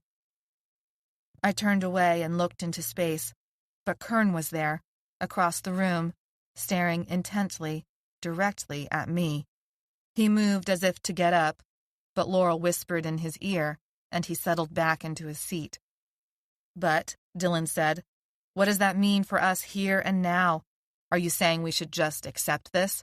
That it doesn't matter how they treat us, that—" "Of course it matters," Tabitha interrupted. I looked away from Kern's table and surveyed the rim of cells darkening around us in the evening light. No electricity. When the sun faded completely, everything would become pitch black. Do they lock the cells at night? At least the bars would offer some protection. Tabitha shook her head. We are only locked into the cells when the uninfected need to enter. We would not see anyone coming our way during the night. There would be no warning. We're all sleeping in the same cell, I said. Tabitha inclined her head. If you wish. There is a schedule, and there are procedures and jobs that everyone shares in. We are not criminals, and we will not act like ones no matter how much easier that would make it on our neighbors. She went on to explain the work chores everyone would get assigned tomorrow, how there were still hot showers but the toilets didn't work because the manuals had been replaced with auto flushers hardwired to the electricity. She explained about the pit toilets and the rules we were expected to follow. All right, Karina said, so we play the game. It's more than a game, Tabitha said. We all know that, Karina responded. Of course you do, Tabitha said. I apologize. So we do what they want. And then what? I said. Wait for a chance to escape? If someone escapes, Tabitha said, they will punish everyone here. But yes, that is your right. You could take such an opportunity and leave us to our fates. I turned back and slid my legs under the table bench. How do they punish us? Reduced rations, more work, taking away some of the small luxuries we have, like soap, clean water for bathing. This all sounds so nice, doesn't it? Spencer said, his first words spoken the entire conversation. And are they running experiments? Karina asked, ignoring Spencer. Tabitha nodded. There is no other better way to test for a cure. She stood up. I will not ask you to promise anything. This is the devil's deal. I know it. You know it. Everyone here knows it. But most of us are determined. We would rather die than turn into the monsters many of the uninfected already believe us to be. And we have hope that a cure will be found. Please consider my words, but, of course, this decision is a personal one that only you can make for yourself. We are putting our humanity in your hands. At this, she stood up and left the table. We were silent, stunned, thoughtful. I wasn't going to follow the rules. The first chance we got to escape, I would make us take it. But even so, I found I respected her a little bit for being so sure about what to do in an impossible, horrible situation. They hadn't broken her yet. Karina stood up from the table and said hurriedly, as her voice trailed off, I'll be back. I want to ask her. But she didn't finish, only brushed her hand along Dylan's upper back as she followed Tabitha across the greenhouse, over to Kern's table. Later, I said, I think we should all stay in Maybe's cell tonight and take shifts standing guard, 2 people at a time. This sounds good to me, Anna said. Ricker nodded. But Jimmy looked troubled. You think something's going to happen? I shrugged. Maybe. Maybe looked up at the sound of her name. I'm going to the bathroom. Not by yourself, Dylan said. Maybe looked about to protest, then said, All right, I need someone to go with me. Ricker looked at the other 2. We'll go, he elbowed Jimmy and Anno. I've had to pee for ages. Yeah, me too, I said. I'll wait for Karina, Dylan said. Spencer didn't say anything but made no move to get up from the dinner table. Meet back at Maybe's cell, Dylan said. We'll drag some more cots in and make it work somehow. We left Spencer and Dylan at the table and walked through the greenhouse to a hallway that led to the toilets. It was twilight and everything had lost its color, not that there had been much to begin with. Cement ground, a few basketball poles missing their hoops, white paint marking off the court, a tall chain-link fence with barbed wire, several lookout towers with armed guards. They flashed us with their lights and then moved on. The pit toilets were dug in the middle of the yard, walled off with plywood, and more plywood separating it down the middle. The planks were covered in artistic paint strokes and landscape scenes, including a purple-flowered morning glory vine twined around a sunflower stalk. "Who did this?" Maybe asked. "Tabitha," I said, rolling my eyes. "It looks nice," Jimmy said. "Why would they bother?" Ricker asked. I thought about it and weighed Tabitha's earlier words against the pictures in front of me. "Because she might mean what she says," I said finally. "She's not going to let them win." We used the crude facilities. Really not that bad considering what I was used to. On the women's side were several buckets of water and a sliver of soap. I poured a scoop of sand down the hole after we finished. Ricker and Jimmy could not shut up as we returned to the greenhouse. They joked around with Maybe until I wanted to swat all of their ears, but I kept my hands to myself because I also sort of enjoyed hearing them laugh again. Only a few people remained at the tables now. A half-dozen Phoebes were at a sort of bucket washing station, cleaning up the plates and utensils, while a few other people scraped leftovers into a compost-type bucket. The light was almost gone, but people did not hurry. It was as if they knew exactly how much time things took, and knew they still had enough time to get it all done. People, men, women, children, wandered in and out of the cells, talking in hushed tones, walking by us to use the pit toilets, brushing their teeth, hanging out clothes on the railings. Karina sat at a table with Kern. Dylan had joined her, but Spencer was nowhere to be seen. "Where's Spencer?" I said in a too loud voice that interrupted people from their tasks. Dylan motioned us over. He said he went up to move the cots around. "Look," Kern said, "there are some of us making plans. You," I jabbed my finger in the air at him, "can forget about us having anything to do with your plans." "I think we should give it a try," Karina said. "We're going up to help Spencer," Jimmy said, standing up. Ricker tugged on Maybe's sweatshirt. "Come on, Maybe. This conversation's about to go nowhere." They clambered up the metal stairs. I started in on Kern again, listing all the reasons why he couldn't be trusted ever again, why we shouldn't have trusted him in the first place, and how we should have left him and Laurel trapped on that roof. He took it, too. He didn't say a word the entire time, but he met my gaze and held it, as if knowing that it was part of his punishment. And suddenly I felt deflated, and my voice lost its power, and I stopped. At that moment, gunfire erupted outside, and people started screaming. Chapter 20. Kern sprang from the table as if lit on fire. I chased him and expected someone to stop us when we reached the front doors of the jail, but he slammed right through them. People continued to shout, but the gunfire had stopped.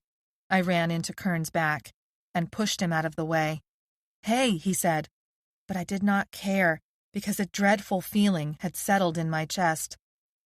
Out front, the open space was larger than the back, but the separation between sections was clear. Guard towers marked two parts of the fence that kept the V's out. Another guard tower marked a section of interior fence that kept us Phoebes from the uninfected part of the camp. When they had unloaded us, the truck had blocked the layout, but now it was easy to see the train tracks snaking alongside the fence on the uninfected border. On our side, there were rows of white hoop houses and piles of dirt and gardening tools. The fence on this side ran along a street with another fenced parking lot on the other side. Acres and acres of parking lot, with weeds growing from the cracks. Two guards in the tower had white spotlights blazing down onto a figure on the ground on our side of the fence. A dark, black puddle spread out around him. The guards were screaming for us to get back inside or get shot. I stepped forward and felt Kern grab my arm. "Gabby." I shook him off. It was Spencer in the light. Spencer in the puddle. I stumbled to one knee because I couldn't feel my feet anymore. Ricker and Maybe came up next to me.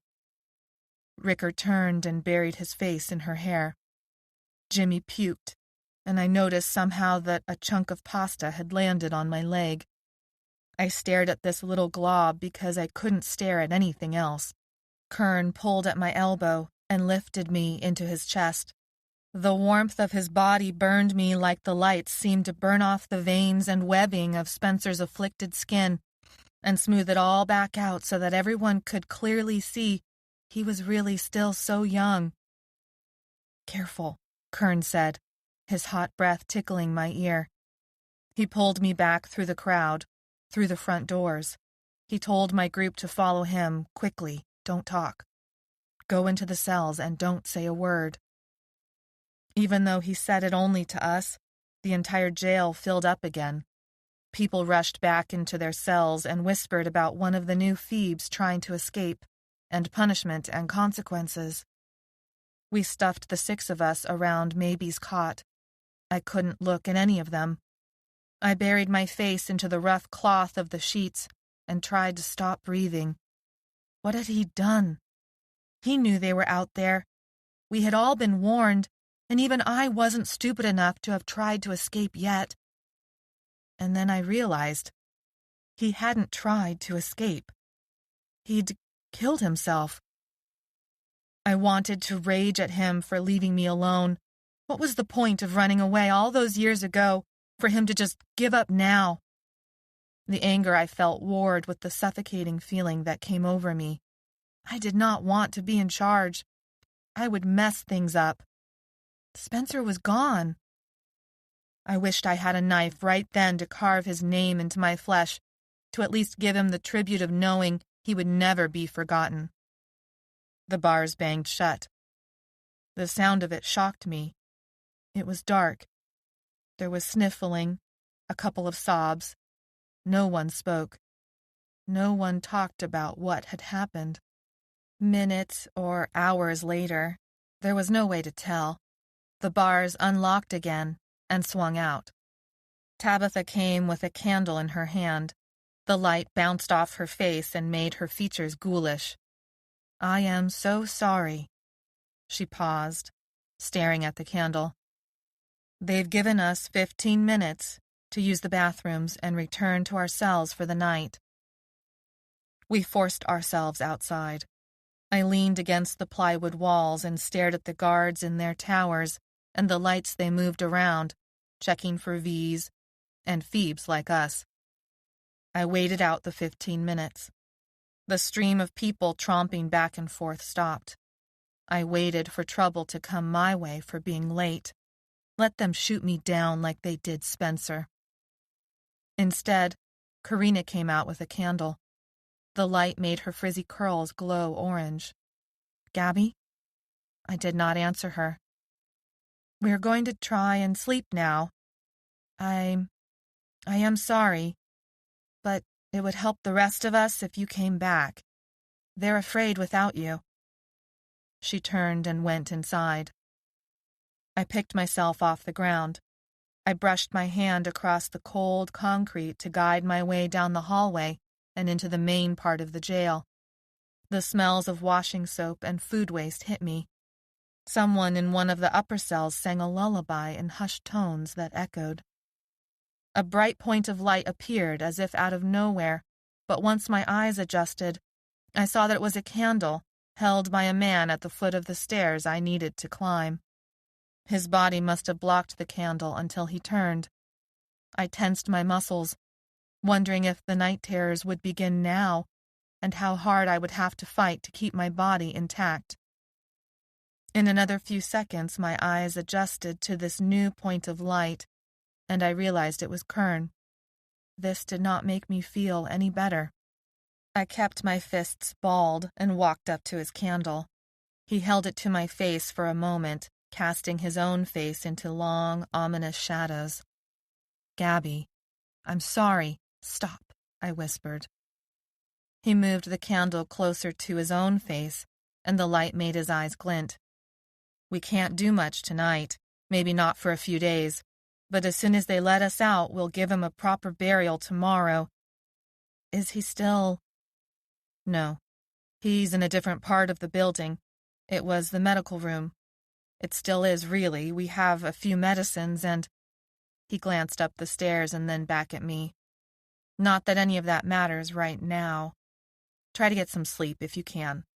There's another one of us at the top of the stairs. They're going to lock us all in tonight. He moved away from the bottom step and I began to climb. My feet felt like lead blocks and my heart ached, but I was so exhausted. I knew that even the nightmares I was sure to have would not keep me from sleep. Good night, Gabby, Kern said from below me. The guard at the top step was an unfamiliar woman who I remembered laughing a belly laugh at someone's joke at dinner. Now she was somber. I'm sorry for your loss, she said simply. I counted the cells and held back when I reached ours. I wasn't good with small spaces. Closets and me didn't get along. It was so dark and small in there, and my breath hiccuped in my chest. Tears began to stream down my face. Please. I didn't want that memory right now, not after Spencer. Not right now. Here. Gabby, we saved you a place. A hand grabbed mine and pulled me through the tangle of limbs and bodies to a warm spot on the floor. They'd thrown down a cot cushion and some blankets. Anno, Ricker, Jimmy, and Maybe surrounded me and patted my arms and head and legs. The memory rush faded. It was pitch black, and there was no way to see, but I could touch and smell everyone I still loved in the world. I wish I could say I fell asleep right away, but I stayed awake for a long time, listening to everyone breathe, listening to the silence, listening to the beating of my heart, as if it held a secret message that could fix all of this, if I only learned the code. I awoke first, even though I had fallen asleep last. There was light now. It streamed from the cell door since there were no windows in the cells. Someone's knee pressed into my neck. I moved it away and also repositioned a heavy leg that Anno had thrown across me. A swatch of Maybe's pink sweatshirt, looking decidedly grimy in the morning light, showed up between Jimmy and Ricker. Karina and Dylan were tangled together on a single cot. Her hair dangled across both their faces. Even in sleep, he held on to her as if she might evaporate at any moment. We had piled into the cell together like a colony of rats, a pack of dogs, a group of humans who needed to belong to somebody. An ache started in my throat as I surveyed the room full of people I dared not care about, and yet had fallen into that trap no matter how many times I'd raged against it. A click-clack of metal against metal drew my attention to the cell door. Tabitha stood framed by the bars. She looked over my group of hapless runaways and throwaways. She did not say anything. Are you in charge somehow? I sat up and pushed at Anno to wake up. In a way, Tabitha tilted her head. I'm the spokesperson for us. I relay instructions, problems, decisions. It's easier and safer for them to go through one person they trust than to send in uninfected all the time. Something hard sparked in her eye at that moment, some harsh truth that told me her supposed complacency during her speech yesterday wasn't all there was to know about her. What happens next? Anno said. There will be no breakfast today. Chores have been suspended. There will be a bathroom break at lunch. Is this because of Spencer? Karina asked softly. We are all of us responsible for the choices that others make, whether we wish it to be that way or not. Until they can check over the defenses, and we draw away the V's attracted by the noise. We? I said. What do you mean, we draw away the V's? Not you, Tabitha said. Her gray hair lay in long strands around her shoulders like a cape. It will be Kern and a few others the council trusts to go outside and do the work. It's not safe for the uninfected to get so close to the V's. Last night at dinner, Karina said, I'd almost forgotten we were prisoners here. I do not ever forget. There was a heavy note of bitterness in Tabitha's voice. Tabitha held her arms out to the sides and in one fluid motion raised them above her head until her hands touched palm to palm. Breathe out on a count of 5 and bring your palms down the center of your body, pausing at the heart and continuing until you touch the floor with a flat back. It was 3 days after Spencer had died. Yesterday, Kern and his team had returned, dirty, bloody, exhausted, 2 of them bitten and in the fevers. This was the first morning we weren't on lockdown. This was the first morning of the exercises. All of us Phoebes were out of the cells and had formed 3 staggered rows on the greenhouse floor. The cement was icy. Our breaths came out in trails of mist. The skylights built into the ceiling 3 stories above us could make you forget the dungeon-like feel of the cells. Air traveled in and out of my lungs like a river. My heartbeat remained steady. For brief moments, my mind became blank. The wound on my ankle burned with a brightness that warmed my body in spite of the cold. The stillness in the air matched the stillness from those stretching around me. I didn't know any of them. Yet, when Tabitha asked us to go down on hands and feet and arch our backs toward the sun, we did it as if one body. When she moved us back to our feet and we stretched out our arms and positioned our legs as if we were an army ready to throw a volley of spears at our enemy, we did this as if we had always practiced this together.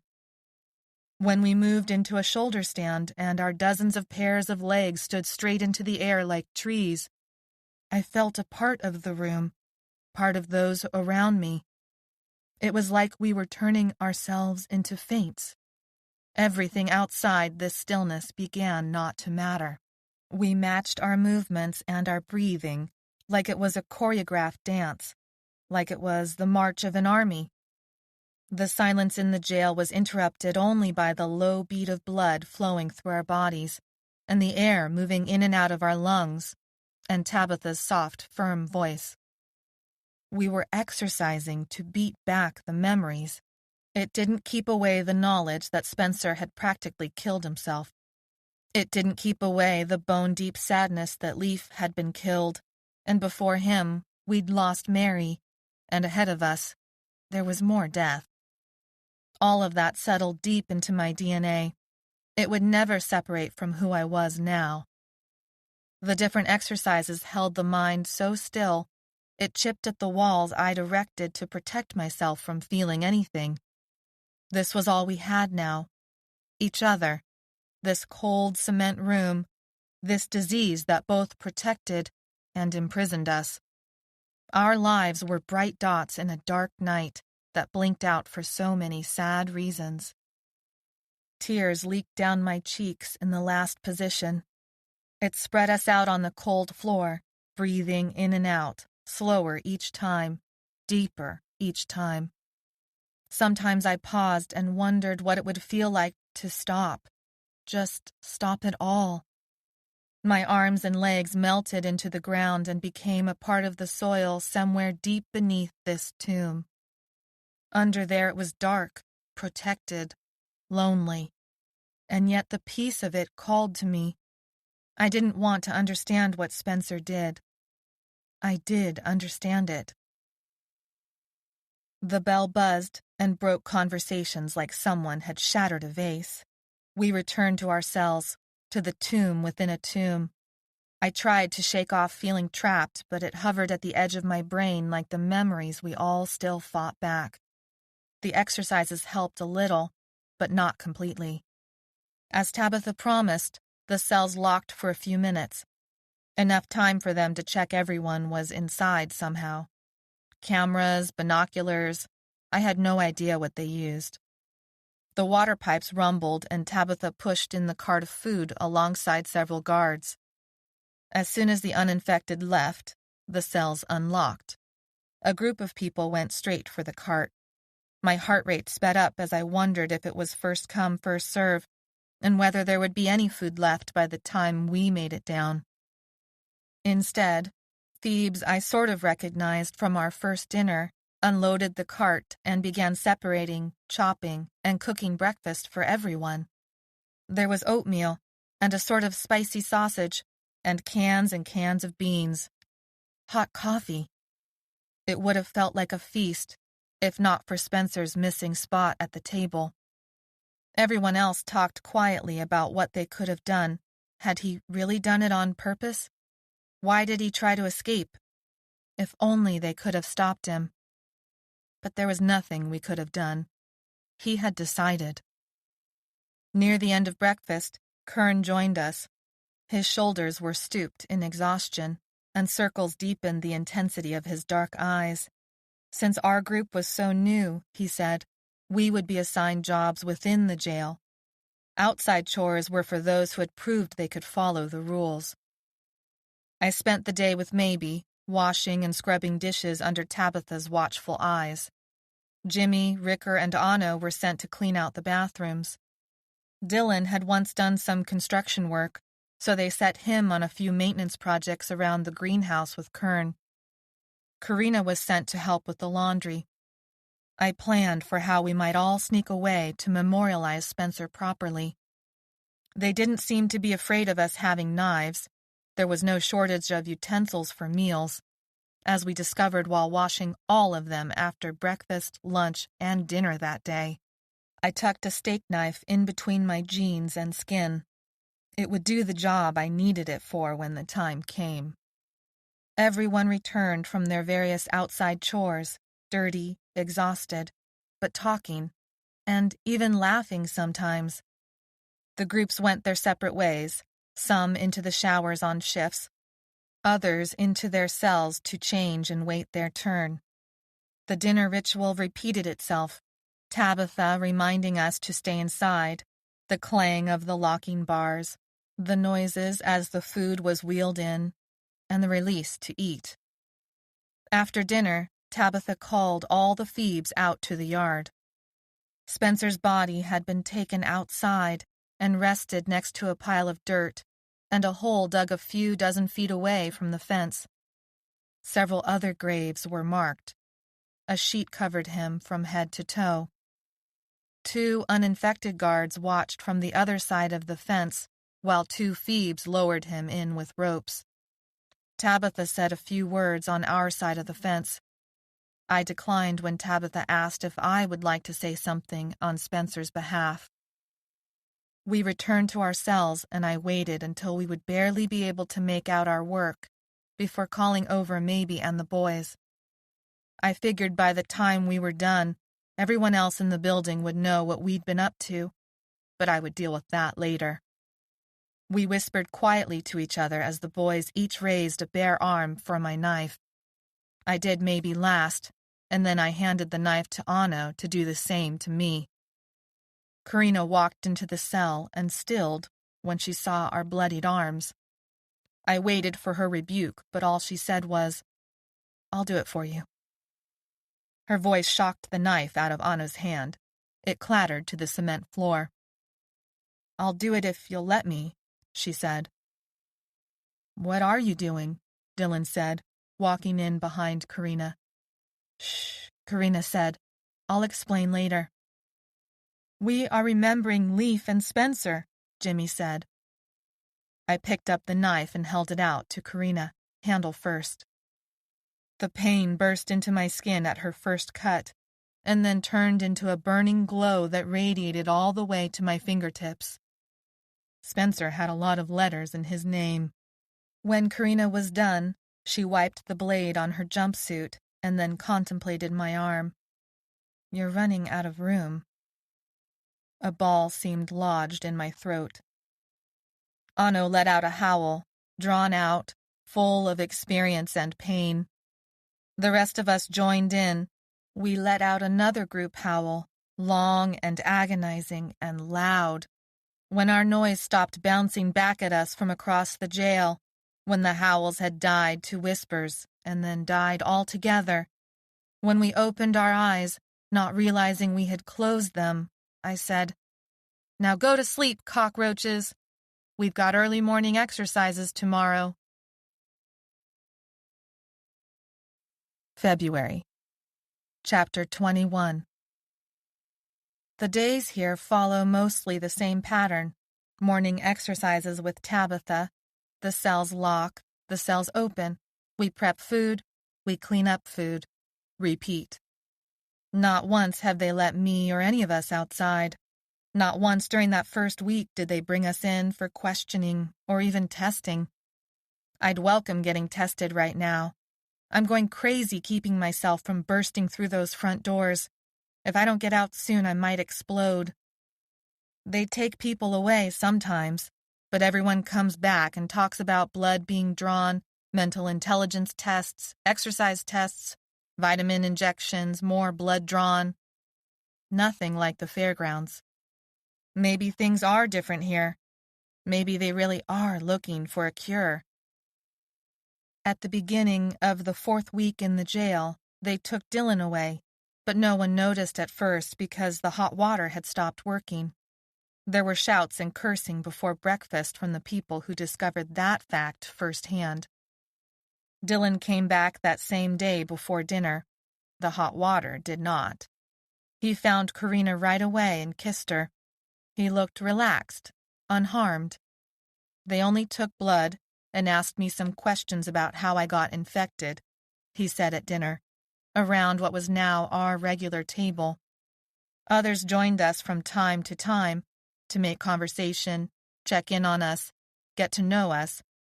I didn't really talk to them, not really, but the rest of the group did. "Was it Sergeant Bennings?" Karina asked. "I didn't see him," Dylan said. "They've got a real lab here, professional equipment.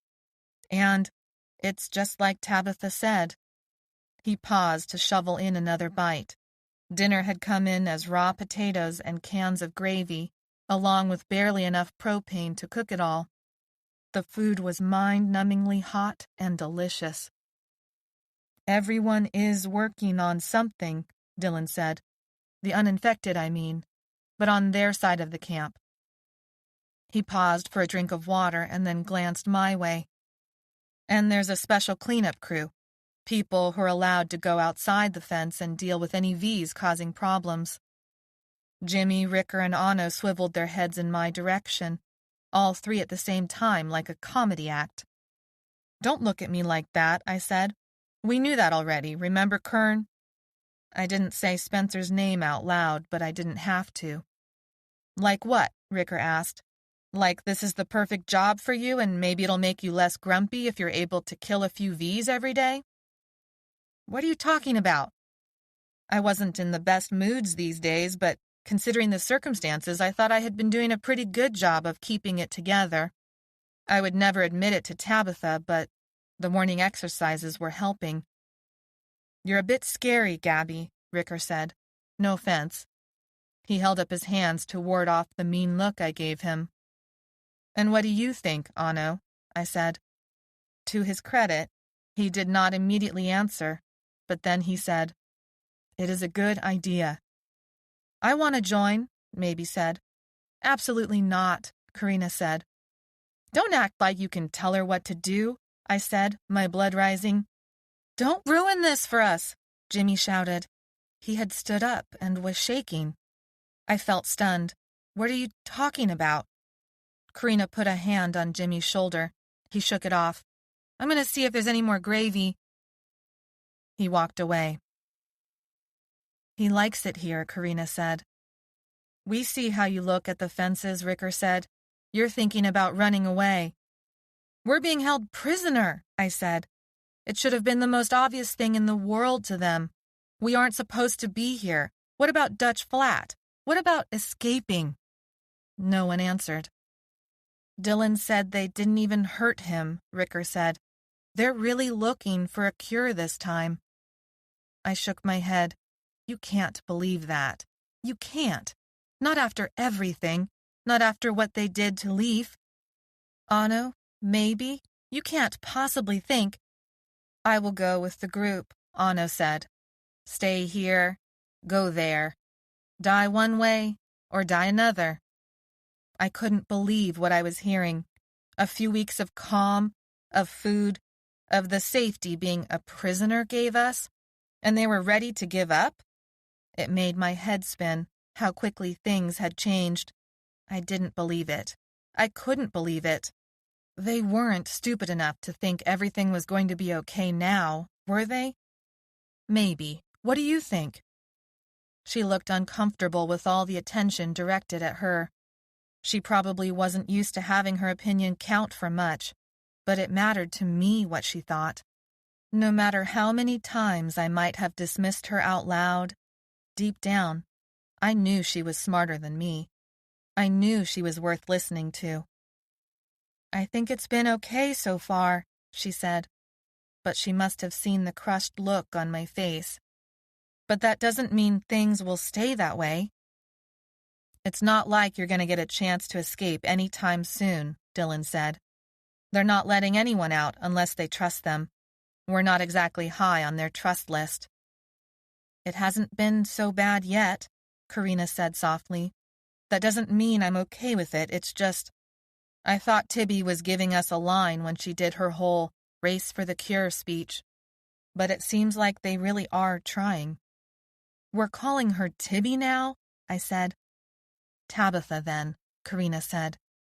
She looked at me like she was worried about me, like there was something really wrong with me and she wished she could fix it. We thought maybe if you could get on their V team or whatever they call it. We?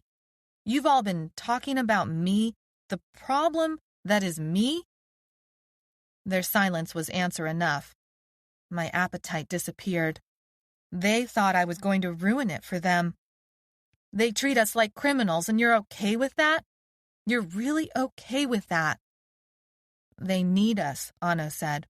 They need us to help find the cure. They need us to fight the V's for them. It is too dangerous for them otherwise. It's different here, Dylan said. When I was working with Sergeant Bennings, they treated anyone infected like they were rabid animals, like, we've turned into zombies that deserve to die. Maybe said it like it was fact. Jimmy returned with a token amount of gravy. He didn't look at me. Karina pressed her lips together, ready to protest the word zombie like she'd done 1,000,000 times in the past, but then tilted her head. We do sort of look the part, she said, with a toothy grimace. The tension broke. I surveyed our table. I'd gotten so used to how all of us looked, wrinkled, sickly, transparent skin that, even on the darkest of us, veins and bruises snaked up and around and across. Bloodshot eyes, achy joints, crippled memories. I want to eat vor veins, Ricker said suddenly. He lifted up his hands like 2 cat claws and swiped at Jimmy's head. Zombies don't talk like that, idiot, Jimmy said. That's a vampire, and vampires don't even eat brains. I want to eat vor veins, Ricker said louder, moaning it out and grabbing Jimmy's head with both hands. Get off, Jimmy said. Maybe started giggling. Ricker turned to her in appreciation and did his little comic relief act for a 3rd time while Jimmy fought him off. Not funny. The look of horror on Jimmy's face sent Anno into laughter. You know I hate vampires, zombies, whatever you're supposed to be, Jimmy said. That sent the rest of us laughing, even me, until Jimmy swiped Ricker's bowl and licked it clean. Hey, Ricker said, dropping his arms and his zombie/vampire expression. Yum, Jimmy said. If this is what brains taste like, I could be down for this. That was the last of it, Ricker said. Sorry, not sorry, Jimmy said. You will be. Ricker pushed Jimmy onto the floor, but Jimmy grabbed Ricker's shirt and took him down too, and then they wrestled. Anno laughed again and pushed Ricker in the back to unbalance him just as he was about to pin Jimmy. I left them that way, laughing and fooling around, and forgetting for a moment this new world we all lived in. Tabitha walked by. I followed her outside to the pit toilets and thought about Jimmy's outburst. I thought about what Maybe said. I thought about how they looked, full of food, well-rested, and ready to stop running. I want to join the team that goes outside, the ones that go after the V's. Tabitha stopped in mid-stride and replaced her foot on the ground. She turned to me with the same care she used when she led exercises every morning. Even though she was older, there was a power in the way she carried herself. She hid her strength, but you could see it when she moved in the mornings. She scared me a little bit. I forced myself not to squirm under her gaze, but it was a close thing. She had those eyes that seemed to pierce into you, to probe for weakness, or for faintness of heart, or for some sort of darkness. A smile curled at her lips. She brushed away a loose strand of hair. Why should they trust you? That was the question she asked. Those were the words she spoke. But I knew what she was really asking was why she should trust me. You probably shouldn't, I said. I'm a runaway. I don't follow the rules. I mess simple things up. I get really angry and lose my temper a lot. She raised her eyebrows. But I don't mind taking chances.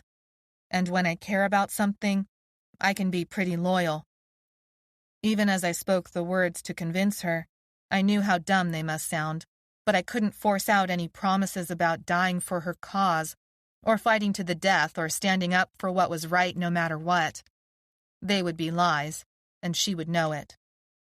Why would I want a runaway on the team? And even as she said the team, I knew somehow she meant her team, and my curiosity soared into the atmosphere. I probably know better than a lot of other people on the team about how to move around without being seen, how to hide, how to run, how to fight. She inclined her head in tacit agreement. Yes, well, this might be true. For one reason or another, those of us infected and brought here have very little military background, if any. Father's father, that sort of thing. I don't have any code of honor, though even as I said the words I realized I clearly did. It just wasn't what many other people counted as honorable. I'd be willing to take jobs no one else wanted as long as I knew why, as long as it made sense to me. I know what it's like to live on barely any food and to sleep anywhere I can, and to still take care of business. How many V's have you killed? 12 at least, I said. With my own hands or a crossbow or bat. I don't mind getting my hands dirty. She nodded. I would kill Hush, Tabitha said. I stopped and pressed my lips together. I looked up at the guard towers. Surely they were too far away to hear any part of our conversation. But then I remembered the locked cells. How did they know everyone was inside if they didn't have a way to monitor us? Tabitha's face was like stone, and my shoulders sagged. I had almost convinced her, and then I misstepped, and I would be stuck inside washing dishes and following the rules for the rest of my life. A couple with their kid in tow passed us on the way to the bathrooms. They greeted us with warm hellos, and she nodded pleasantly in their direction. Once they had disappeared behind the bathroom's plywood walls, she stepped closer to me, and I flinched. Kern is team leader, she said in a low voice. Okay. You will have to work with him, follow his rules. A sour taste filled my mouth, like I'd just bit into a slice of lemon. It was hard not to look at him during dinners. It seemed like I kept catching his eye, no matter where I was or what I was doing, and I hated that I kept looking. I hated how an electric shock went through me every time he looked back. He was a traitor. He was a liar. He was a lot like me. This is non-negotiable, Tabitha said. Done, I said, and tried to say it like I meant it. If he says your actions put other team members in danger, if you jeopardize your missions, I'll throw you off the team. And how is it that you are the one who gets to decide such things? She looked at me as if I were stupid. Instead of getting angry, I felt embarrassed. "Forget it," I muttered. I paused, took a deep breath, and then locked eyes with Tabitha and said, "I will work with the team. I will follow directions."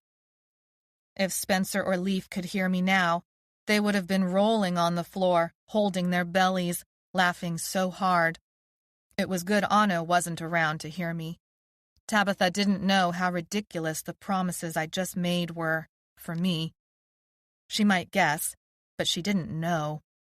Maybe it wouldn't be that hard once we were outside the tomb that the jail had become. Tabitha nodded and said, "I'll see what I can do." I could do it, I told myself. I could follow Kern's directions. I could probably do it. Shit. Chapter 22. In February, here in Northern California, the weather lets you taste the sunshine of summer without its heat. It also never let a runaway forget the cost. February still dropped below freezing sometimes.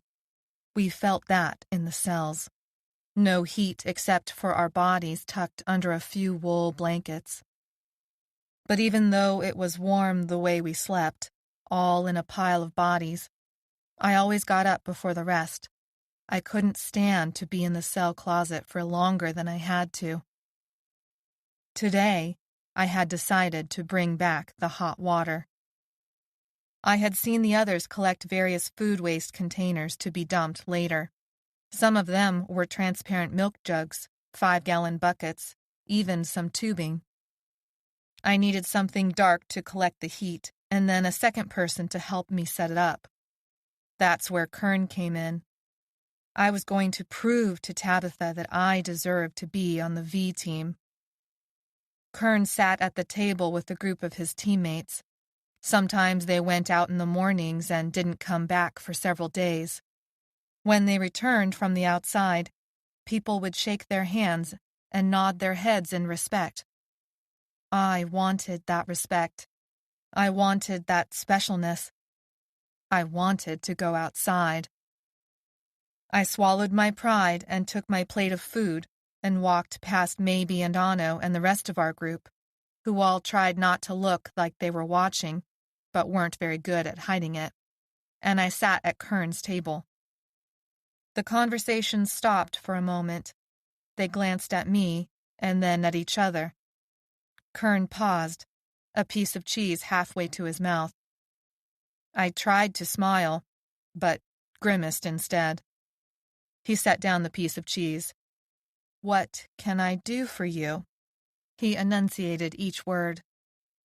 "I need your help." He raised an eyebrow. "It's to help out everyone here." "And why would you want to do that? You've made it pretty clear you're disgusted." "I never said." "I'm pretty sure you did.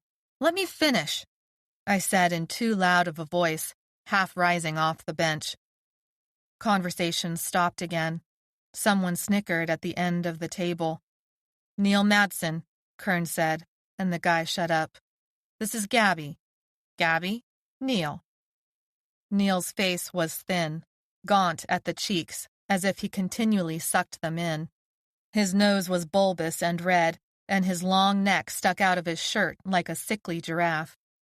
Neil nodded at me, not in a good-natured way, more as a flinch from the elbow he got from the woman sitting next to him. "Leave it, Lilia," Kern said. Lilia looked older than Neil, maybe middle-aged, but it was hard to tell because of the Phoebe skin. Her thick, golden-brown, curly hair hung on her head like a helmet, and she didn't even try to smile. Over there is Enos and Julian. They were like caricature opposites of each other. Enos was thick and burly and muscled. Julian was so thin, and he hunched his shoulders, making his whole body look warped like a bow. Enos rose up to shake my hand, but stopped midway, his arm in the air. His eyes dilated. "You look so much like my—" Julian punched Enos hard in the shoulder. "Snap out of it." Enos's eyes refocused. "I got a fresh dose of the Lissa virus while we were outside yesterday. He showed me the ugly gash on the back of his neck. Still shaking it off, I guess. Sorry. Don't worry about it, I mumbled, as I tried to keep the yearning out of my voice. They'd gone outside, away from this tomb. Go ahead then, Kern said. I settled back and took a calming breath. I knew more than just this table watched. I knew Tabitha must be watching, too. It seems to me that no matter how much we don't like each other, I never said I didn't like you. He smiled an impish grin. I gritted my teeth even as I noticed that his smile set off his brown eyes and lightened the exhausted lines of his forehead. You're not going to make this easy, I said. He crossed his arms across his chest. I'm going to make this the opposite of easy. So you know I want to be on the team. Did Tabitha tell you? In fact, she didn't. But why else would you be talking to me right now? I don't see you as the kind of person happy washing dishes every day. I'm surprised you lasted this long. I do have people here I care about. You've seen how good I am at protecting what I care about. I recall you were on the receiving end of my help not so long ago. Kern nodded. Fair enough. So, how can I help you be on the receiving end of my help? His face held a leer in it. Nothing too obvious, nothing I could exactly put my finger on, but I felt it all the same. I almost lost it. I clenched my fists. He was doing this on purpose, just to see if he could get a rise out of me. I would not give him the satisfaction. I'm not going to talk about it here, I said, realizing this was partly an act Kern was doing for the table. I headed to the bathrooms. A wolfish whistle and laughter followed me and Kern outside. I pushed through the double doors and the cold hit me deep in the chest. The guards faced me. It was hard to believe they were protecting us when they did that. Footsteps shuffled next to me. All along the fence here. I waved my hand to the right of us. And here too, I said, waving to the left. And on the ground. And if we have any black cloth, like landscaper cloth or black plastic or... What are you talking about? Hot water, I said. Or at least lukewarm water. For bathing or cleaning. Are you kidding me? We've already looked at the system, Kern said. It's broken. It can't be fixed with what we have here. The propane they give us is barely enough to boil water for coffee in the morning. I'm not talking about fixing the system. I'm talking about going around it, ignoring it altogether, pretending it was never there in the first place. Plus, it won't be hot water and it won't be every day, just on the sunny ones at first, but later. People are going to shit themselves if they get their hands on some hot water, Kern said. Then they can clean themselves off with the water, too, I replied. Kern laughed. I told her you were worth bringing in. What did you say? He winced. I thought it was your job to bring in any Phoebes you found. Yeah, well, we make a lot of mistakes. Most of the time. Thieves get away.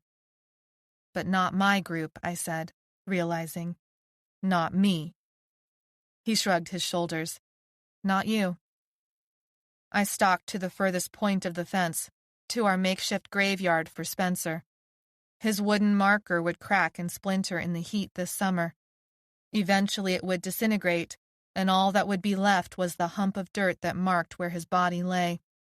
Even that would eventually settle, and then he would be forgotten. I rubbed the scabs on my arm. Not forgotten. I walked up to Kern, within inches. Our breaths intermingled, not smelling all that bad, considering. His brown eyes widened at my closeness. I could feel the heat from his body coming off in waves. His breathing shortened. Hell, my breathing did too. There was no denying the spark between us. So, I said, will you help me with the hot water? He swayed in my direction, as if to kiss me, but then caught himself. Of course. I stepped back and socked him hard in the stomach. The air whooshed out of his body and he doubled over. "What the hell is going on?" he said between gasps as the blood rushed to his face. "That's pretty much my question exactly," I said, and then walked back inside to sounds of laughter from the guard towers. I returned to dinner, this time in my normal spot. Kern returned a few minutes later. His face was still red, but he walked in as if nothing had happened. Neil jostled him in the ribs while making some sort of joke. The others laughed, but then Kern said something short that silenced them. He glanced my way, and I held his stare to reinforce the fact that he was an idiot for thinking that helping me with a little hot water was going to get him out of hot water with me.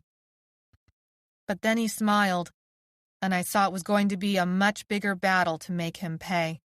But he didn't know I had hardly any lines I wouldn't cross when it came to payback, no matter how much I had wanted to kiss him back. "Tell me what you want to do about the hot water," Kern said. I hid my surprise and tossed the damp dish rag onto the wash bucket. Maybe and I had washing duty again. "It's not that hard." "Hot water?" Maybe exclaimed.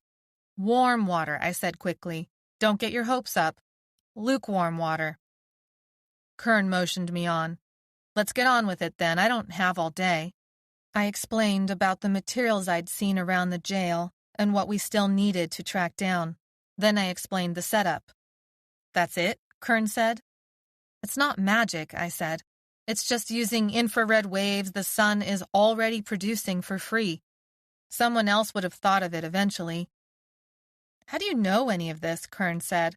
"I thought you were a runaway or a dropout or something." "She's super smart," Maybe said. "She spent hours and hours in the library and—" "Shut up, Maybe," I said. She closed her mouth like a fish. "You can't just go around telling people things. The less they know, the better." "Well, that's a sorry way to live," Kern said. "Nobody ever gets to know you, the real you? Plenty of people get to know the real me. If the definition of plenty was Anno, Ricker, Jimmy, and now Maybe, and Karina on my good days." "I guess I'm not on that list," Kern said. I gave him my most patronizing smile. "Better luck next time." "I don't give up easily," Kern replied. "Yeah, I've noticed," I said. "I didn't take you as very smart to begin with, so—" I shrugged. Maybe's eyes widened. Kern smiled that damn smile of his and said, "We'll see." By the time we finished, it was lunch, and we had scattered dozens of transparent jugs of water across the yard. Kern was pretty much allowed to leave the jail when he pleased. After lunch, he came back with rolls of landscaping cloth. "We use this as a heat sink to help warm the water." "Here, grab this corner," Kern told Maybe. She held the cloth flat as Kern unwrapped it from its paper barrel. She kept looking at him, as if about to ask something and then deciding not to. "Just spit it out, kid," Kern said. "Are they really looking for a cure here?" Maybe said. Kern paused, then continued unrolling another section of cloth. "Yes, they are." I don't know why, but when he said it this time, part of me believed it. A spark of hope rose in me. "But it's not going to work," he said. "How do you know?" I said, not willing to give up the hope so quickly. "What do you mean?" Maybe said. "Think about it," Kern said. "So they find a way to make us not be sick like this anymore. So then we're like them again? We go outside and get bit and turn into a V?" "But the cure could make us immune," Maybe said. "We'd get a vaccine or something," I said, "and we'd never be able to catch it again." Kern shook his head. "The scientists have been working for over a year on it.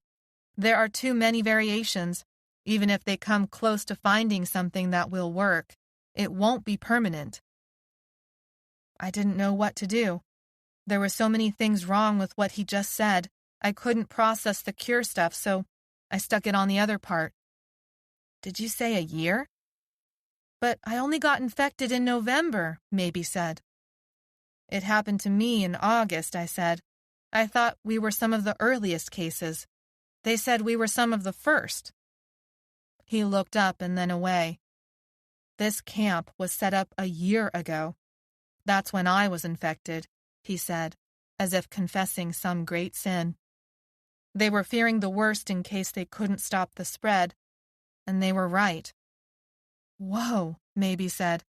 "I didn't even think. How come?" "This is as done as it's going to get," Kern said. He left Maybe and me to stare at each other in disbelief. "He said a year," I said to Maybe. Had all of this been planned somehow? Did they know it was going to happen like this? Maybe shook her head. Something bright flashed across Maybe's face, as if someone had flicked a mirror. She blinked and the flash disappeared. I looked up at the guard towers, but none were turned our way. "That was weird," I said. "Yeah, well, Kern likes to make things weird," Maybe said quickly. She began dancing from foot to foot, as if playing hopscotch. "That's not what I meant. I need to use the bathroom," Maybe said. "You just went half an hour ago," I replied. Maybe shrugged. "All this water makes me need to go again." I looked around at our crazy array of buckets, bags, and black cloth. Maybe the sun had glinted just right off the water in one of the jugs. Maybe disappeared into the pit's plywood walls. I scanned what I could see of the camp. 2 guard towers, the edge of the fence that separated us from the uninfected side, the gap of space where the graves were. A flash of light again. I went into the bathrooms. There was no one in any of the stalls, but a plank of plywood lay at a weird angle under one of the sinks. I kicked it and it moved. "Maybe, what the hell are you doing?" I crouched on my hands and knees and pushed aside the plywood. The hole was just big enough for me to crawl into. When I came through the other side, I was in this gap between the stalls. It backed up to a section of fence the guards couldn't see unless they came down off the towers and patrolled on foot. And Maybe was there against the fence, talking to Alden? Maybe, what the hell? She whirled around as if caught in the act of something she knew she wasn't supposed to be doing. She recovered and motioned me over. "This is Alden." She nodded in his direction. He had Sergeant Benning's eyes, blue, clear, cold. But he was all of 13 or so. His blonde hair peeked through the green beanie he wore. "This is going to get you killed if Sergeant Bennings finds out."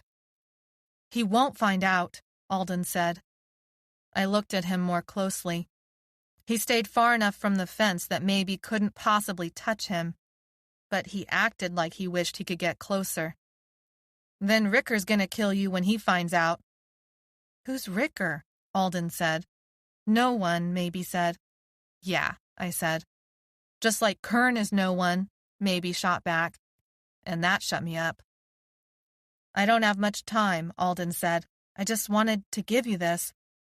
He pushed a thin package through the fencing. It was a chocolate bar. He'd gotten her chocolate. Maybe took it and thanked him. He smiled and said, "Dr. Farad has a whole drawer full in her lab. She won't miss it." "Dr. Farad is here?" I said. "But she's the one who experimented on Leaf. How could you—" "I know," Maybe said, cutting me off. "I've been asking Alden to watch her for us. He's been telling me what he knows about the uninfected side of the camp, and I've been telling him about this side." "You've been telling him? About us?" I looked at her in disbelief. This whole time I thought she was this scared little girl who could be tough when she needed to, but otherwise just wanted to be safe. Here she was, proving me totally wrong. A little bit of pride rose in me.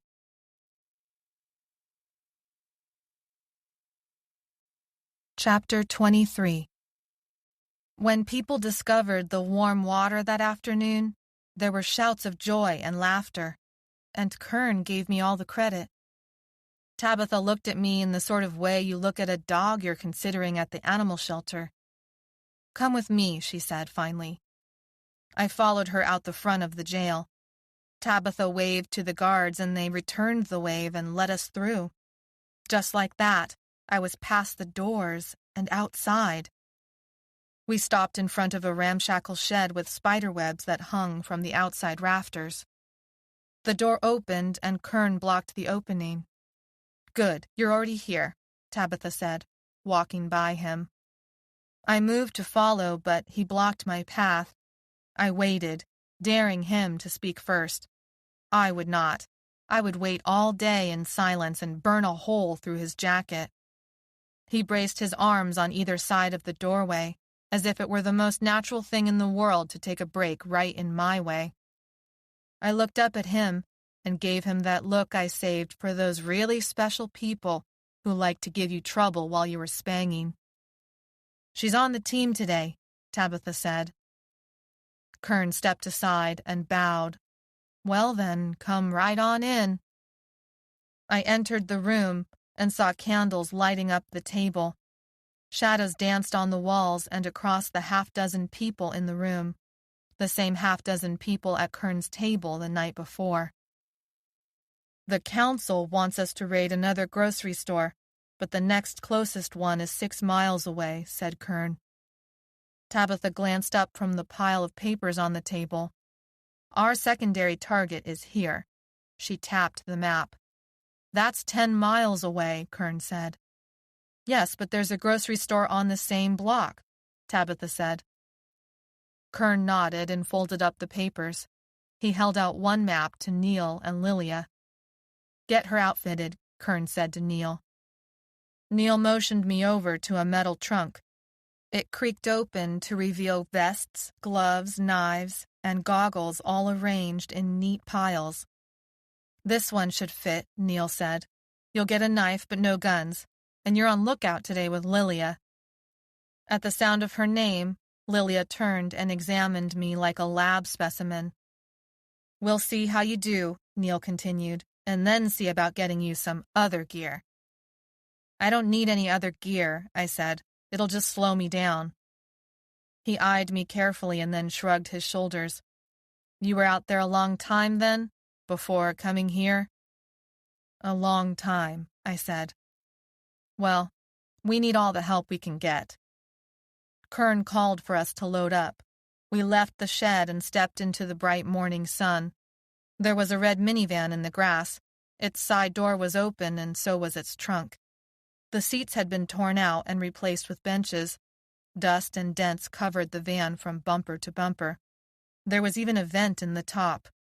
It wasn't our old van, but it felt a little bit like coming home. Gets great gas mileage, Lilia said, and laughed.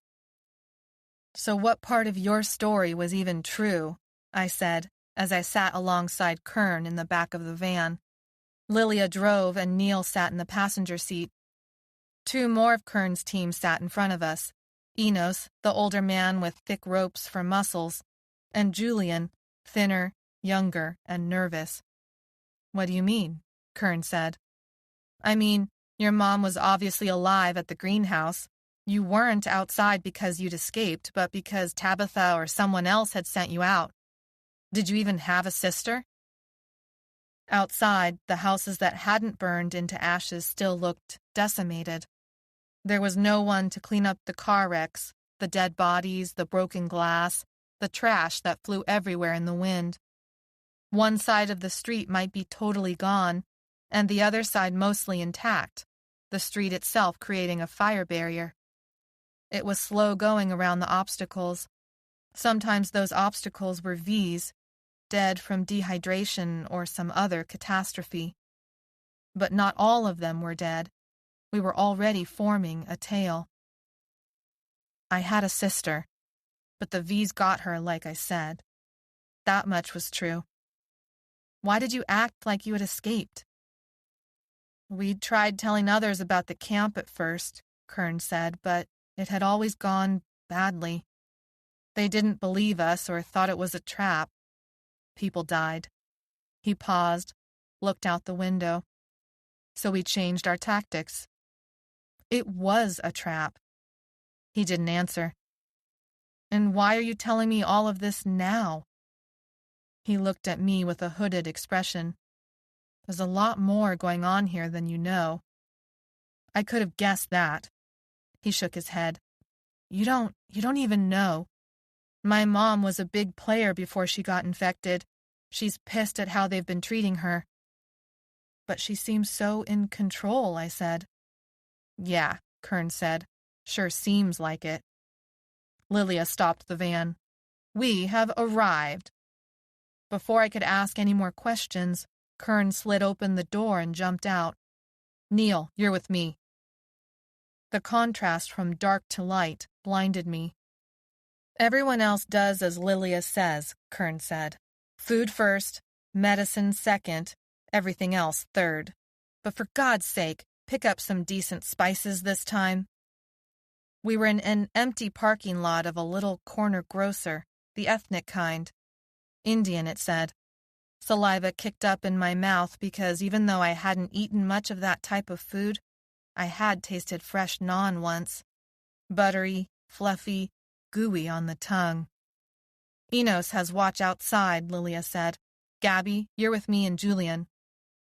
I thought Kern wanted me outside, I said, forcing my mind away from the bread memories. I'm not having you watch my back. You're inside with us where I can see you. Fine with me, I said, smiling and showing her my teeth. She grunted. How big is the tail? Enos said. Too big, Lilia said. Get moving. We hurried to the market. One window had already been bashed in. The glass shards crunched underfoot. The interior of the shop smelled wonderful in spite of the underlying layer of rot. Some food had gone bad, a back section of prepared foods that had turned into a black mess. We loaded cans and jars and spice packets into boxes we carried out to the van under Enos's sentry. Lilia pointed out a few labels to me, saying they were Tabitha's favorite, so make sure to grab them.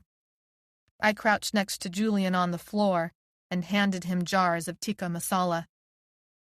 Don't know why she said it's Tabitha's favorite, Julian whispered, a hint of a smile in the dim light. It's pretty much my favorite, and Kern's favorite. We won't be leaving any of these behind. I haven't tried it, I said. You'll be in for a treat then for dinner tonight. I handed him another jar. Hey, guess what? What? I don't have to wash a single stupid dish today. A smile appeared on Julian's lips. Yeah, I had that job when I first came to camp too. How'd you end up here? He shook his head. Don't remember. Got sick, fell into the fevers, you know, and then woke up in camp. So, what are Kern and Neil doing right now? I asked. Julian's hand froze in midair. Then he grabbed the jar, fit it into the last slot, and closed the cardboard flaps. Stuff for Tabitha. He jumped up and walked the box out of the market, then returned with an empty one. Here. He pointed to the next aisle over. Go pack those chickpea flour boxes. Suddenly, there was a pop, pop, pop outside. They're here, Enos said, running inside. We packed up and scrambled into the van. Kern and Neil hadn't yet returned, but that didn't seem to worry Lilia. She drove the van in a donut and peeled out of the parking lot, sideswiping one of the V's who came at the passenger side at a dead run. She slammed on the brakes. I flew forward and hit my cheek against the driver's seat. Enos crashed into me, bending my back into an awkward angle. Lilia was yelling. Enos grunted and pushed himself off. I unwound and turned upright. Black spots dotted my vision. I shook my head, trying to clear them. It didn't work. I realized the black dots weren't in my mind, but were the faces of all the V's that had surrounded the van. Where'd they all come from? Enos said. There shouldn't be this many. We cleared this area 2 weeks ago. Lilia's hands shook on the steering wheel. She turned around, her face white and splotchy and webbed. We're going to get trapped. We have to get out before... We're already trapped, Enos said. Lilia, snap out of it. Breathe it out. Lilia reached for the door's handle. I shouted for her to take her hand away. Enos and I scrambled for the door at the same time, getting in each other's way. She was having a memory rush. She would open the door thinking the V's were still far away, but they were right outside, eager to tear her apart. Enos and I fought to untangle ourselves, but it was Julian who finally hooked Lilia around the neck and pulled her out of the driver's seat. I slammed the lock down so that even if she tried the handle, it wouldn't work. Lilia finally gasped for air in Julian's arms. I'm okay. Julian released her. My chest heaved. Enos was catatonic, staring into the hazel eyes of a V just on the other side of the window. He reached out to touch her chin. I slapped him hard on the cheek. His head flew to the side, and the dazed look cleared from his eyes. Good. We were all present now, and we hadn't died yet. But we were still surrounded by V's. Lilia rubbed her neck. We could shoot our way out. We should wait for Kern and Neil to come back, Julian said. Enos shook his head. Yeah, shooting will draw more of them. Kern and Neil don't have enough ammo, though. Then what do you suggest? Lilia said, a snarl in her voice. Enos didn't respond. I looked up at the vent. If it worked once, why couldn't it work again? We go through the vent. Everyone looked up. I won't fit, Enos said. We don't all need to go, I said. Just one of us. And then what, genius? Lilia said. Do you dance on top of the roof as they swarm? And then I make enough noise to draw them away, I said. We should wait for Kern and Neil, Julian said. They'll show up and distract them. One of the V's punched the back windshield. Dozens of cracks streaked through the glass. Enos pushed himself down onto the floor. We can't wait, I said, feeling sick to my stomach and also exhilarated. This was what I was supposed to do. Go outside, fight for my life, take chances, feel alive again. Lilia looked from Enos to Julian, and then to me. She threw up her hands. It's your life. They boosted me through the vent. I scrambled onto the metal top, parts of it sinking under my weight, and then popping back out. I tried to tell the difference between now and before. Maby's pink sweatshirt seemed to flit around, first near the van, then further down the street. I pinched myself hard. She wasn't here. It was a ghost memory.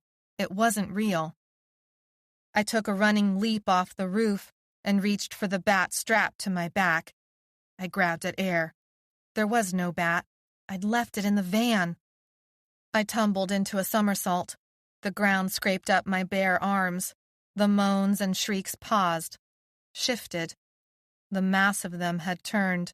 They had surrounded the van 3 or 4 deep. Some even looked freshly infected, angry red wounds that wept yellowish fluid.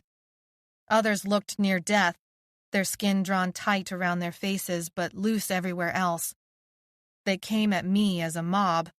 I jumped to my feet and reached for that bat again, and cursed at myself and Lilia and everyone else in the van for pushing me through that vent without a weapon. The 3 of them peered at me through the front windshield. As soon as the V's were clear, Lilia gunned the van. The tires screeched and rocks flew from underneath as she drove away. 2 V's separated from the mob and shambled after the disappearing van. They'd left me. And part of me was actually surprised. I had hoped.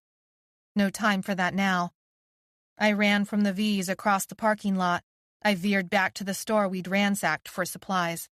The V's veered with me, so sharp and precise. There should be a back door. I could lose some of them through the aisles, come out the back, maybe climb the roof or find another vehicle that worked. I was grabbed around the ankles and I went down hard. My chin split open and the hot gush of pain flooded my brain for long seconds. I twisted around and beat at the V around the head. His fingers clawed into my legs and reopened my wound. His nails were long and yellowed, his teeth brown and disgusting. He bit into me, and I howled and kicked away, still on my back. 2 other Vs caught up and circled me, blocking out the light. I screamed again and fought with my teeth and feet and hands. I got past them, but a third caught me and slammed me to the ground again. I was so tired, so hot. I turned my head to the side. There, outside the store, was my father, sitting on a bench, red-faced, jeans ripped at the knees. He was tapping his fingers on his thigh. Tap, tap, tap, tap, tap, tap, tap, tap, tap, tap. Again and again. He smiled like this was what he'd expected because he always knew I wasn't strong enough to make it in the real world. Fury gave me strength. I would not let him see me give up. He would not get that satisfaction. I kicked out until I heard a crack, and the V's grip loosened. I scrambled up and stopped. The V's were dead, in piles around me. Blood seeped from bullet holes. My father's ghost memory vanished from the bench. Neil and Kern were there instead. Behind them, the van waited, engine running, door open, cardboard boxes spilling medical supplies onto the ground. Chapter 24. What happened? Everything was dark, and the voices spoke as if from a distance, as if muffled by something. We said you'd be coming back. We told her to wait. Well, she didn't listen. If she wanted to risk her life, what was that to us? We got out of here because of her. Tires screeched. I tumbled around. My mind spun. I tried to open my eyes, but they felt so heavy. I woke up from the fevers inside one of the cells. It reminded me too much of a closet. I turned over and threw up from the side of the cot. Tabitha shifted on the chair next to me and wiped a damp cloth on my forehead. I raised my hands, but ropes stopped them. My feet were tied up too. Not so tight as to cut off circulation, just tight enough to keep me from hurting anyone during my fevers. Congratulations, Tabitha said. People are raving about the food you brought back. Is everyone okay? She hesitated. Enos didn't make it.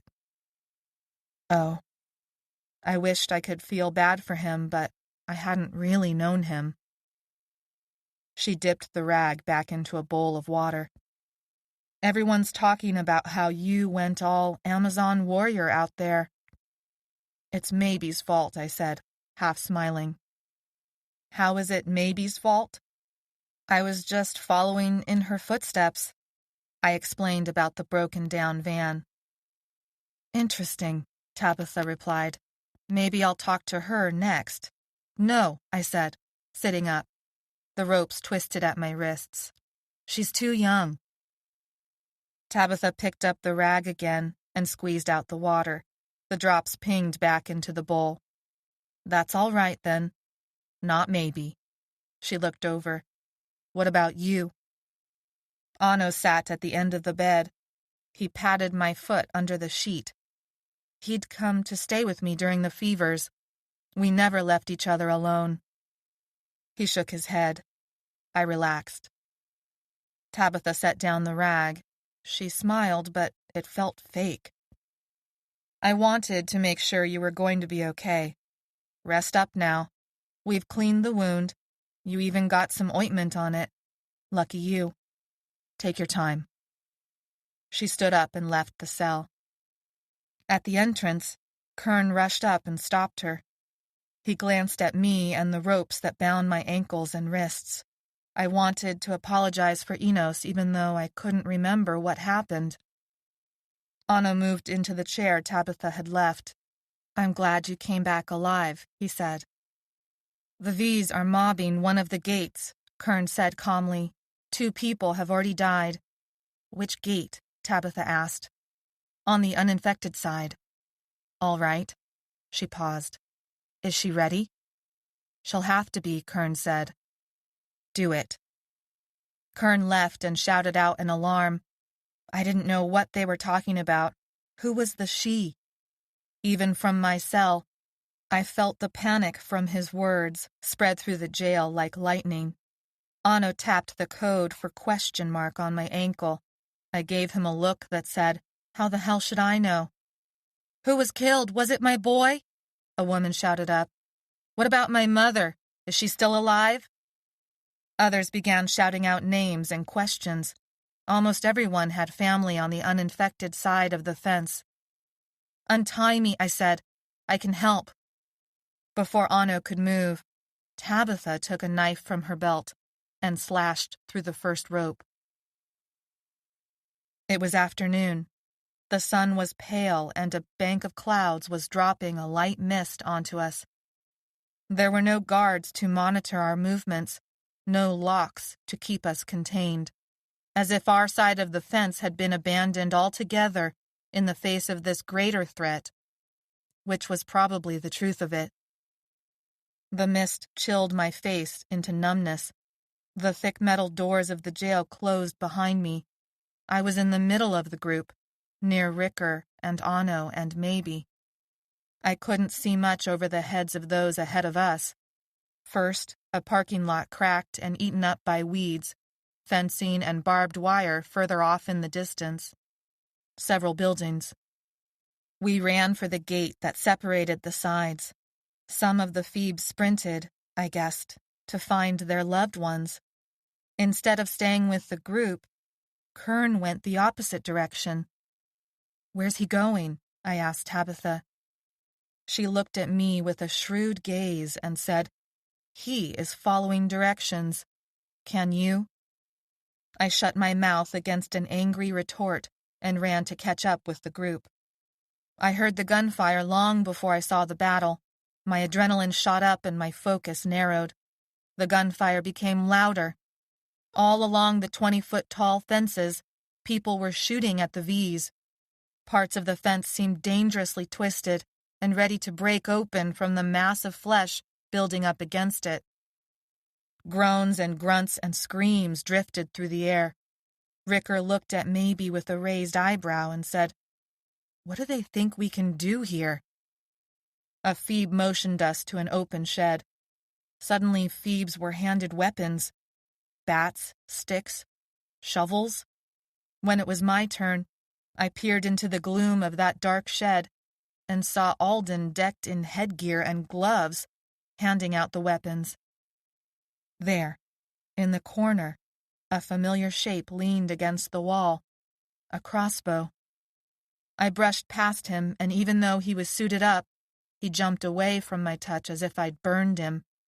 I hefted the crossbow's familiar weight onto my shoulder. Then I ran for the part of the fence that looked most in danger. Dozens of V's pressed in, bowing the fence as if it were made of plastic. These V's looked like zombies. Slashed clothing, deep wounds, hair full of mud and leaves. The V's swarmed the fence, and for every V that fell away, another replaced it. I took up a position on the line, and too late realized I was next to Sergeant Bennings. I swallowed the riotous anger that filled my throat and threatened to take me over like a V. My first arrow sunk deep into the forehead of a woman in her 40s with a torn shirt that exposed a dirty bra underneath. She crumpled sideways to the ground. I notched another arrow, but before I released it, I noticed that Sergeant Bennings stared at me through his mask. I let the arrow fly, and it buried into the neck of a screaming V. Sergeant Bennings used a sword to skewer a V through the links. The stench of entrails gagged me. I used up all my arrows and then grabbed the bloody shovel of a Phoebe who had been torn to pieces after getting too close to the fence. All I could do was use the stick side to push them back, a futile gesture, except it gave Sergeant Bennings and the others with real weapons extra time. What felt like hours later, but was probably minutes, the V's finally stopped replacing themselves. And then it was over. I was covered in blood and gore. A few flies buzzed around in spite of the cold. I found Anno, Ricker, and Jimmy further down the fence line. also covered in gore. "Have you seen Maybe?" I asked. Anno and Jimmy shook their heads. Ricker slumped down. "What happened?" I said sharply. "Got infected again," Ricker said. "The V grabbed his stick and pulled him too close to the fence," Jimmy said. "We jumped in and beat it off, but it had already taken a chunk out of his arm." "Get him back before the fevers kick in," I said. "You know how this works." They led Ricker off to the jail to endure another round of fevers. I was lucky I'd been bandaged up so well, otherwise the blood on me would have gotten inside and renewed my fevers too. Further on, a crowd of Phoebes kneeled and gathered at one end of the field. Most, Phoebe or not, seemed to be wandering around in a daze, but this group was different, intent on some sort of task. I hurried over and saw Dylan flat on the ground, his leg a grisly line of bites. Karina tended to it. His flesh was even paler than normal. Sweat ran off his forehead. He whispered and his eyes fluttered open and closed. Memory fevers always hit hard and fast. Two Phoebes jogged over and spread out a sheet. They moved Dylan onto it and carried him back to the jail. An uninfected woman yelled out. She sat on the ground and cradled a bloody hand in her lap. Her face mask was streaked with blood on the ground next to her. One of the Phoebes said, "It's the only way, Helena. You know how this goes." She blubbered something about not wanting to die, not wanting to turn, not understanding why this was happening to her. "It's not so bad," the other Phoebe said. "We'll get you through it." She sobbed softly. Even I could see the alarming flush of her cheeks and the twitch of her injured arm. Finally, she mopped her tear-streaked face with her good hand and lifted her head to stare at the two Phoebes. "Do it then." One of the Phoebes took out a cleaning kit and painstakingly disinfected Helena's wound, then did the same to the other Phoebe's uninjured thumb. Then he took out a knife and made an incision on the thumb, collected the blood into a syringe, and injected it into Helena's arm, just above her wound. When he was done and had packed up the kit, he moved on to the next uninfected, now infected, who would join us on the Phoebe side of the fence. Helena's Phoebe blood donor sat next to her on the dirt, holding her around the shoulders.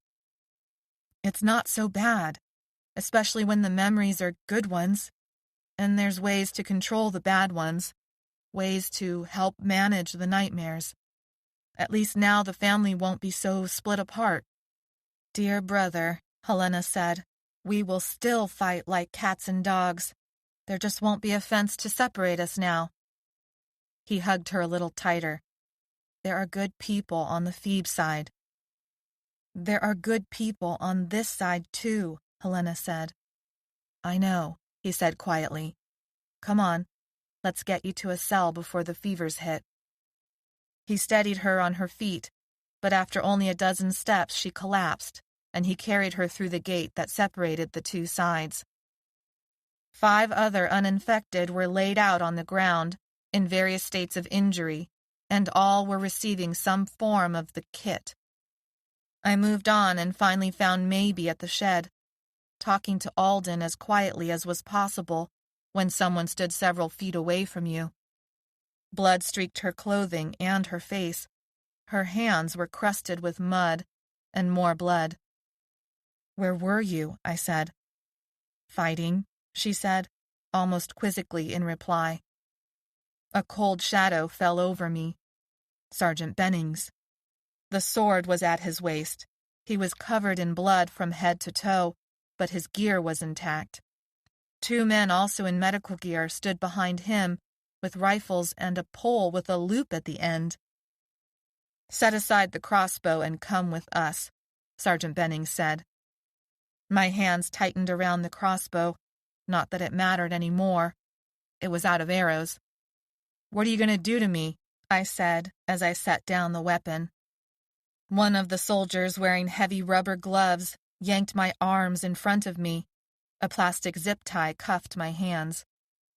Maybe moved, a protest on her lips, but froze when the sergeant's pistol leveled at her. "Dad," Alden said, stepping between the two of them. "Step away from my son. Do it slowly. Do it now." Maybe trembled like a leaf about to fly off a tree. She took a step away, and then another. Alden's mouth froze in a wide O. Sergeant Bennings grabbed Alden. "Are you scratched, or bitten, or hurt?" There was real concern in his eyes. "I'm fine, Dad." "You are not supposed to be here. You are supposed to stay safe in your room." "I'm not going to do that while everyone else is fighting. I'm no coward," Alden said, even though his medical gear was pristine. He might have handed out weapons, but he didn't do any fighting. "I know you're not. I know it, but since your mother, you're all I have left." "I have to help," Alden replied. "I can't just sit by and let everyone else do the work for me." Sergeant Bennings brushed a hand through his no longer military-length haircut. "You're right. But not her." He jerked a thumb at me. "This one killed one of my guards." Those last few words brought back the man on stage, under the lights. The water as it streamed off me. The way his chest had bloomed with blood. The moment I'd realized Leith was dead. I swayed on my feet and darkness began to close in. I wasn't helping her. I was helping May. "Throw her in solitary. Lock down the jail." They tried to drop the rope around my neck. I went crazy like a dog, like a V, to throw it off. I wondered if this was what Mary had felt. And I ran. Chapter 25. I ran through the groups, still receiving the feed kit, and dodged into a nearby building. It wouldn't be long before they caught up. I skirted around a secretary's welcome desk and entered the back. Where there should have been offices, there were rows and rows of cages. My skin was numb from the cold. My fingers tingled. Were the cages really there? I stepped forward. It was dark, but these cages were all metal. These were not camouflaged with drywall. It wasn't a ghost memory. These cages were real, and they looked occupied. A screech like from a hawk pierced the air. I veered toward it as if drawn by a siren. I didn't know where I was going, but I had to keep going. Another screech. Everything was in shadow. One of the shadows raced for me and threw itself against the bars. His face materialized into a man, someone who was no longer anything but his rage, his fear, his hatred. I stepped back, my skin prickling, my stomach cramping. This was a room full of caged Vs. Shouts behind me. I raced down the aisles and tried to lose myself in them, but my movements stirred the Vs into a frenzy. It became a riot of noise, shrieks, screams, bodies thrown against the bars, hungry arms reaching out to me. I swore my heart stopped beating, but then I realized the noise was good. The noise would cover any sounds I made. "You have to leave now, or not at all. Now is the time." "I'm not ready. There's too much to prepare still. You gave me no warning." I crossed an aisle and stumbled into lantern light. Two people held lanterns over their heads. They hovered over a wheelchair. Both saw me at the same moment. Tabitha and Dr. Farad? "What are you doing here?" Tabitha said, the light hollowing out her cheeks. "You can't be here." "They're after me," I said. "They're going to lock me up. Help me." "Turn off the lights," Dr. Farad said. "They'll act like a beacon." We were plunged into darkness. This did not quiet down the Vs. "They're going to find us," Tabitha said, her voice floating in the darkness. "We have to hurry. Do you want out or not?" A long pause. "I'm so close to a cure." "Yes or no?" "You know it's a yes. You know it, and you're loving this." Steps pounded a nearby aisle. Flashlights flared like lasers. "They're coming," I said. "Gabby, stay where you are.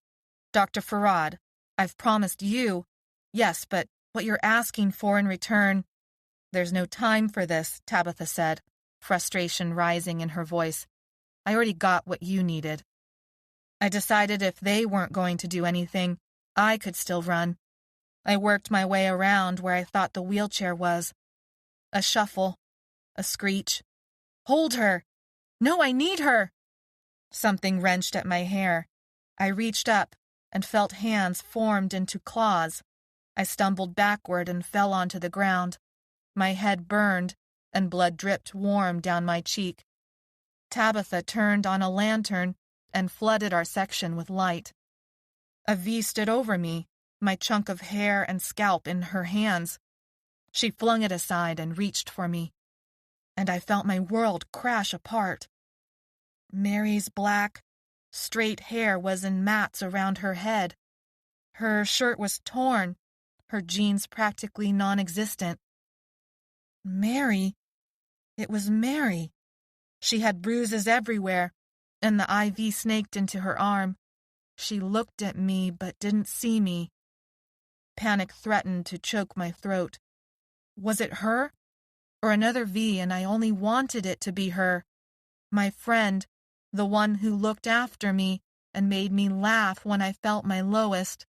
The one who dreamed about living out in the country, surrounded by friends. The one I had promised never to let down. The one I had abandoned when she had told me to run. I wanted to cry out. I wanted to kill them. I wanted to gather her up in my arms. I wanted to die. The blue light of the lantern washed out her skin. Her hands came around my neck and squeezed. She cocked her head as if listening to a small animal scream. So I tried screaming, "Mary! It's Gabby!" I swore I heard my name from her lips. Her hands loosened. I sprang out from under her and pushed her off. She snarled, her face turned into a hateful grimace that made me shudder. Dr. Farad lifted a needle into the air and shot Mary up with something that made her crumple. "Leave her." "I'm not leaving without her. That was the deal," Dr. Farad said. Tabitha raised the lantern higher, and their faces turned into skulls with holes for eyes and mouth.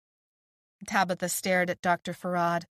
There was a mean set to her chin and a dangerous gleam to her eyes. I shivered. I had never seen Tabitha like this before.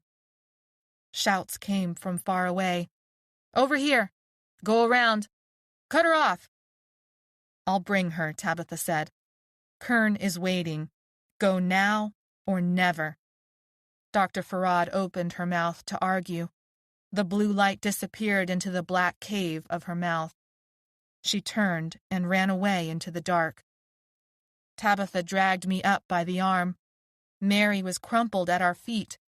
I struggled, but she dragged me down the aisle. Boots stomped up.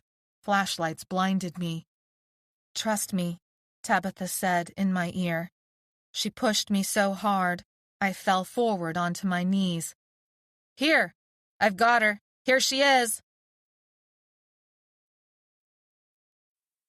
March. Chapter 26. The long, slow drawl of a train whistle interrupted my meager breakfast. I wondered at the noise that would surely draw V's to it. I sat cross-legged on the cold floor and knew I would need to stretch to limber up again and be ready for whatever came next. The first time they opened the door, they asked me what I knew about Dr. Farad disappearing. I said I didn't know anything. I asked about Mary, about the V. The guard said he didn't know anything, mimicking me and laughing. They had delivered 2 breakfasts since then, along with some water for me to wash off the gore dried into a hard crust on my clothes and skin. I didn't understand what had happened between Dr. Farad and Tabitha. What I did know was that Mary was alive, And somehow they were all working together to get out of this prison. That was enough for me to take a chance that maybe Tabitha had a plan after all, that maybe she hadn't just sacrificed me and Mary so Dr. Farad could escape. 4 breakfasts later, they told me they weren't going to kill me. They were going to send me somewhere else to be useful, they said. 2 guards came in full face masks and gear that covered them from head to toe to finger. They brought me out to the train platform, some plywood planks alongside the tracks. The uninfected wore face masks and covered their skin, but there were other Phoebes. Some I recognized from the jail, but others not at all. And then I saw Karina and Dylan. They stood ahead of me. Tabitha must have sent them. Somehow they were here to help me escape. And then I saw how their hands were tied in front of them. Their clothing was dirty and torn.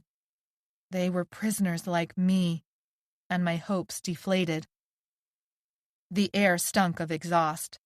The train was 7 cars long, with a yellow engine at either end.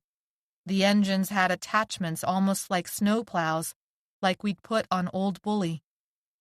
Metal grates covered the windows of the cars, and a sort of metal bumper ringed them as if to hold back a paparazzi crowd. The next 2 cars were freight. There was 1 car left, and it was also a passenger car. They marched all the Phoebes inside this last one. A hazel-eyed guard zip-tied the hands of any unbound Phoebes as we entered. When it was my turn, I held out clenched fists, palms facing down, and held my breath. Leaf and I had researched once how to break free of different restraints after a bad run with bad people. When the guard wasn't looking, I'd be able to squeeze out my hands and get free. There was debris everywhere on the floor, papers, broken glass, bits of metal. The car stank of unshowered bodies and a thick, musty smell. In the back, some of the chairs and tables had been replaced with a cage. "Gabby?" Karina said, shocked to see me. They let me sit next to her and Dylan. "What happened?" I said quickly. "What happened to you?" she said. We didn't know what to think. They wouldn't tell us anything." Karina looked behind me, craning her neck. "Where's Maybe?" "What do you mean, where's Maybe?" "I thought she disappeared when you did. I thought you 2 must be together." "Maybe's gone?" I slumped against the seat and tried not to listen to the voice deep inside that told me it was my fault. "Sergeant Benning's son is gone too," Karina said, "though we only know that by rumor. No one's talking about it." I finally noticed something was wrong with Dylan. He moved in a rocking motion and sweat poured down his face. "They'd locked down the jail since the V attack," Karina said, "since you and Maybe disappeared. They slashed the containers you made to warm the water." She shook from anger, exhaustion. "We were going to escape this morning, or try to anyway, but Dylan got reinfected and we had to go back. We're lucky they're sending us to another camp instead of shooting us."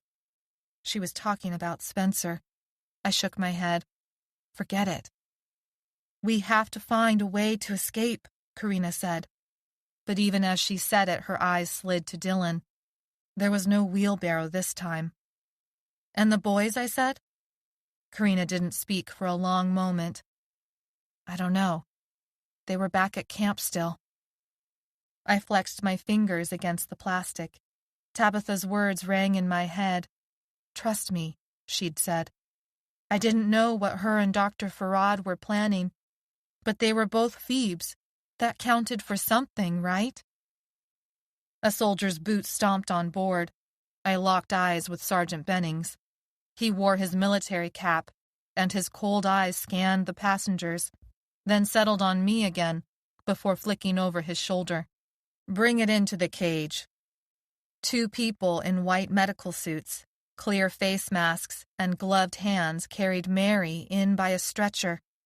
She was strapped down at the head, arms, chest, and legs. She was out cold. Sergeant Bennings took several steps back as they lifted her inside the car and then into the cage. The entire train car tensed, as if someone had brought a bomb on board. Without thinking, I stood up. Mary! A blow to my stomach curled me over in pain. Black spots danced across my vision. "Stop that!" Karina yelled. "Sit down," Sergeant Bennings said. "Breathe, Gabby. Just breathe." "I'm trying," I said, between gasps. When my air came back, I looked up. None of the other Phoebes looked at me. "I'm so sorry, Gabby," Karina said. Tears pooled in my eyes. Blood roared in my ears. It was so simple. Stay alive. Don't get hurt. Don't get caught. It was impossible. Maybe missing, the three of us caught. Who knows what happening to the boys? And Mary. I had failed them all. The cage shut with a clang. The white suits positioned themselves outside of it. Sergeant Bennings moved to the opposite end of the car, next to the hazel-eyed guard. He picked up a phone and spoke into it as the train began to move west, into the valley. The floor underneath me shook and trembled. There was an impact against the train, a thump, as if a body had slammed against the outside. A Phoebe, an older woman, her clothing a tattered mess of layers and a long scratch running angry red down her cheek, cried out, "They're coming!" The guard peered out the window. His cap was jammed low over his forehead, and I wondered why he had no problem being so close to the Phoebe. He even laid a gloved hand on her shoulder. She grabbed the hand with her own, and he squeezed it. "The bumper will take care of it until we reach the ledge." "The ledge?" she said. The train thumped its rhythm on the tracks alongside the counterpoint beat of V's throwing themselves at us. "Think of it more like a pit," the guard said. "Whatever crazies are nearby will run along with us and fall into a trap at the ledge. There's one at every stop. That's why they use the whistle." "Oh," she said, on the verge of tears. "Aunt Jewel, it's going to be okay," the guard said. "Step away from her, soldier," Sergeant Bennings said, his voice deadly. He'd hung up the phone, and his hand rested on a gun holstered to his belt. The soldier left Aunt Jewel's side and returned to the end of the car, not meeting Sergeant Bennings' eyes. As if on cue, the train whistle sounded. There were more impacts against the train, but the car didn't flinch, even if the rest of us did. Then the impact stopped. I guessed we had passed the pit and imagined all those V's trapped like sardines in a can, like how they had been inside the high school gym. Hours later, the train whistled again, and the unnerving thumps returned. Minutes after that, the train stopped. My legs had gone numb, and my mind had gone blank. Tabitha had not rescued me. I cursed myself for believing that she would. Phoebes got on and off. The same hazel-eyed guard marked it against a clipboard. Two uninfected huddled at the other end for a few minutes, discussing something with the white suits in hushed tones. Mary moaned and tossed around on her stretcher. The white suits opened up the cage and injected her. She settled down again. Saliva dribbled from the corner of her mouth. I felt sick to my stomach. Fences glinted in the distance. So much noise. Voices, shoes, the train engine, shouts of recognition. "What camp is this?" Karina asked. "Camp Potomac, I think," said Aunt Jewel. "They're supposed to be taking me to my youngest nephew. Said they found him hiding in the attic of a house they were clearing. My sister turned V. But he's safe, and they're bringing me to him, And his brother. I began to work my wrists against the plastic. I got my thumbs out, and then got the rest of my hands out. Karina hissed at me. "What are you doing?" Sergeant Benning's voice. His eyebrows drew together and his skin wrinkled into deep grooves. The plastic of his mask glinted. He hadn't shaved in days. "Hold out your hands," he said. I held them out like I had before. "No," he said. "One wrist on top of the other, hands flat." My stomach sank. I did as he told me. His gloved hands tightened the plastic around my wrists. He used a second one to tie my wrists to the metal rail on the seat in front of me. "Do you know where they are? Alden and maybe?" Sergeant Benning said. His gloved hand pinched mine. "Even if I did, I wouldn't tell you."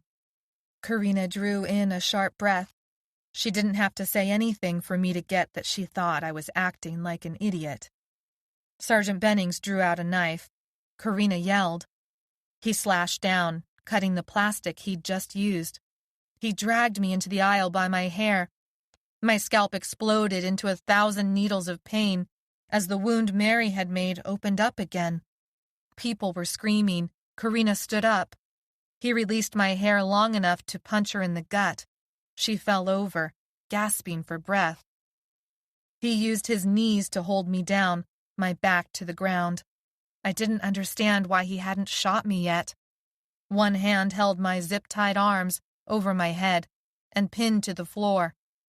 The other held a knife to my throat.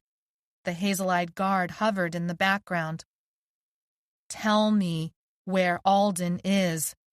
Sergeant Benning said each word carefully, as if he thought I wouldn't understand him. "I don't know." I spit on his mask.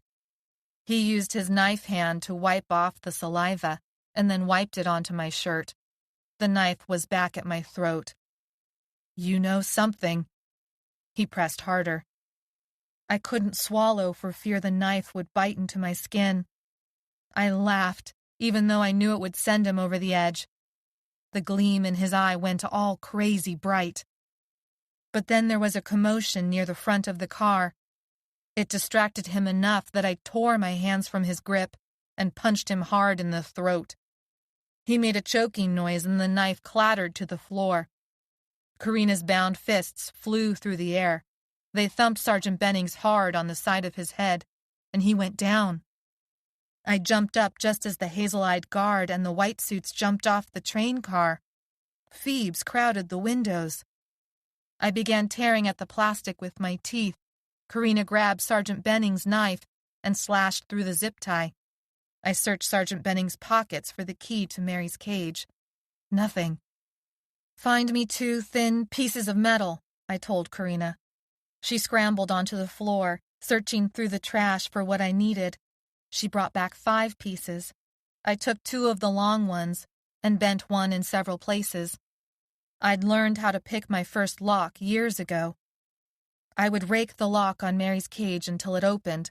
Between Karina and me, we would carry Mary and Dylan out of here somehow. I stopped. There was no way the 2 of us could carry out 2 people, especially 2 people who acted half dead and crazy. Aunt Jewel shot up from her seat at the window. Her eyes were glazed, and she began slapping at her shirt and pants and arms. "Oh my God! Oh my God!" she screamed. The car of Phoebes turned away from the spectacle outside the windows. She was in the grip of a memory rush. Anyone could see that. Before we could stop her, she ran out of the car, flapping her arms as if she were on fire. In her mind, she probably was. Then gunfire sounded in a quick burst.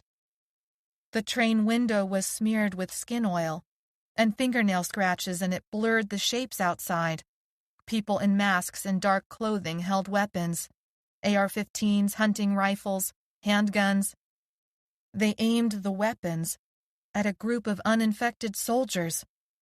One long rifle pointed at 2 people kneeling on the ground. Aunt Jewel. The other the hazel-eyed guard, kneeling between her and the gun. The gunman, clothed all in black and wearing a cloth mask, hit the butt of the rifle against the side of the hazel-eyed guard's head. He crumpled to the ground. His aunt threw herself on top of him, crying. People cried and whispered around me, something about killing us all. Karina was dragging at Dylan's arms, trying to get him off the chair, but he was still in a memory fever. Mary was in her coma, strapped to a stretcher, sedated, almost peaceful. I bit my lip and a metallic taste filled my mouth. I helped Karina drag Dylan to the entrance, but a person in all black clothes blocked our way.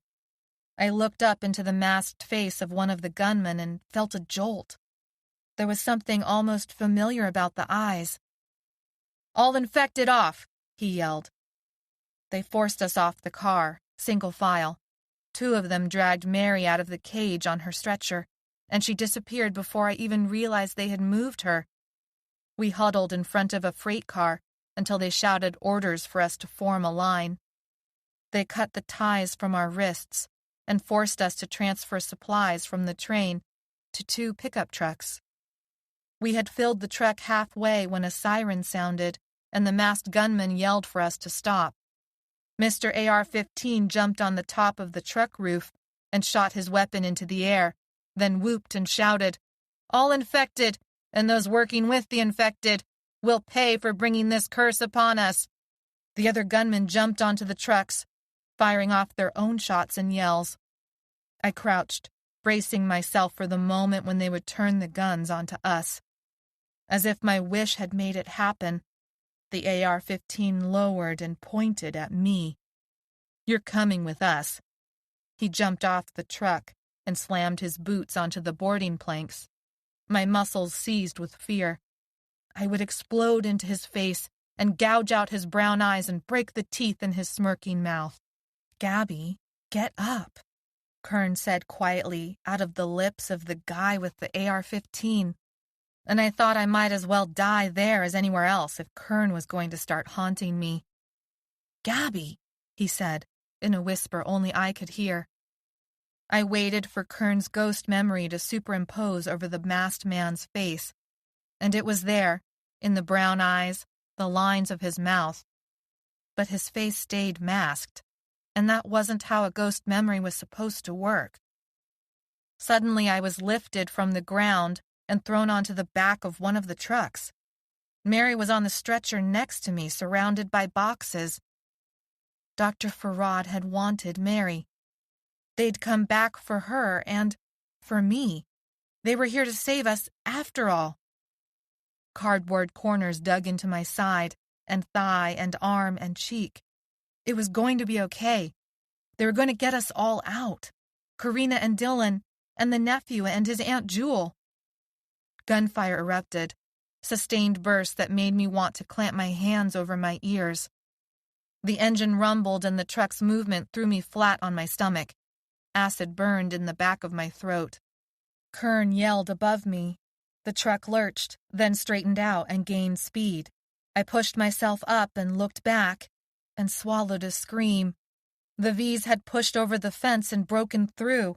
They ran for the train, for the trucks, for the people on the ground, for Karina and Dylan. The Phoebes and uninfected fought back with hands and feet and teeth, and the truck raced away. Karina stood up, her hair wild, her face blank, her hands weaponless. Dylan, useless at her feet. "Wait," I screamed. "You can't do this. You can't just leave them. You can't just—" The truck picked up speed. A V jumped and held onto the edge of the bed. No one could hear me over the shots Kern's team fired at the V's, but they hadn't seen this one yet. The shots were so loud, they called V's from blocks away. More V's overwhelmed the tracks, the train, the cars. Karina and Dylan disappeared underneath that darkness. They were dying. They would die. Kern and his people couldn't shoot fast enough.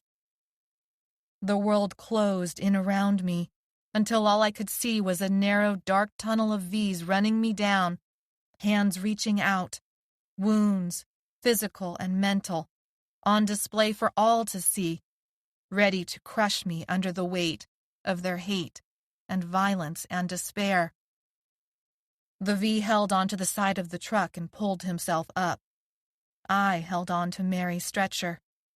She'd wanted a garden and a place for her friends to live all together. Her face was twisted now into a grimace. Her eyes fluttered open and closed. Leaves and twigs were tangled in her hair. The camp was gone. Karina and Dylan were gone. The V's were not. They still ran for us from behind, along the sides, in front of us. The V locked eyes with me like a predator does with its prey. He looked like a rather nice old man in cargo pants and a sweater that once might have been a coral color, but now was caked in mud. I didn't know why I couldn't move. Karina and Dylan were gone. Kern had let them die. I hadn't saved them. I hadn't saved Mary either. I wanted to die. I held out a hand, and the V grabbed it and pulled himself up. Kern slammed into his shoulder and pushed me out of the way, on top of Mary and a box corner that dug into my thigh. Mary screamed out, a horrified screech, and her hands reached for anything to grab and pull and tear apart, but there was only empty air. Kern flipped me over. I saw blue sky and the V tumbling off the side of the truck. Kern had unmasked his face. His hair was wild, and his black vest ripped near the collar, showing bare skin underneath. In his eyes was a ferocious, bewildered light. "What's wrong with you, Gabby?" In reply, I bit his leg. He howled, "What the hell?" I didn't let go until he knocked me unconscious. Chapter 27. I could not remember the last time I'd brushed my teeth. This bothered me. I opened my eyes to see if Spencer had snagged toothpaste like he'd promised. I sat up and brushed off the comforter. This motion made me dizzy. No, it wasn't the sitting up that made me dizzy. I was still moving. I was on the bed of the truck. Cardboard boxes surrounded me, obscuring everything except for the blue sky and a pant leg at the edge of my vision. Kern sat on the wheel well, rifle resting on his thigh. A strip of cloth was wrapped around the leg I'd bitten. He looked at me but didn't say anything. The driver took us fast enough down the street to outpace the V's that followed, and slow enough to avoid the wrecked telephone poles, crashed cars, dead bodies. I remembered the train and Kern. Karina and Dylan gone. Maybe lost. Jimmy, Ricker, and Anno still imprisoned in the camp. Everyone on the trucks were dressed in black. Jeans, shirts, vests, shoes, all black, as if there'd been a clearance sale at the local goth store. Some wore professional gear, a bulletproof vest, a utility belt, military-style boots with the pants tucked in. They had their masks off now, and I recognized them. Neil and Lilia and others. They were Tabitha's team. "I'm sorry I hit you," Kern said. "You wouldn't let go." He maneuvered around the boxes and stood next to me, one hand holding the truck railing to keep himself steady. Yet another Kern stood over the woman and her nephew, and another Kern took off his mask and stood over me while I let the V grab me. "Are you okay?" Kern asked. I raised my fist to punch him. He grabbed it halfway in the air and held it. We rocked in the same direction when the truck took a sharp turn around a crushed mailbox. Every few seconds a shot rang out when a V got too close. "You killed them. Karina and Dylan and the others? You killed them," I said. But there was no energy in my voice. Not really. I felt dead inside. I didn't know if I was accusing him or me. "I'm sorry, Gabby." And he did look sorry. His eyes were sunken and his jaw was tense, as if he were gritting his teeth to keep from crying. But we were going to save them. But the V's were too many. It was get out or die. He let go of my hand. Hit me if you want. I deserve that, and more. I dropped my arm back to my side. The ache in his eyes told me he meant what he said. I told myself there were others who still needed saving, but I wanted to cry anyway. Karina had been a good person. Dylan, too. I wished I'd told them that. You said you were going to kill all of us, make us pay. We were acting, Gabby, pretending to be them. Pretending to be who? I said, confused. The Phoebe haters, Kern said. Laurel and I have run into them a few times. A nasty group of uninfected. Survivalists, I think. Some of them were in the camps at first and left. They want to exterminate every type of infected person and anyone who works with them. But why did you pretend? He looked at me like I was stupid. The uninfected can't know it was us. They'd turn on Tabitha and the rest of us. I pressed my fingers into the inside of both eye sockets to relieve my headache, but also to clear away the kerns that still overlapped in my brain. I wanted to sweep away everything off a cluttered table to make room for the puzzle parts to fit together. Trains, imposters, Tabitha's power, Kern's followers, Dr. Farrad's mission. Here. I felt a small box pressed into my arm. Kern held out some juice. A cranberry something that tasted tart and energizing. The liquid sugar spread from my stomach to the rest of my body, and my brain cleared a bit. You have to understand, Kern said. We had to do it, Gabby. Dr. Farrad is close to a cure, but they wouldn't let her work on it. We had to get her out. What do you mean? That's what they wanted. This whole thing is supposed to be for a cure. I don't know, but Tabitha, your mom. Kern paused. Yeah, my mom says it's true, and she wouldn't believe Dr. Farrad if it wasn't true. They hate each other. I still couldn't put the puzzle pieces together. What are you talking about? My mom was a director-type person where Dr. Farrad worked. I don't know. They have a history. My mom wouldn't just believe her. Just stop, Kern. You know what? It doesn't even matter. I have to get back to Camp Pacific. I have to get back to Anno and Ricker and Jimmy. If you go back, Sergeant Bennings will kill you. No, he's dead now. He was in the train car, I said, with Karina and Dylan. Kern paused. It doesn't matter if it's him or someone else. They sent you away. If you go back, they'll kill you. If I don't go back, he'll punish my friends. I finished the juice. Kern watched me without a word. Finally, I said, What? Why did you let that V grab you? My hold on all of this felt so tenuous, like a string ready to break. He looked at me as if he really cared, as if it had hurt him that I'd tried to hurt myself. A memory rush, I guess. I saw I saw a man who'd hurt me once years ago, and I had to get away.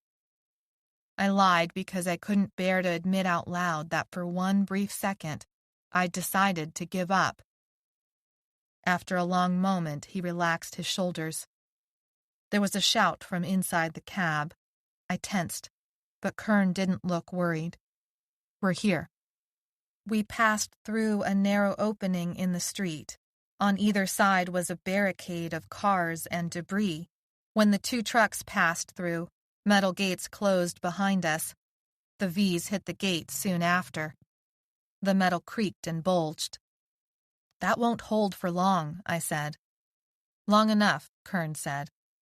The trucks slowed and stopped. A small RV and 3 trucks drove up, and formed a circle. Kern jumped down and helped two other Phoebes lift Mary's stretcher off the boxes. "Hey, where are you taking her?" "Come and see," Kern said, without pausing. I jumped off the truck and followed them into the RV. Inside were Dr. Farad and Tabitha, arguing. They stopped when they saw Mary. "Put her over here," Dr. Farad said. Mary moaned when they set her on the bed. Dr. Farad checked her pulse, opened up a metal case, then pulled out a needle. She checked the fluid level and reached for Mary's arm. I grabbed for Dr. Farad's wrist. "What are you doing?" Dr. Farad froze, and for a moment I knew she didn't see me. Her eyes cleared and she shook her head. "It's to sedate her. I don't want her to hurt herself against the straps." Kern pulled me away. "Gabby." I shook him off. "What's going on?" Tabitha looked at Kern. He nodded. I told her. "Then you already know this is all for a cure," Tabitha said. The RV's engine rattled to life. Tabitha glanced out the window. "V's are in." She said it like she was pointing out someone had knocked at the front door. Kern jumped down the RV steps. "Come on, Gabby." "I'm staying with Mary." Kern looked to Tabitha as if she could force me to change my mind. Instead, she said, "Where are the rest of them?" Kern didn't look at her. "V's overran us before we could get anyone else out." Tabitha sucked in a breath. "It doesn't matter." "It matters," he said. "Get moving, son. We still have a lot to do." Kern looked as if ready to argue, but then left. Tabitha turned to follow. "Where are my people?" Dr. Faraz said. "My assistants." Tabitha paused at the door. "There is one truck of your people going with you now. The rest of us will meet up with you at the designated spot. Don't be late." "You don't have to do this," Dr. Farad said. Tabitha stared. "Yes, we do." The door shut, and I scooted to Mary's side. The engine rumbled, and I lurched backwards. She looked so small like this. Dr. Farad reminded me of the college woman who had tried to study us for her PhD. Mary had made me laugh so hard telling a joke about it the day she'd gotten infected. "You said she was different?" I asked Dr. Farad.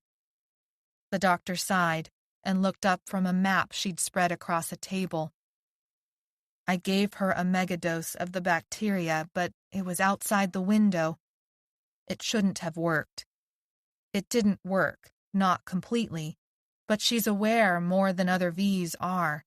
I need to find out why." "That will help you find a cure?"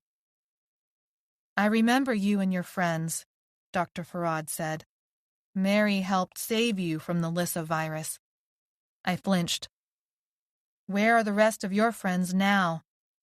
My face must have crumpled because she took a step forward and held out her hand. "I'm sorry, I didn't mean—" "I don't know where they are. Some of them are dead. The rest are missing." Dr. Farad looked out the window. It was just the RV and the truck.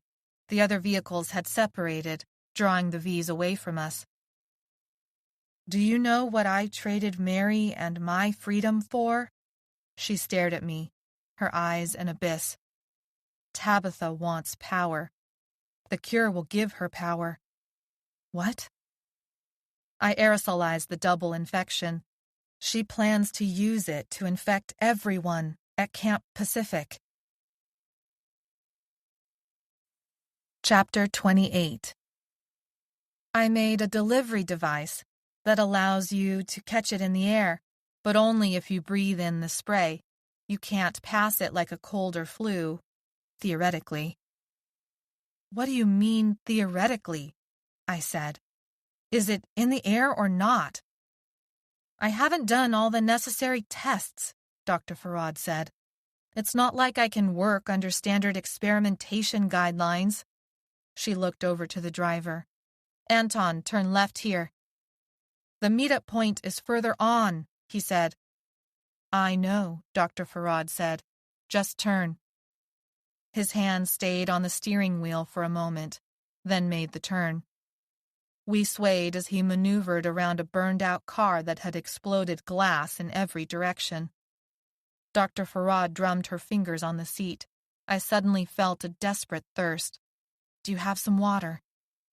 Dr. Farad refocused on me and flicked her head at the cabinets.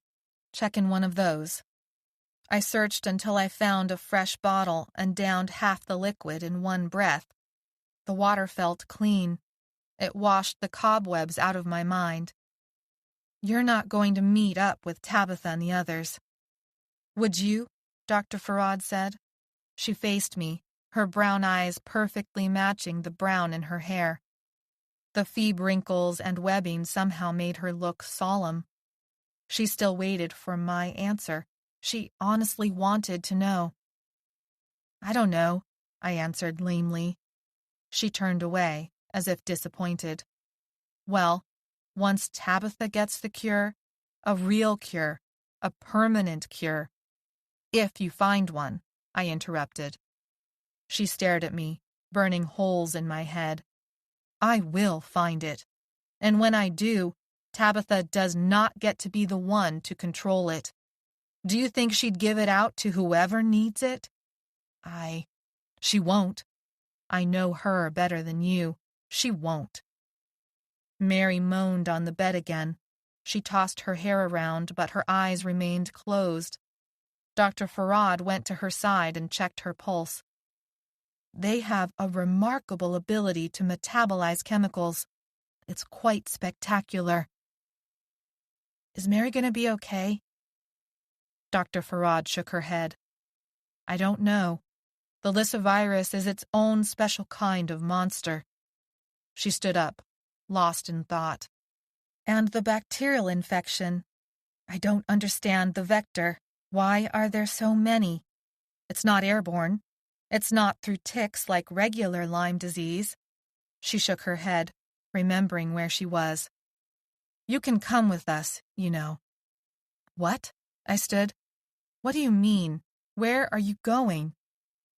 "I can't tell you where we're going, but I'll need people to help protect my experiments," Dr. Farad said. "I'll need people like you to help while I find the cure. I'm sure Mary would want you with her. But my friends, they've already got the double infection. Tabitha won't hurt them." But she looked away when she said that, as if she didn't completely believe what she was saying. I went to Mary's side. She was here. She was here and alive and sick. I could help her somehow. I could stay and she'd remember me and I'd help her get better. I could not worry so much about running for my life. I'd be safe and contained, like in the prison. My mouth soured. Anno and Jimmy's faces appeared. They looked gaunt, exhausted, worried. We were around the bathtub while we held vigil for Ricker's fevers. No, they were still at camp. They didn't have Dr. Farad's protection. They needed me more than Mary did, especially now, especially when I had messed up by trusting Tabitha and Kern and thinking even for a second that getting caught at that prison wasn't a bad thing. I had known better, but I had begun to believe the lies Tabitha told me. I had wanted to believe so badly. I stepped away from Mary even as my heart broke just looking at her. She would have killed me if she found out I'd even thought about leaving the others. "I can't stay." Dr. Farad examined me from head to toe. I shivered under that gaze. I remembered now that she had been there, in that tent, going through her own fevers the same time as us, after we'd lost Mary. We'd escaped before she'd recovered. I thought Tabitha had a piercing look, but it didn't hold a candle to Dr. Farad. "You're making the wrong decision," Dr. Farad said. Anger flared inside of me. "What do you know about any of that? You don't know me. You stay out there, you're going to die. Come with me, and you get a chance to be a part of something big. You get a real chance of surviving long enough to get the cure. If you actually find it. She opened her mouth, but I cut her off again. I'm not staying. The crazies are tailing us, Anton said quietly. He glanced at me through the rearview mirror. If you step out there, they'll be all over you. Your cars are making the most noise, I said. I'll run fast and quiet. They're more likely to follow you than me. I told myself Dr. Farad would take care of Mary because she was wrapped up in Dr. Farad's research for the cure. I needed to take care of the others. Why take the risk? Dr. Farad said. She moved to block the RV's side door. If you don't go with us now, you might never see your friend again. You'll probably die out there. I need you. The cure needs you. Something wasn't right about this. What exactly do you need me for? I told you, Dr. Farad said. Protection, caring for your friend. This time she managed not to look away while she lied to me. My hands tingled as I thought about what to do. Get out of my way. Lame, especially since Anton kept driving and Dr. Farad didn't move. Actually, she did move. She pulled out a gun from her waist. I can't let you leave. The cure is too important. My mind spun and I saw red. She dared to keep me away from my friends. She dared to hold me prisoner. She dared to tell me what to do. Before I could think about it too hard, I barreled into her stomach. She yelped and the gun skittered across the floor of the RV, disappearing underneath the front passenger seat. Anton shouted. I grabbed Dr. Farad's hair and pulled until she yelled out in pain. We were flying through the air. Anton must have slammed on the brakes. I hit the back of the driver's seat with a hard thump. Dr. Farad landed on me before falling flat to the ground, and then I fell on top of her. I scrambled up and raced, dizzy and swerving, for the side door. I jammed my finger on the handle. Anton was sitting back up. He had found the gun and he was pointing it at me. I jerked open the door anyway and flinched in anticipation of the shot. A man blocked my path, his left cheek torn into shreds. He reached out with ugly, bloody fingers and clawed at my neck. I cried out as he broke skin. A loud bang deafened my ears. His head puffed out a cloud of a pink mist that seemed to hang in the air for several awful seconds. He dropped away. I ran through that mist, slapped a hand to my bleeding neck, dodged another V, and another one who clawed at my shirt, almost catching it. 2 more shots rang out. The RV roared back to life and sped down the road away from the Vs. Dr. Farad stood in the doorway and gave me a look that made me shiver, as if she would make sure I would regret this. I tumbled onto the hood of a truck. The 5 Phoebes stuffed inside the cab just stared at me, eyes wide, guns drawn, looking confused. Then they looked past me and I didn't bother turning around. It had to be more Vs. I pushed myself off the hood. Follow Dr. Farad! I slammed the window as I screamed it. My hand left blood behind. I ran around a half-burned house that spilled its interior onto the yard like animal guts. Clothes and furniture and insulation that hung in strips and floated in the air like cobwebs. I heard the truck's engine fade as it disappeared after Dr. Farad. I didn't understand what had just happened. I didn't want to understand. Why had Dr. Farad pulled a gun on me? Was Mary actually safe with her? The sinking feeling in my chest said that I had made the wrong decision. And now Mary had no one to protect her and they were gone. I noticed the garage window was still intact. I used my sleeved elbow to break it and climbed inside. The garage was empty. I pressed in between 2 benches and waited and prayed for the Vs to pass me by and for my pulse to slow down and for the fever to hit from the wound on my neck. I wanted that water again. I wanted so desperately to pour it over my neck and scrape the wound clean. I began to drown in the heat of the fevers. They rose like waves when the tide comes up, higher and higher each time. There was no time for this. Anno and Jimmy and Ricker needed me. Tabitha and Kern were ahead of me. They had too much of a head start. I couldn't stay here, and there was no one to go through the fevers with me. Just stay back. I'll help her. Are you sure? There's blood. You can't risk it. Give me the water. What's going on with her? She's in the fevers. I felt a cool splash on my neck. A rough scraping renewed the pain that had turned into a dull throb. I opened my eyes. A grotesque face swam before me. Weird, oversized eyes that shined. Blonde fur that hung over the face like hair. A huge snout covered with dirt. No mouth. I blinked. The shape swam into better focus. Safety goggles and a painter's mask, but I didn't recognize the face. It was too well covered up. Another face zoomed in. I flinched backwards, but the wall stopped me. Oh, good, you're awake. Her voice. Her voice. Her hair framed her face like Mary's had. Long, dark, matted. Her pink sweatshirt was torn at the shoulder and looked brown now, crusted over in dirt and blood. Maybe? She smiled. I decided that even if it was a ghost memory, I'd enjoy it while it lasted. She pressed a rag to my neck. Ow! I slapped my hands over it. It'll get infected, Maybe said. It's a little late for that, I said. Ha ha, Maybe said. You're such a comedian. Blood poisoning is so funny. I waited for her to disappear, but she pushed my hands away and doused the rag in water again. She attacked my neck. I gritted my teeth and let her work. I decided she wasn't a ghost memory after all, mostly because I had never seen Alden dressed up in this ridiculous getup before. Ghost memories conjured up what had already been experienced. As far as I knew, they didn't make up new stuff.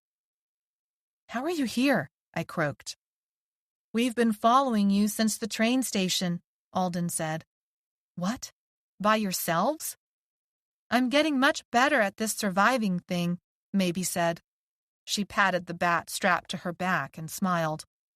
About time, I said, trying to crack a smile, but it only managed to crack the skin on my lips. Alden stepped forward. He wore jeans several sizes too big and rolled up at the cuffs.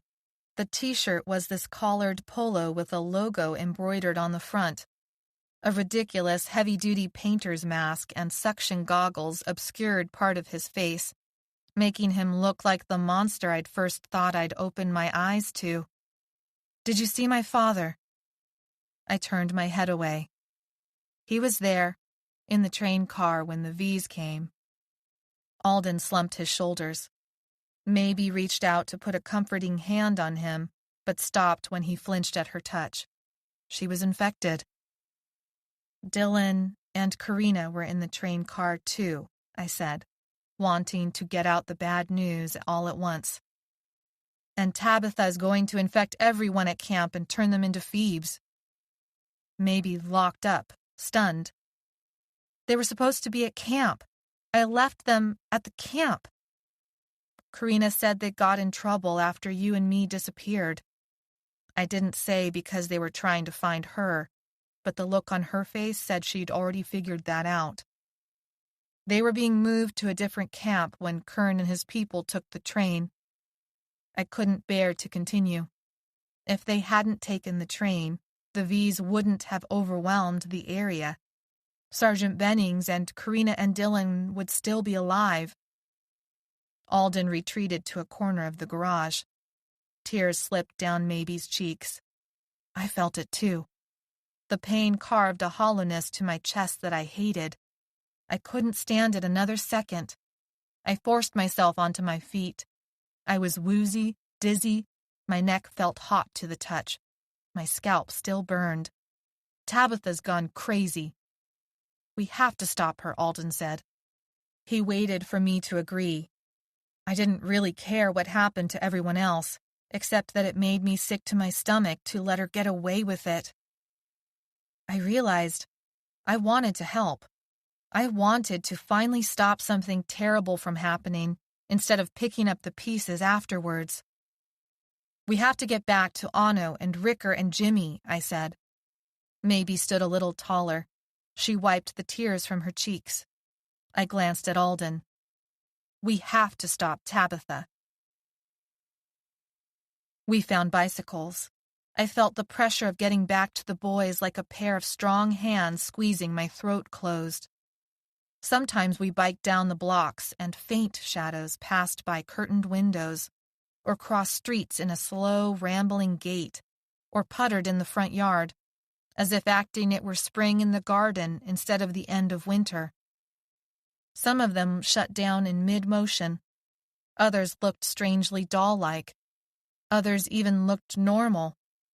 The V's didn't attack them, as if somehow the V's knew the feints carried something that would harm the lyssavirus. I brushed off the jitters from all the feints wandering around like zombies of old, slow and brainless, entrapped by the need for motions they could no longer control. I focused instead on making the exercise clear away the cobwebs in my brain. We stopped at a hardware store and stocked up on weapons and a bolt cutter. When we left, we picked up some V's on our tail. At first glance, they'd looked like feints, and we'd gotten too close. Before the fairgrounds, we had been able to move around without getting noticed. Now, the world had become infested with the infection. Every move drew them to us. We pedaled as fast as we could. The houses were like burned-out clown masks. Beams and studs tumbled about like matches with burned ends. We lost them around a corner and then another corner, but they caught up at an intersection blocked by a dozen crashed cars we had to hike the bikes over. I couldn't keep my hands dry. Every few seconds they slipped off the handlebars and I wiped them on my pants. My legs were getting tired now. Mabie was falling behind a little. Allen kept our tail. He wouldn't let her go last, but that meant the mob was closing the gap. When we got to Camp Pacific's fence, I worked on it with the bolt cutter. The mob was only a couple of blocks away. There were more of them than had been at the high school. They flowed like water over the smashed cars, broken light poles, and burned-out skeletons of houses in their path. I had never seen a group that big. Even when we made it to the other side of the fence, it wouldn't hold them back for long. "You need to get up on a roof," Mabie said to Alden. My hands slipped off the bolt cutter. I wiped them again on my pants and went back to work. It was only a third of the way done with what we needed. "No, I'm not a coward," Alden said. There were no guards in the towers. You could feel it in the air, this sense of heaviness, this sense of wrongness. "Tabitha will infect you," Mabie said. "They'll rip off that mask." "You don't know they're inside yet," Alden said. "They might not have made it." I forced myself to move faster.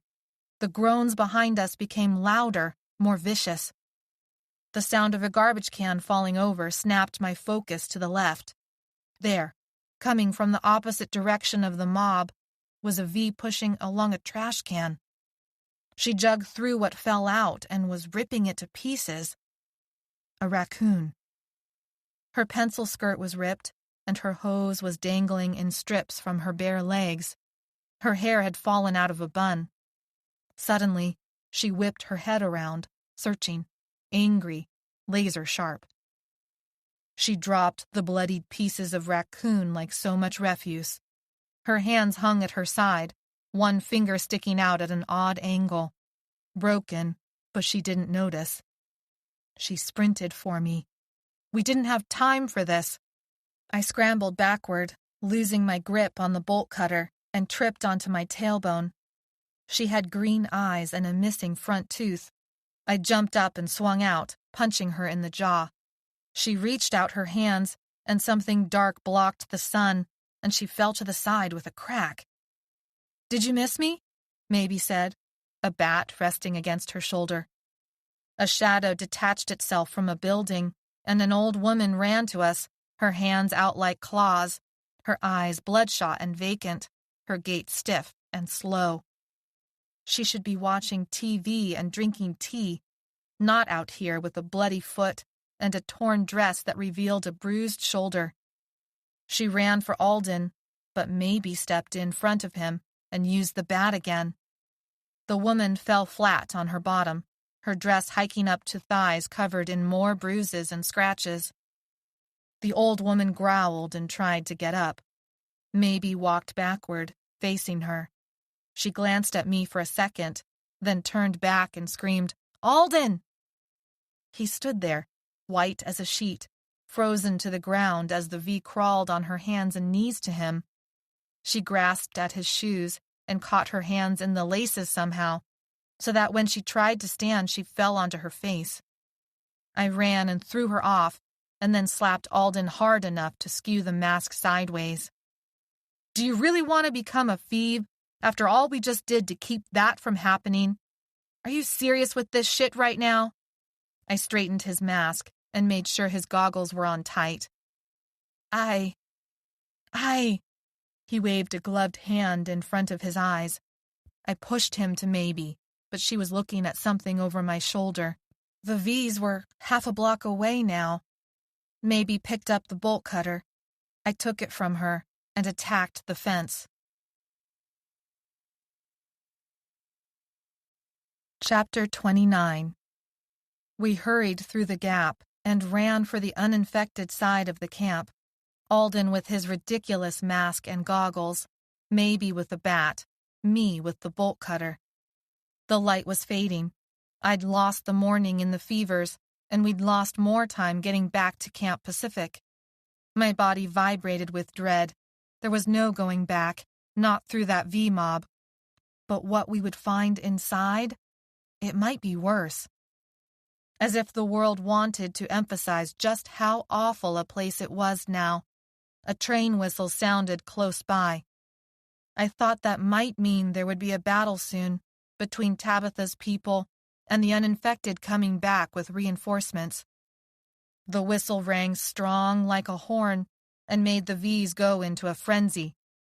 Some of them screamed. Others were climbing up the chain link.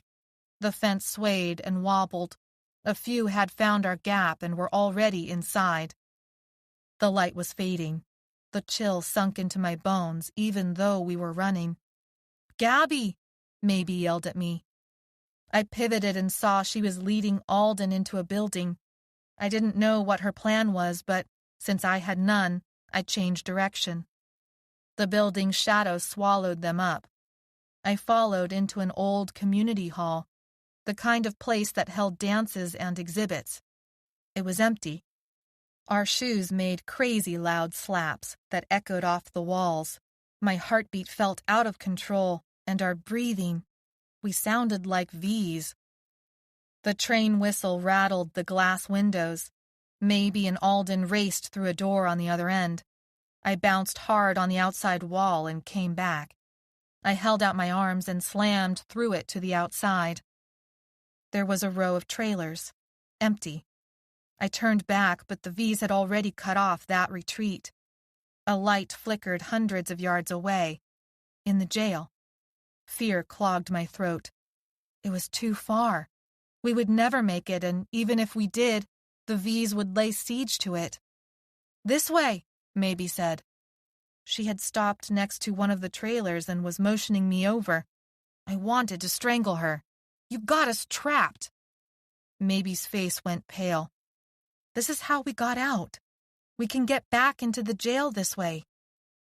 V's burst from the building, small, large, fast, slow. Their shadows were everywhere, outlines of heads and arms and flashes of teeth. We were surrounded. Maybe dragged me behind the trailer. They grabbed at my clothes and hair. I wrenched myself away. I followed Maybe as if she were the only thing alive in the world. We shimmied under the fence that sectioned off the toilets from the jail. Suddenly we were in that little gap and through the hole in the plywood near the toilet pit. It smelled overwhelmingly like diarrhea. I covered my nose with my sleeve. Alden was already there. Fear made the whites of his eyes huge, even behind the goggles. Mabie was bent over, hands on her knees, breathing hard. We didn't rest for more than a few seconds before we were racing into the jail. I was the last one in, and I made sure to lock the doors behind us. I grabbed a metal bar and jammed it between the handles. It would hold for a little while, but even still, through the little windows I could see dark figures pressing up against the fence. We entered the greenhouse, where we had eaten meals and done our exercises every morning. The moans grew louder. They were going to drive me insane. I clapped my hands over my ears. I was losing it. I had to get it together. Each cell contained a messy pile of sheets.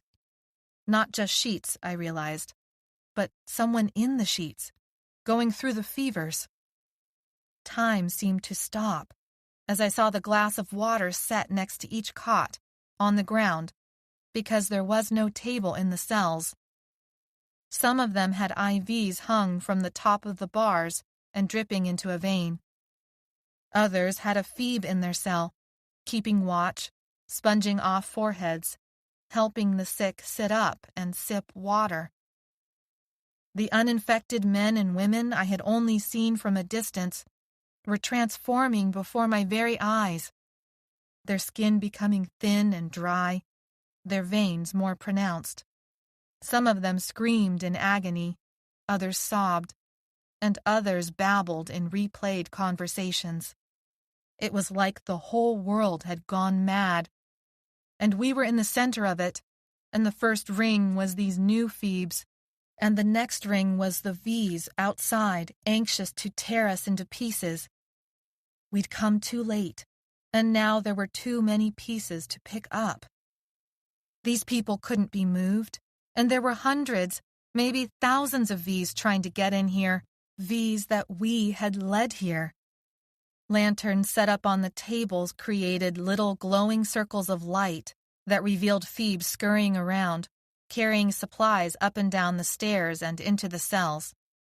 One of the lanterns revealed a familiar face, Ricker. He saw us too, and dropped the blankets from his arms. He shouted over his shoulder, and Jimmy and Anno appeared. Ricker came up, eyes glowing in the light. He moved as if to hug Mabie, but then got shy and just smiled the biggest smile. Then his eyes flickered to Alden and narrowed slightly. I met Anno's solemn gaze, and my heart sunk a little. "She did it," I said. "She infected them all, didn't she?" Anno nodded. Jimmy hugged me around the waist, and I patted him on the back. I felt it too. We were back together. It was better together, even if we were all about to die. "It's bad," Jimmy said. "No kidding," Ricker said. "We have to leave as soon as possible," Anna said. I shook my head. "There's V's everywhere outside. They followed us. We're probably surrounded." "Gabby?" Kern said, incredulous, yearning and angry all at once. "What are you doing here?" He came up behind Anno. The lantern light made shadows dance across his face. "You knew Tabitha was going to do this, didn't you? She infected them all," I shouted. "She's as bad as any of them." "She's my mother." But he looked ashamed as he said it. It took everything in me not to lash out and strike him. He'd brought the V's that had killed Karina and Dylan, but that thought only lasted for a moment. I'd brought these V's with us, the ones even now pressing in from all sides, closing off any chance of escape, darkening every window. But I wanted to hurt him, because he'd made me want to believe him. He'd made me start trusting him, and all of that was destroyed. Just so you know, Mary's long gone with Dr. Farad. She's not going to let you get anywhere near a cure. "Mary?" Anno said. His eyes gleamed. "What about Mary?" "What is this about Dr. Farad?" Tabitha appeared next to Kern. Her voice was cold. Neil and Lilia were with her and looked nervously between Kern and Tabitha. I tasted salt on my lip. Tabitha was staring at me, waiting for an answer. She would be waiting a long time. I flipped her off. "Come on," I said, to the only friends I had left in the world. "We're getting out of here." Tabitha's eyes narrowed. She looked ready to strangle me. "You have bigger problems than me right now," I waved around. "Can't you hear that?" The moans from inside the jail quieted for a moment as if to make way for the moans outside the jail. Tabitha paled. Everyone felt it. The tomb the jail had just become. "Get everyone in the cells and lock the bars," Tabitha said. Kern, Neil, and Lilia flew into action. "What about us?" Jimmy said. Tabitha didn't even pause. "You can die out here with the V's." I locked eyes with Anno and could almost read his thoughts. We would force our way into one of the cells, no matter what it took. Floodlights flipped on, bathing the room in an otherworldly silver glow. I froze, as if it were the first time I'd been caught in the act of stealing something, not knowing that acting so guilty was what had given me away. Gunfire sounded outside. The doors to the front of the jail flew open. People in uniforms, gas masks, and guns streamed inside. They fired shots behind them. V's followed, grasping, crawling. Dark shadows that formed even darker pools of blood on the ground. Kern crumpled at the base of the stairs. A soldier had hit him over the head with the butt of his rifle. I ran to Kern. A lump caught in my throat. I checked his pulse. I checked to make sure he was still breathing. He was alive. His eyes were rolling around as if he couldn't focus. I dragged him into a nearby cell. The shell-shocked face of a Phoebe greeted me. His hand was on the arm of the Phoebe in the fevers. "What's happening?" "Stay inside." I dumped Kern on the ground, but then was pulled out of the cell. I landed hard on my back, the air knocked out of me. I stared up at the 3-story ceiling. It framed the face of a man with a bloody nose that had spread a horrible stain down the front of him. All around me, people were fighting the V's. Some of the cells had closed, protecting those inside. Other cells had not closed in time. Soldiers fired over the screams. Many of the Phoebes fought hand to hand. This V's hands were around my neck. His breath stank of rotten meat. I fought him with everything I had. I couldn't afford to get bit. I couldn't afford to die now, not when we were all together again. I dug my fingers into his eyes and closed my own so that I didn't have to see the ooze after I felt the pop. He howled, but his hands remained, pressing harder, tighter. Black dots appeared in my vision. Suddenly his hands disappeared, and then the rest of him fell over. One side of his head was missing now. A soldier stood above me, covered in gore. The glare of lights obscured his face, and then he turned and held out a hand to lift me up. Sergeant Bennings. He was alive. He'd just saved me. "Dad?" Alden seemed to part the stream of battles around him. Sergeant Bennings paused. Then he unlatched a canister and threw it deep into the greenhouse. It began releasing yellow gas. I thought it must be tear gas, but then the V's started dropping, and then the Phoebes. He strode over to Alden and replaced the painter's mask with another gas mask on his belt. And then he waited. I ran to Jimmy and grabbed his shirt. "Put it over your mouth." I did likewise and hoped it would help. I didn't want to wake up with Sergeant Bennings in control again. I didn't know who would be worse at this point, him or Tabitha. It didn't matter. I didn't want anyone else in control of me ever again. Mabie motioned frantically. Ricker and Anno were on either side of her. They were close to the front door. It was like someone had dipped them all in a bucket of blood. Jimmy and I crept over to them along the wall. Sergeant Bennings turned, surveying the room from its center, shouting orders to his soldiers. His hand was clamped so hard onto Alden's shoulder. The screams, the gunfire, the shouting, it was all slowing down. Sergeant Bennings was winning. Jimmy and I hurried, stepping over dead bodies, passing by cells of people who had managed to close the bars in time, and cells that didn't turn out so lucky. "You," Sergeant Bennings said through the mask. It warped his voice into a garble that barely made sense. I looked, ready to face his gun head on, but he pointed the gun at Maybe. "No!" Alden tried to hit the gun out of his father's hand. I jumped and pushed Maybe out of the way. Sergeant Bennings fired. My shoulder became a white-hot ball of pain. Chapter 30. "We should keep going," Anna whispered, and I wonder why he was whispering except that of course Officer Hanley might hear us and kick out our campfire for a second time that night, and we didn't have enough supplies to start a third, especially since Anna was sick. "She's still bleeding," Maybe said, also in a whisper. But that wasn't right, because Maybe had never met Mary, because Mary had pretty much already died, but that wasn't right either. "This place gives me the creeps," Ricker said. "Yeah, but what choice do we have?" Jimmy said. "But we can't stay for long," Maybe said. "I need somebody's shirt or something, I don't know." "Here, I'll do it," Anna said. Pain lanced through my shoulder as something wrapped and tightened around it. Stars burst on the inside of my lids. "Try not to kill me, Anna, okay?" I said in a raspy whisper that sounded strange even to my own ears. "She's awake," Jimmy said. "And she can hear you," I said. "Help me sit up, and somebody better tell me quick where we are and how we got here." I struggled to open my eyes as someone pushed me up and put what felt like a pillow behind my back. 4 faces stared at me, their skin cracked and bruised and papery and dirt-streaked.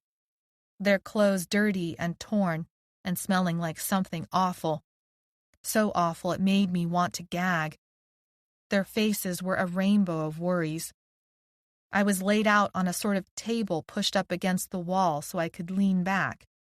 We were in a mechanic's office, judging by all the tools on the pegboard. It was a small workshop, but tidy nonetheless. "We made it about 4 miles before you fell off your bike," Anno said, ever a good lieutenant. I don't remember falling, though I vaguely remembered getting out of the jail and through the path of dead V's that Sergeant Benning's people had made. "You've been unconscious," Maybe said. "How long?" "Not that long," Jimmy said. 10 minutes? Ricker left, leaving a gap, but then returned holding a bottle of water. He uncapped it and I drank it greedily. Then I pushed it away. "The rest of you should finish that." "We need to clean your wound," Anno said. "The bullet went through, but it should be cleaned." I was about to protest, but then he said, "There's more. A whole case of water in the closet back there." I sighed and leaned back. "What's the situation outside?" "Bikes are hidden, but it's not really cleared out here," Anno said. "There's a lot of V's. They're slow. They look starved, weak, but..." He shrugged. "And of course, faints." He tilted his head to a corner of the room. The other 3 looked in the same direction.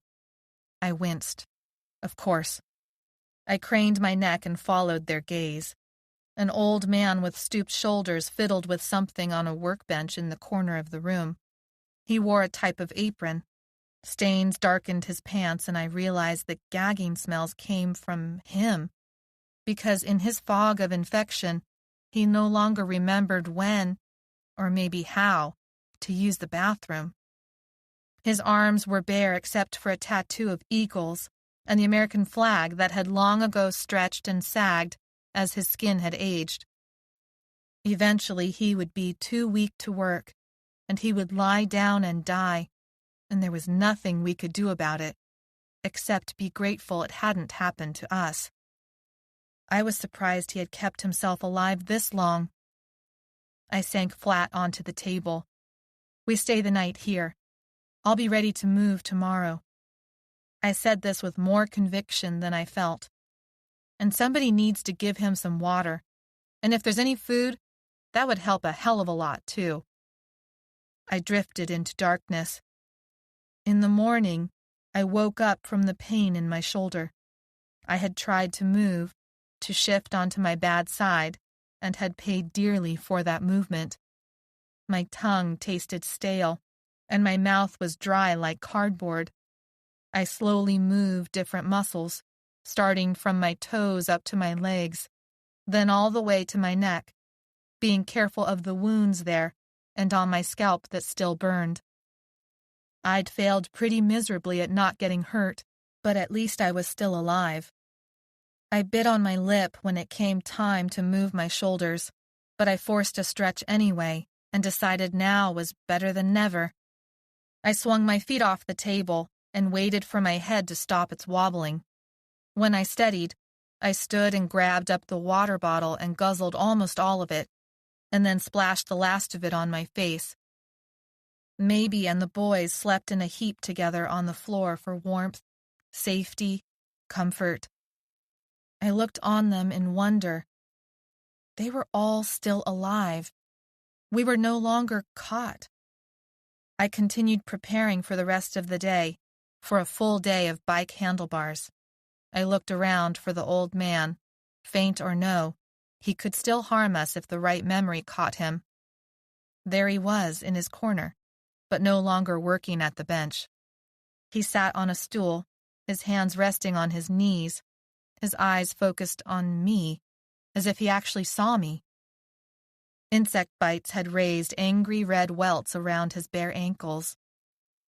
"Who are you?" His voice was low and it crackled from disuse. "I'm just passing through," I said softly. "Young lady, that was not my question." "Gabby. My name is Gabby and I mean you no harm." "I can see that just fine. What with you bleeding on my gear over there, I bet you couldn't hurt a fly right now with that shoulder." I smiled. "Maybe," I said, "but don't try me." He laughed a low, soft guffaw. "Sounded just like my wife right then." "Did you see her?" "She went shopping, but should have been back by now." "No, I haven't, but I'll keep an eye out for her." "Thank you. I'd appreciate that." He turned and rummaged around in a drawer on the workbench. He pulled out something rectangular and shiny. He looked about to toss it, then thought better of it and walked it over to me. He held it out, his hands grimy from the kind of grease that came from working on cars, but were otherwise clean, though the sewer smell grew stronger with his nearness. In his hand he held a granola bar. "Here, looks like you need this more than me," he said. "No," I said quickly, looking at the way his skin hung off his bones, how thin his wrist was, how gaunt his cheeks were this close up. "You eat it." "I'm not hungry. Haven't been for days," he said. The look in his eyes spoke of some deep awareness, as if while he was trapped by the faint infection, he also sort of knew he was trapped. I didn't know how that could be possible. "I can't," I said, a strangled note in my voice. The horror of his self-awareness flooded into me, and I didn't know how to respond except that I couldn't take the last bit of food this man had. He opened the package, the plastic wrap crinkling loud in the silence of the room. Daylight filtered in through the window, and I saw, at least on this side, that the way was clear of V's. He pulled off a small piece of granola, smaller than a dime, then crumbled it into dust between his fingers and let the crumbs drop to the floor. My stomach cramped. My nose picked up faint hints of sugar, chocolate, nuts. "If you don't eat this, I'm sorry to say it's all going to go to waste," he said, frowning at me. I held out my hand and it shook a bit from hunger. He placed the granola bar in it. "Thank you." He smiled a big smile. A few teeth were missing and other teeth were crooked, but all that had happened and healed long ago. That's better. I pinched off a section of the piece he had touched and let that tumble to the ground. No need to invite more germs if I could help it. I gobbled up the rest of the bar, and when I finished, he appeared with a bottle of water. I thanked him again and drank my fill. By this time the others had woken up and were stretching and drinking water, and otherwise trying not to look as if they were watching me in the faint. The sugar spiked my endorphins, and even though I wasn't looking forward to the bike ride today, I knew it was time to get started. Thank you, but we need to get going now. We have a long bike ride ahead of us, and it's gonna be slow for obvious reasons, I said, motioning to my shoulder. Well, I was thinking about all that last night. It's really a mechanical problem you're facing. His words disappeared into a series of mumbles, and he went still. I got the sense that we'd lost him. Ricker looked like a parrot stretching his head out as he massaged his neck. He was mumbling and working on something all night, he said. I decided that it would be best if we snuck out while he was still lost. Then it would be as if we'd never been there. We gathered our stuff and grabbed a few extra bottles of water, but left plenty for the mechanic in case he came out long enough to drink any of it. I was the last one to leave the shop. I felt a hand on my good shoulder. You'll want to take this along with you. I turned. The old mechanic let his hand drop and stood back to showcase what he had brought out. An electric recumbent? At least, I think that's what it was. It had 2 wheels and pedals and handlebars, but its seat was low and upright, and you would need to extend your legs forward, not down, in order to pedal. There were extra contraptions mounted on the back wheel and on either side of the seat for supplies and batteries. I swallowed around a lump that had risen in my throat at this unexpected kindness. The whole world was full of monsters now, but this feint might have just saved me. The seat position, the electric pedaling, I could go a lot more miles on this than a regular bike. Here now, this is for you as I've got no need for it. He wheeled the heavy thing through the door.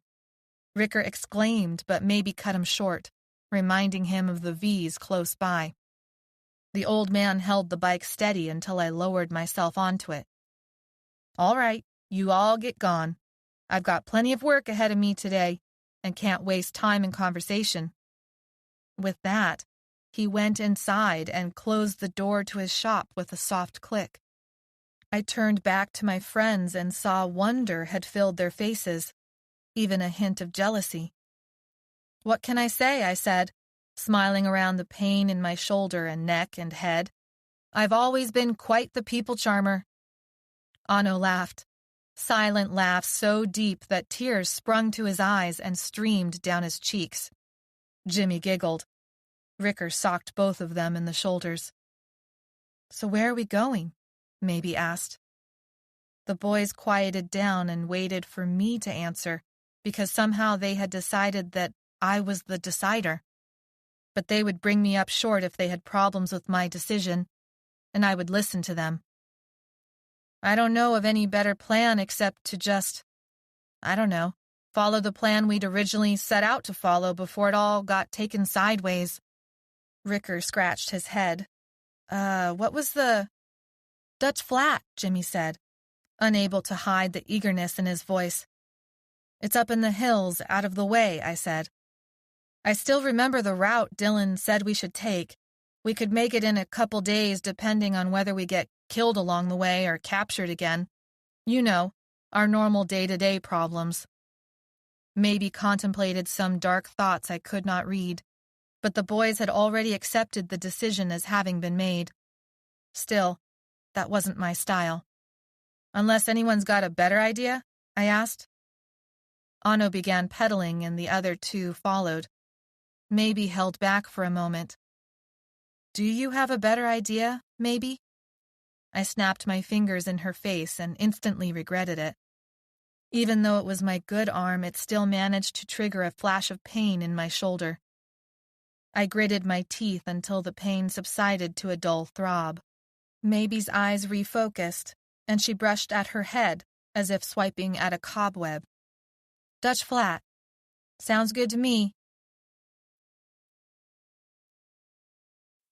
Chapter 31. The electric recumbent made the journey easier, but that didn't make it easy.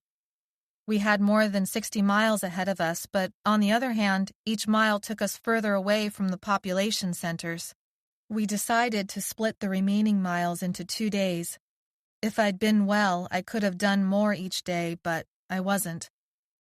In the morning, after leaving the mechanic behind, the skies became overcast and drizzled a light rain. We took shelter under an overpass, like old times. When the rain cleared a few hours later, we trudged on.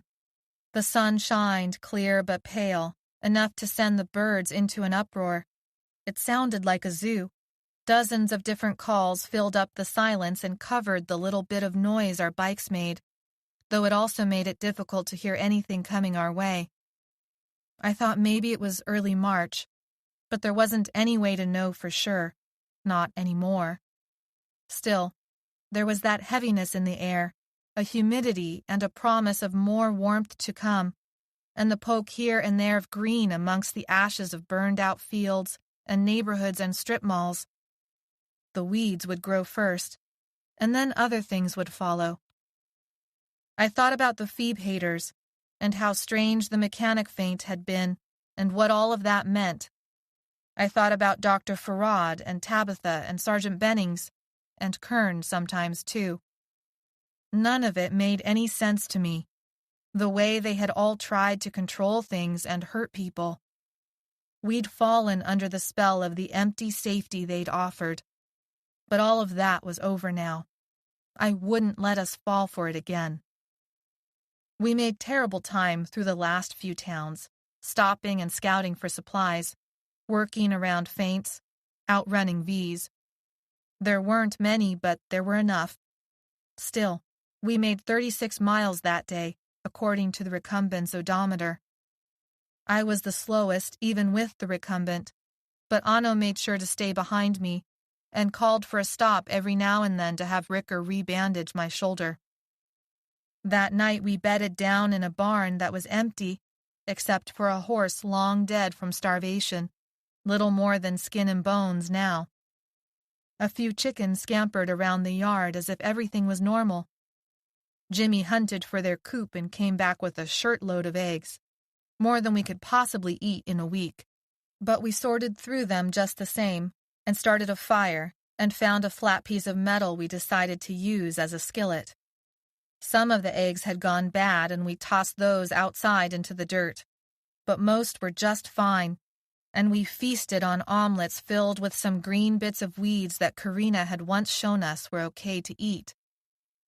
This lapsed maybe into a brooding silence, but there was nothing to be done for it. Karina and Dylan were gone. Kern and Tabitha were probably captured. Sergeant Bennings and the camps were still alive and well, and pretending like Phoebes didn't deserve what the uninfected deserved. I sighed at my morbid thoughts and stared at the hypnotizing flames of the fire. My belly was full, and that satisfaction spread to the rest of my body, even dulling the pain in my shoulder. Maybe came back to the fire after switching watch with Ricker and crouched next to me. What are we going to do at Dutch Flat? Anything we want, I said, because I didn't really know. We'll find shelter first, and then food and supplies, Anno said. And then? Maybe said. And then stay out of trouble for a while, I said. But my answer satisfied neither of us. The next day was clear and bright, and promised spring right around the corner. Yesterday's rain had cleared away the smoke from the fires of the past few months, and the sky was that crystal blue color that hurt the eyes sometimes because it was so bright. We had fewer miles today, and my shoulder was feeling okay as far as that went, but we all knew the miles would be mostly uphill. We set out early in the morning, the dew not yet evaporated from the grass. The smells out here were cleaner, and whenever we encountered something that didn't smell right, we went around it. There was no reason to look at gruesome things. When we rode by a gas station, Maybe and Anu went inside for a map and snacks, though we had packed a great number of eggs in the satchels of my bike. When they came back out, their shirts covered the lower half of their faces. Even though their arms were full of supplies, their expressions said it wasn't worth whatever they had seen inside. I unfolded the map across my lap and traced our route. "Less than 20 miles to go," I said in a whisper because we had been operating pretty much on silence the whole time, and it seemed wrong to break it. Silence, except for the birds because they had been going all morning like yesterday, but it wasn't an unhappy silence. More a respect for the new state of things, a way to let it sink in that the birds and other animals would take over more and more ground and fill the space humans left behind. As we climbed into the lower foothills, the few strip malls disappeared, and all that was left were rolling fields and farmhouses and oak trees and creeks and granite rocks and animals left out to pasture. The elevation change cooled the temperatures, but my pedaling easily kept me warm. I tried to save the battery by only using the electric assist on the steepest parts. We coasted down a hill to a creek bed with a small bridge crossing and a road sign that said, "Dutch Flat, 3 miles." As if by telepathic message, we halted at the sign and took in our surroundings.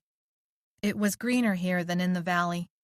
Trees, pine, oak, elm, maple, birch, dotted the landscape, thick with blackberry bushes, grasses, other plants I didn't know the name for. It was a lush place and seemed well protected. Ricker said, "I think we might have a problem." He pointed down the road that crossed the creek, climbed back up, and then turned around a hill or mountain. I didn't know exactly when the foothills became mountains, but I knew we were pretty close. Behind the hill, a column of smoke rose lazily into the blue sky. "Does that mean the town burned down?" Jimmy said. "Looks more like something from a campfire or chimney," Anno said. "So there's people already there," Maybe said. "Could be faints," I said. "No," Anno said. "They'd have burned the whole town down by now if they were faints." "Maybe," I said. "Probably." And V's didn't have enough sense left to start a fire except by accident. "I bet it's either from Phoebes or uninfected," I said. "We have all the luck," Ricker said. "We could go back," Jimmy said. "Take our pick of a farm or town or whatever. We don't have to keep going." He made sense, but I balked at the thought. The way Dylan had described it, a little gold rush town in a valley, protected by hills and a creek, and maybe a dozen houses with gardens and well water, and electricity already off the grid. It sounded like heaven. It sounded like exactly the kind of place Mary had wanted. And it seemed like a little bit of a betrayal of Karina and Dylan if we came all this way to turn around at the last 3 miles. "Let's take a look," I said. "We don't have to go into town if it seems dangerous. Anno, raise up a hand if there's anything funny and we'll stop and go back." Anno looked like he didn't think it was a good idea, but he took the lead, and we slowed almost to a walking pace. He held up his hand several times, and we stopped and waited and listened, but each time he shook his head, and we continued. It bothered me that he was in front. It should have been me up there. The trees grew taller and more stately, coming together over the narrow road in a sort of canopy that let in dappled light. Our pace did nothing to keep my muscles warm, and I began to shiver in the shadows of the road. Maybe this wasn't such a good idea. We pedaled over another creek crossing and then up the meandering road. When Anno reached the top of the rise, he stopped but didn't hold up a hand. I biked until I was alongside him at the top and then put a foot down.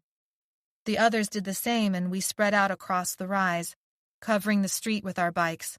and we looked down the gentle slope onto Dutch Flat. The sun shone directly in our eyes, which meant we'd traveled east of the town and curved back around on the road to it. It was as Dylan had described it. 3 or 4 intersecting blocks, an old clapboard hotel, some houses on one side, and on the other side a small grocer, an antique shop, a post office that advertised a thrift shop inside, and a faded blue sign marking a small laundromat and coffee shop. The streets were easy to picture as the dirt roads they used to be. This must have been the main strip of town. Smoke curled into the air. It was obvious now that it came from a chimney from the tallest building, the 3-story hotel. We were several hundred yards away. Other than the smoke, the town looked peaceful, quiet, tucked away, eager for company. A person stepped off the wooden walkway on the post office side, arms filled with what looked a lot like laundry. She crossed over to the hotel. She had long hair that fell halfway to her back, untamed and wild. "You've got to be kidding me," I said. "What?" Ricker said.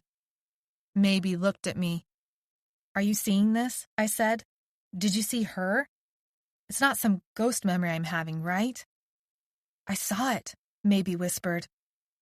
A smile crept onto my lips. We coasted down the slope and stopped in front of the hotel. 2 people stood on the porch now, both carrying rifles. "Maybe?" Karina said. "Gabby?" Dylan lowered his rifle and smiled